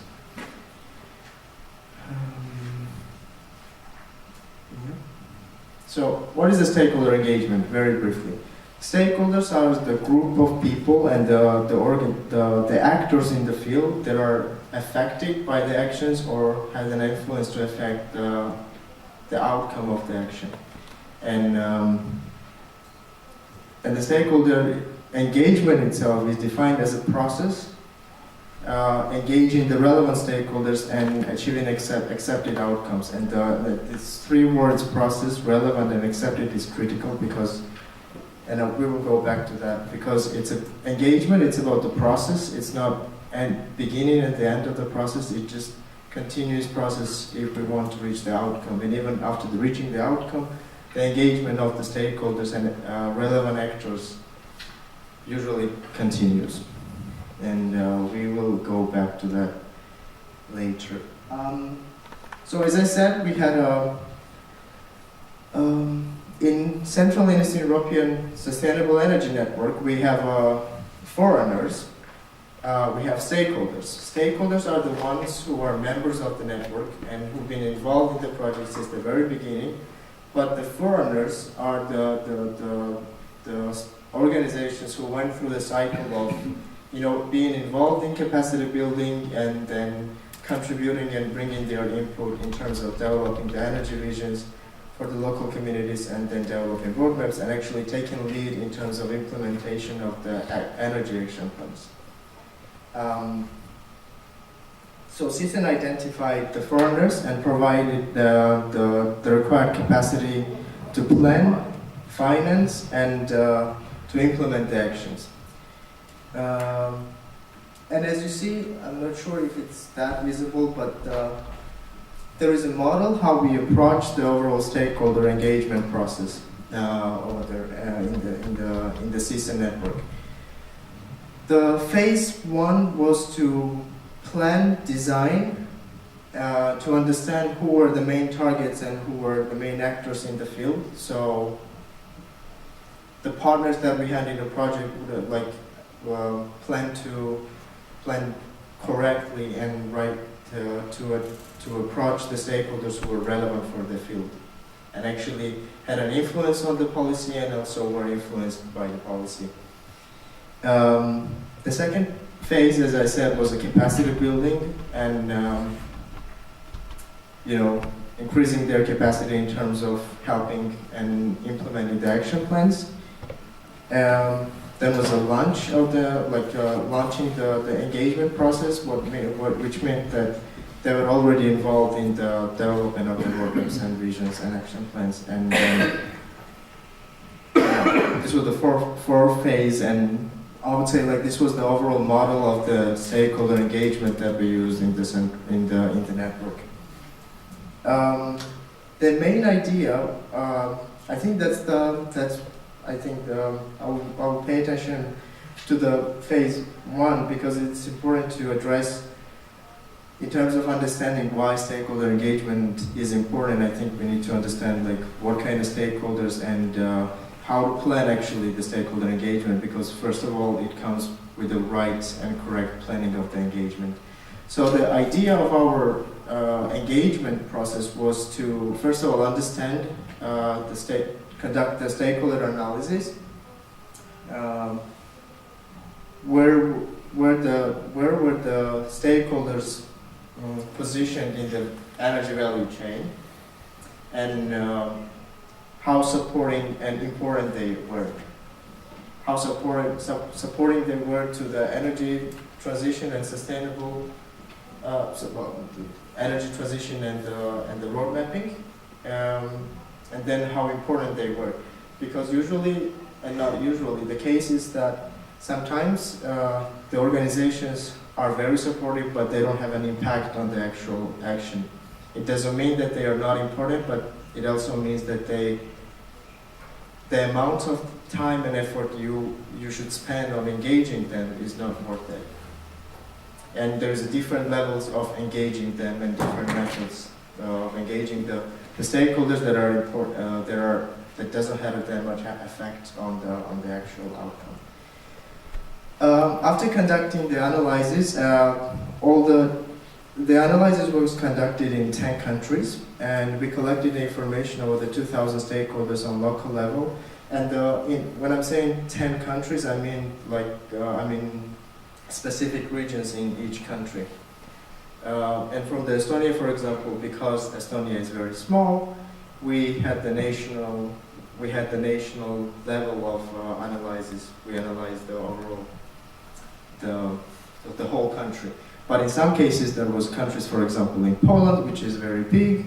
They analyzed specific regions, and therefore they targeted the specific regions in the country. After analyzing the stakeholders, we provided the trainings. We provided the guidebook on advocating for energy transition in Central and Eastern Europe, where the guidebook itself includes the topics that was covered during the training. It's fundraising for the sustainable energy projects. It's conducting the road mapping in the Central and Eastern European context, and also dealing with the political context of Central and Eastern Europe, which is very specific and different from the Western political structure when it comes to the energy planning. The process worked in a way that when we were doing the energy visions, all these stakeholders that I said, these 2,500 that are right now members of the Central and Eastern European Network, they were involved in the beginning of the process, almost all of them. And that means that the wider engagement was important in terms of elaborating the energy visions and understanding what can be and what kind of visions make sense for what kind of targets, what kind of efficiency targets make sense for the specific regions. And when we started to develop the roadmaps, the number of stakeholders were decreased, and as we went far with the action plans, there were very few stakeholders out of 2,500 who was left and actively involved in developing the action plan. So the level of engagement was decreased from the visions to the action plans. And as you see the numbers here as well, it's out of 2,500, it's only 67 foreigners that have that were continuously engaged and involved in the whole project and in the whole development of the energy roadmaps. Yes. So, do I understand?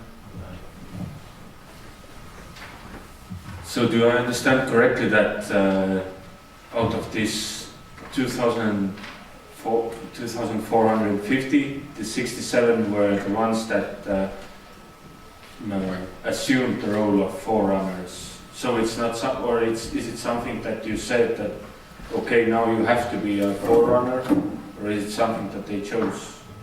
More or less? That's a good question. It was not forced, let's say. We did not make them to do the action plans. But the idea is that since we were doing, as I described, the capacity building, involving them at the conferences, bringing them at the trainings, keeping them on the loop and on and on, it was they were just the ones that were able and capable to keep the lead in terms of implementing the action plans. So it was I would say, deliberate decisions of these people to stay in. But yeah, does it answer the question? But even we, like, the point is that, like, even we planned that in the very beginning to follow that path, we didn't force them, but like we ended up, the idea of the model worked and showed that the model actually was very close to reality, because usually the stakeholder engagement starts from the very wide and goes down to the, narrows down when it comes to the actual outcome and actual effort of the stakeholders of what they are doing. And so out of these 67 stakeholders and the foreigners, I should correct myself, foreigners, in all Central and Eastern Europe, 28% were local government. So that's the biggest share. And then was the NGOs and the public authorities, meaning the central authorities. But local government was local government was not initially target, because we did not have the very specific target in terms of who is taking what kind of organization is taking lead in terms of developing the action plan. But the local government ended up to be very active, which also which actually makes sense if you look at the overall process of the road mapping and the covenant of mayors and all the other initiatives that is going on on pan-European level.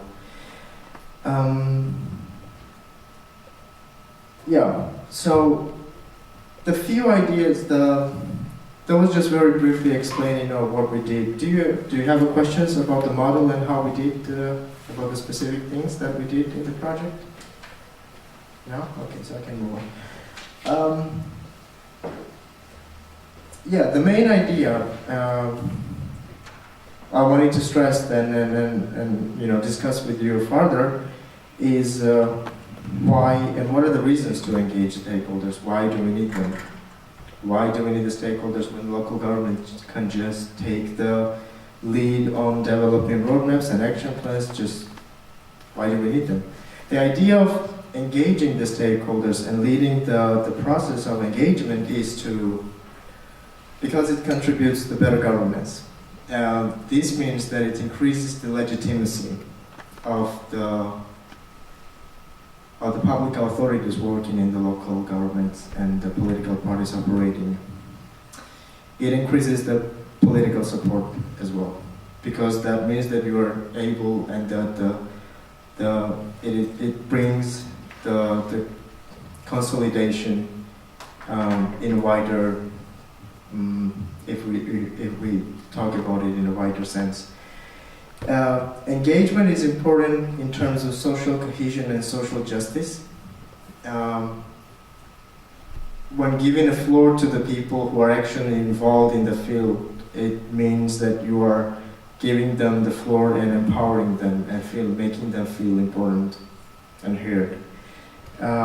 It improves services, because if it all comes down what kind of services and what kind of policies we produce, and that's what governance is mostly about, then bringing the actual actors who are involved in the field makes services better, because those are the people who actually know, and those are the people actually using the services.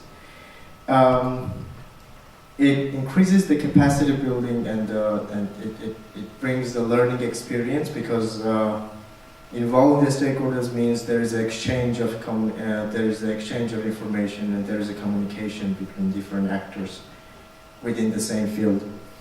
It brings the greater ownership, which means that the decisions, for example, which are made on the local level, are not only the public officers are not only the one who are responsible for the decisions.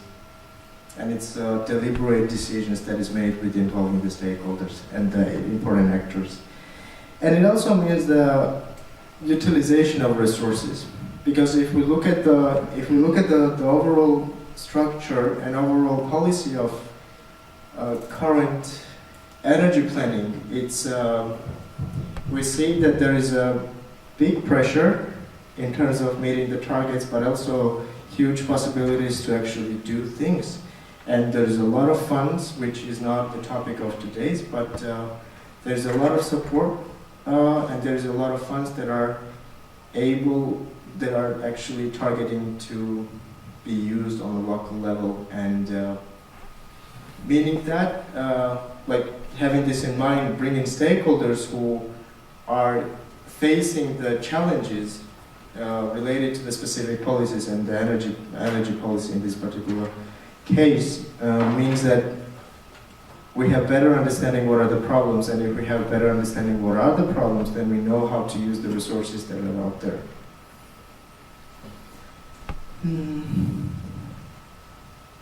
Yeah, and why it is important to have a better understanding of who are those stakeholders.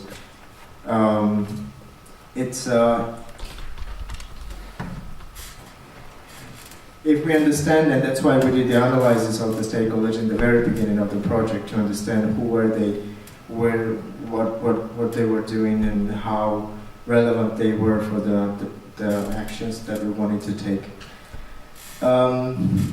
It actually helps to mobilize them. It creates the communication messages if we understand who they are and what they want. It increases the involvement, and it identifies the potential partners for further cooperation and fundraising activities. And why engagement is relevant for energy road mapping. The process of energy planning requires the wider engagement, and I will show you later the overall road mapping process that we used and explain why it is important. But planning requires the wider engagement of different actors of energy field, because it's very cross-cutting issues usually, and even if it's subsectorial projects, it still requires the engagement of. If it's buildings, for example, we need to have inhabitants on board. We need to have the private companies on board. It depends on what's the overall context and construction of energy field. But usually that's the case. That what we've seen in Central and Eastern Europe. Stakeholders can have a direct effect on the successful outcome of power sector projects. Stakeholders have experience, advice, concerns, and valuable input that should be considered and also used for the actual projects. And engaging the stakeholders in energy road mapping and energy policy is for avoiding the obstacles and saving valuable time and money. And we're going to see what I meant by that shortly. So what I was referring to when I said it's difficult and it's very, it's a long term in terms of road mapping. If you look at it, like the way we did road mapping, energy road mapping, we did planning and preparation, we did visioning, and as you see, that's basically the model of our road mapping process in the network. And as you see, analyze the future scenarios for energy and environment, for example. To develop energy, environmental, and economic data. So collecting the data, collecting the energy data, you need to have the specific stakeholders on board to actually have access to the data, have approval to, have a, legal approval to the accessibility of the data, and. So each of these boxes that you see there needs specific stakeholders that are important for just specifically for this particular action. And that means that it increases the overall picture of an overall agency of who is involved and why they are involved.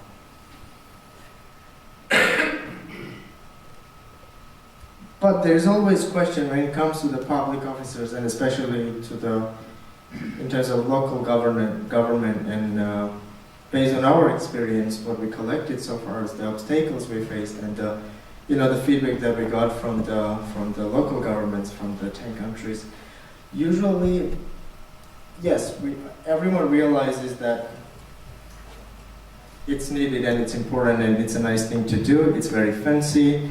European Union loves it. Everyone loves it. The governments approve it. You know, that's it. It increases the political support. It increases the overall phase of the party. But then it comes to the question: is it really a nice thing to do? I mean, is it really a useful thing to do?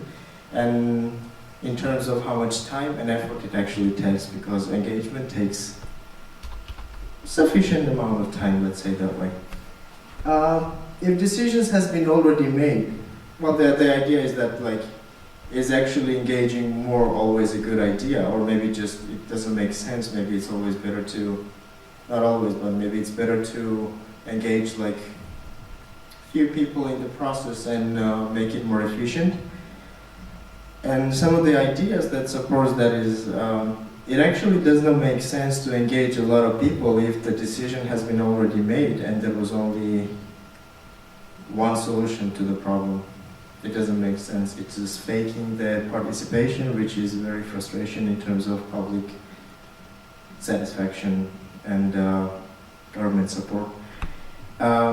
Stakeholder engagement is not a magic pill that will solve all the problems. It's just a tool that will help you, as I said in the beginning, to legitimize and share the responsibilities of the actions that the local governments usually are taking. Engagement also does not mean that everyone should be involved, like we did in the very beginning. So this is why I brought the model that we used to explain and understand that actually engaging a lot of people made sense for this particular model of a road mapping that we did, but it's not a card that everyone can use.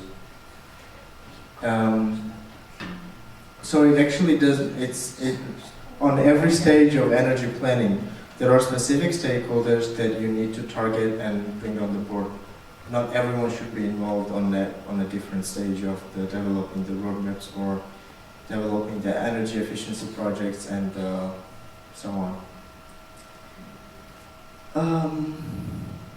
Yeah, but the last thing to keep in mind is that the responsibility of decision making is in the hands who've been hired for that, who is being paid for that. So this is still goes in the end of who is taking the decision and who is making these decisions. Political related, like governance related decisions mostly. So yeah, engagement is not always the bigger engagement is not always the very good approach. And go back to what I said in the beginning about, good engagement is important in terms of avoiding the obstacles of wasting the time and wasting the money. There was a case, and I'm pretty sure some of you will remember, there was a case of the company called Stari in Estonia, and maybe Estonians will help me to actually remember if you know more about the case, because I tried very slowly to translate it from Estonian, so I might miss some things. But it's a good case. When the company Steri decided to build the industrial sterilization factory, and the process ended up that the factory was not built. And the reason was that inhabitants and community members were opposed to it. Telling in a nutshell, of course, like I'm not going to go into details. And the local municipality was not mobilized or efficient enough to actually bring the community members on the board in the very beginning of planning it and actually involving them in terms of, asking them if they really want industrial sterilization factory right next to them. The idea that there was the idea and the fear that the community had was danger of the industrial sterilization, which might not be the case, and it's debatable and everything. But after the news was on, it took, I don't know, how much years? Right, it doesn't say here. But it took a lot of money for the steering company to win the court case because obviously the municipality and the community members sued the company, and also it brings the damage to the local municipality face in terms of not being able to plan the process of building that huge factory and actually asking the people who are just living right next to it. But so this is one of the examples that yes, it's been fully operational since 2007, but the company spent a lot of money and a lot of time to actually get the reapproval and won the case in the court.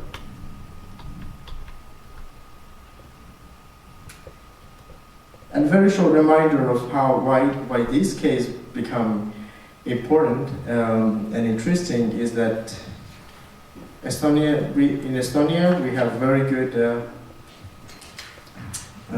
experience in terms of public engagement. It's Estonian Code of Good Practice for Public Participation. It's not legally binding, but it says and outlines that engaging important stakeholders and the relevant stakeholders in the policy cycle is crucial, and it's advised, let's say that way, to actually be efficient in terms of making decisions.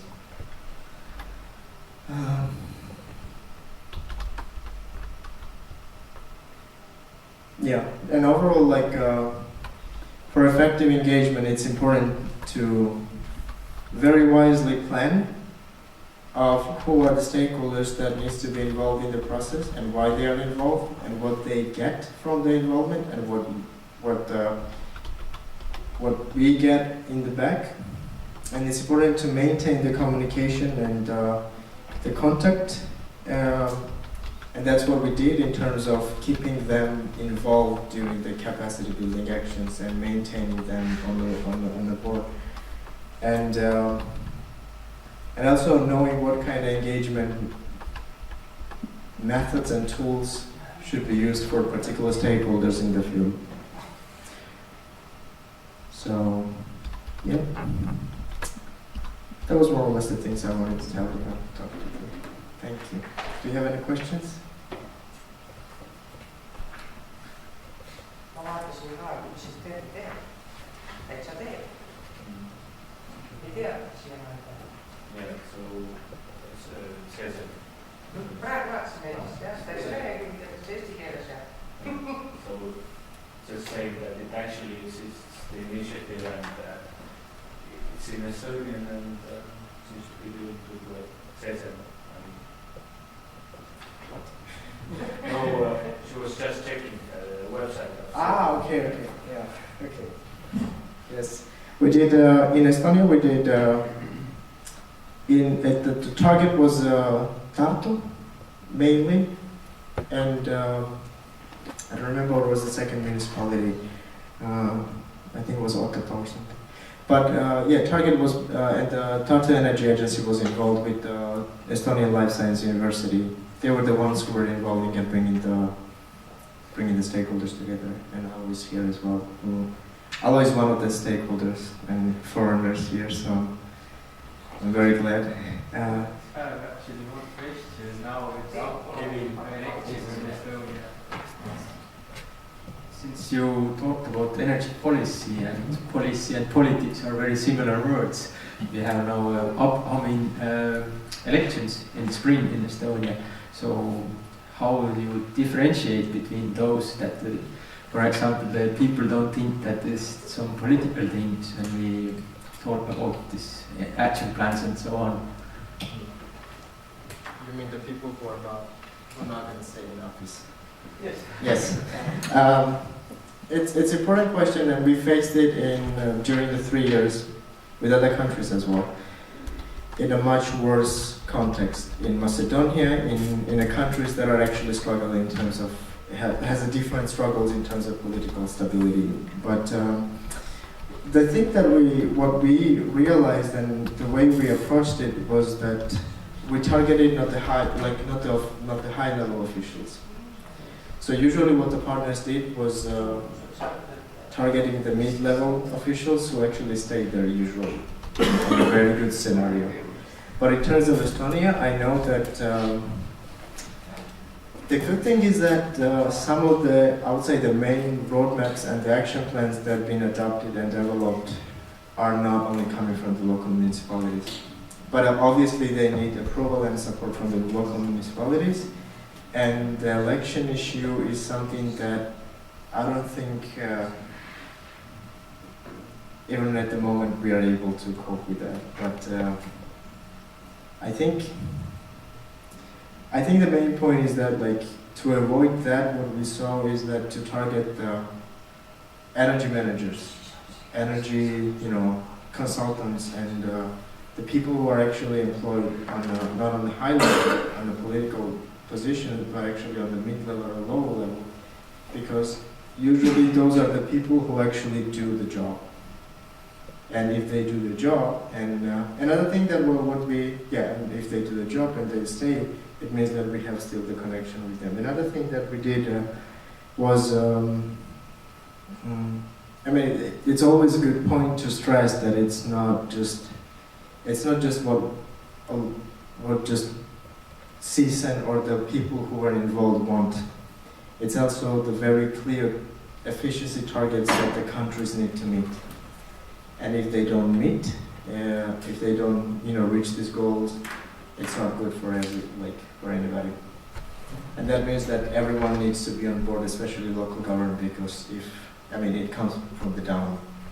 Like, local government, whoever is in the power, needs to realize that they are the agents, one of the main actors in terms of bringing these efficiency targets working.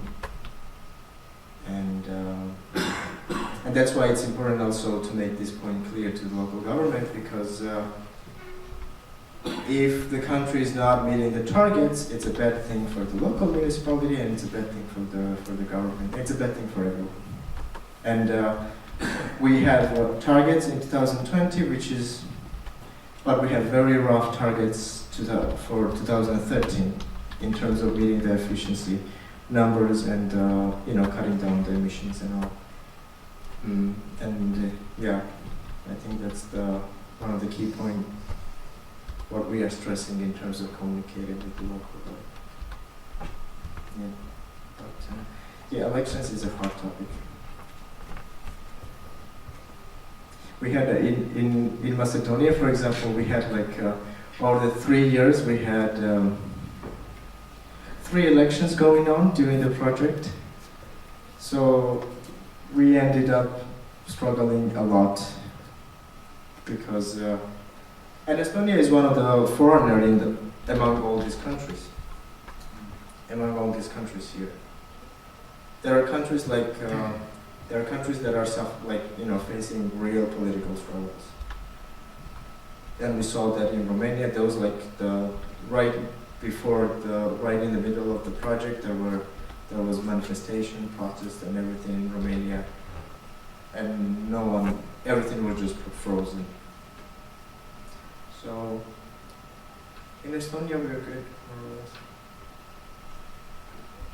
I have a question actually. Thank you for the presentation. I have a question to Mikk. I will ask it in Estonian and I will explain you afterwards, if it's okay. Mikk, väga praktiline näide minu arust, mis Selvas tehti, on arengukava, Elva valla arengukava. Ja ma nägin, et tegelikult kas üleeile võib-olla või oli eelmine nädal olid ka avalikud arutelud linnaruumi üle või siis vallaruumi üle. Et oskad sa öelda paari lausega, et kuidas Elva vallas kaasamisega on, et koosolekuid korraldati, ma ise kahjuks ei jõudnud, aga paari lausega, et kas inimesed nagu kuidagi tulevad kaasa mõtlema või tulevad nad kaasa mõtlema teemadega? Ma olen seda alati rääkinud, et pärast selle peale haldusreformi nii-öelda need kaasamise protsessid on hoopis teistsugused. Et me kutsume neid läbi kodulehe, läbi Facebooki lehe. Nüüd paar viimast nädalat on meil oma Elva valla äpp, kust inimesed infot saavad ja tegelikkuses on neid inimesi seal kuulamas. Minu hinnangul on isegi teistsugused inimesed, kui võib-olla varasemalt olid. Et läbi selle me püüamegi näidata seda, et me pigem ootame inimeste käest sisendit, mitte valla poolt ei tee kõiki valmis ja pärast siis saame pahameel, et miks te niimoodi tegite. Et selle abil me saame ühtemoodi seda vältida, et nii-öelda vältida seda pahameelt. Et kui me oleme pakkunud välja kaasamise võimaluse, kas siis üks kord või mitu korda ühel ja samal temaatikal, siis pärast on nagu väga raske tulla ja ütlema, et aga miks mina sellest midagi ei tea ja miks te niimoodi tegite. Sest kõikide suuremate koosolekute, ideede või muude tegemiste kohta me teeme neid avalikke arutelu. Eile õhtul näiteks oli sama Elva linna turuplatsi arutelu, et millised turupaviljonid peaksid olema, et müüjatel seal mugav oleks, millised mänguatraktsioonid seal paris peaksid juures olema.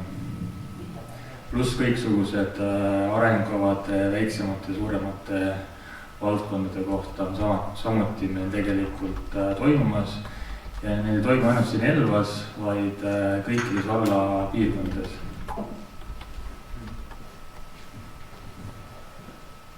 Okei, suur tänu ja tegelikult lihtsalt can I ask it in Estonian? Yes. Okay, so et kas seal oli ka mingi energia osa üldse nendes arengukava protsessides või see oli nagu nii-öelda taustal, kui seda valla arengukava koostati, et oskad sa öelda? Giorgi lihtsalt tahtis teada. Energiataust on meil tulemas kõikidel ehitistel, mis me teeme. Ja kui me saime veel näiteks tänavatu spordikooli hange, mis meil nüüd läheb tegemisse, et selle saime veel eelmine aasta ehitusloa välja antud just sellel eesmärgil, et vältida seda nii-öelda A-kategooriat või nullenergiamaja.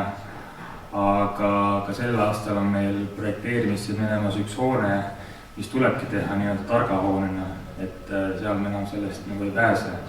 Ja seal need kõik energia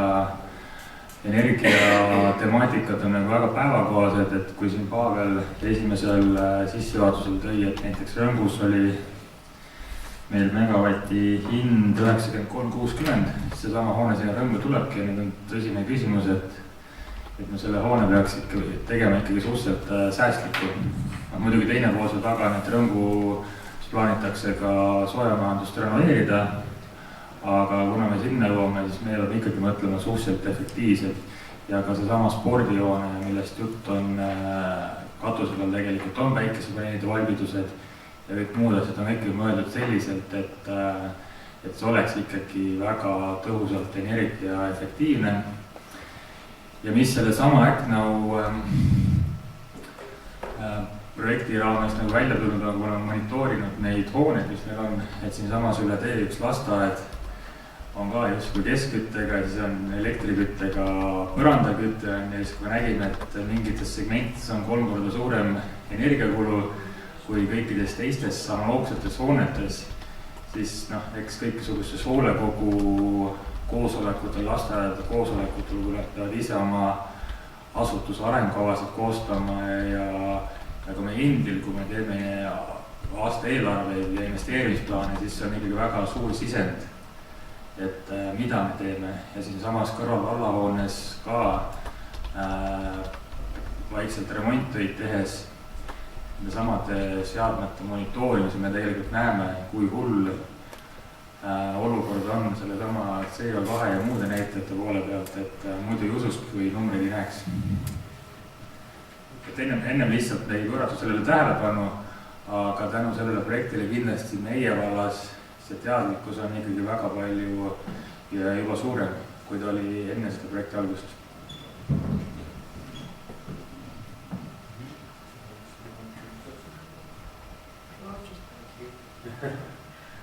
Okei, teeme Giorgile suure aplausi. Okay, so now our day is concluding. Meie päev täna saab siin läbi. Oleme olnud väga tõhusad. Kavas oli ette nähtud lõpetada kell 5, aga veel on väljas valge, kell saab 4 isegi päikest on näha veel. Nii et see jätab teile aega, täpselt tund aega, et minna nüüd koju või kontorisse, hakata arvuteid välja lülitama või sisse lülitama, mõelda natuke selle peale, mis te täna olete kuulnud. Ja kokkuvõtteks tegelikult ma tahaks öelda teile siin, et ma loodan, et teil oli sellest üritusest kasu. Meil on tegelikult selle Act Now projektiga ressursse veel seminaride, koolituste korraldamiseks.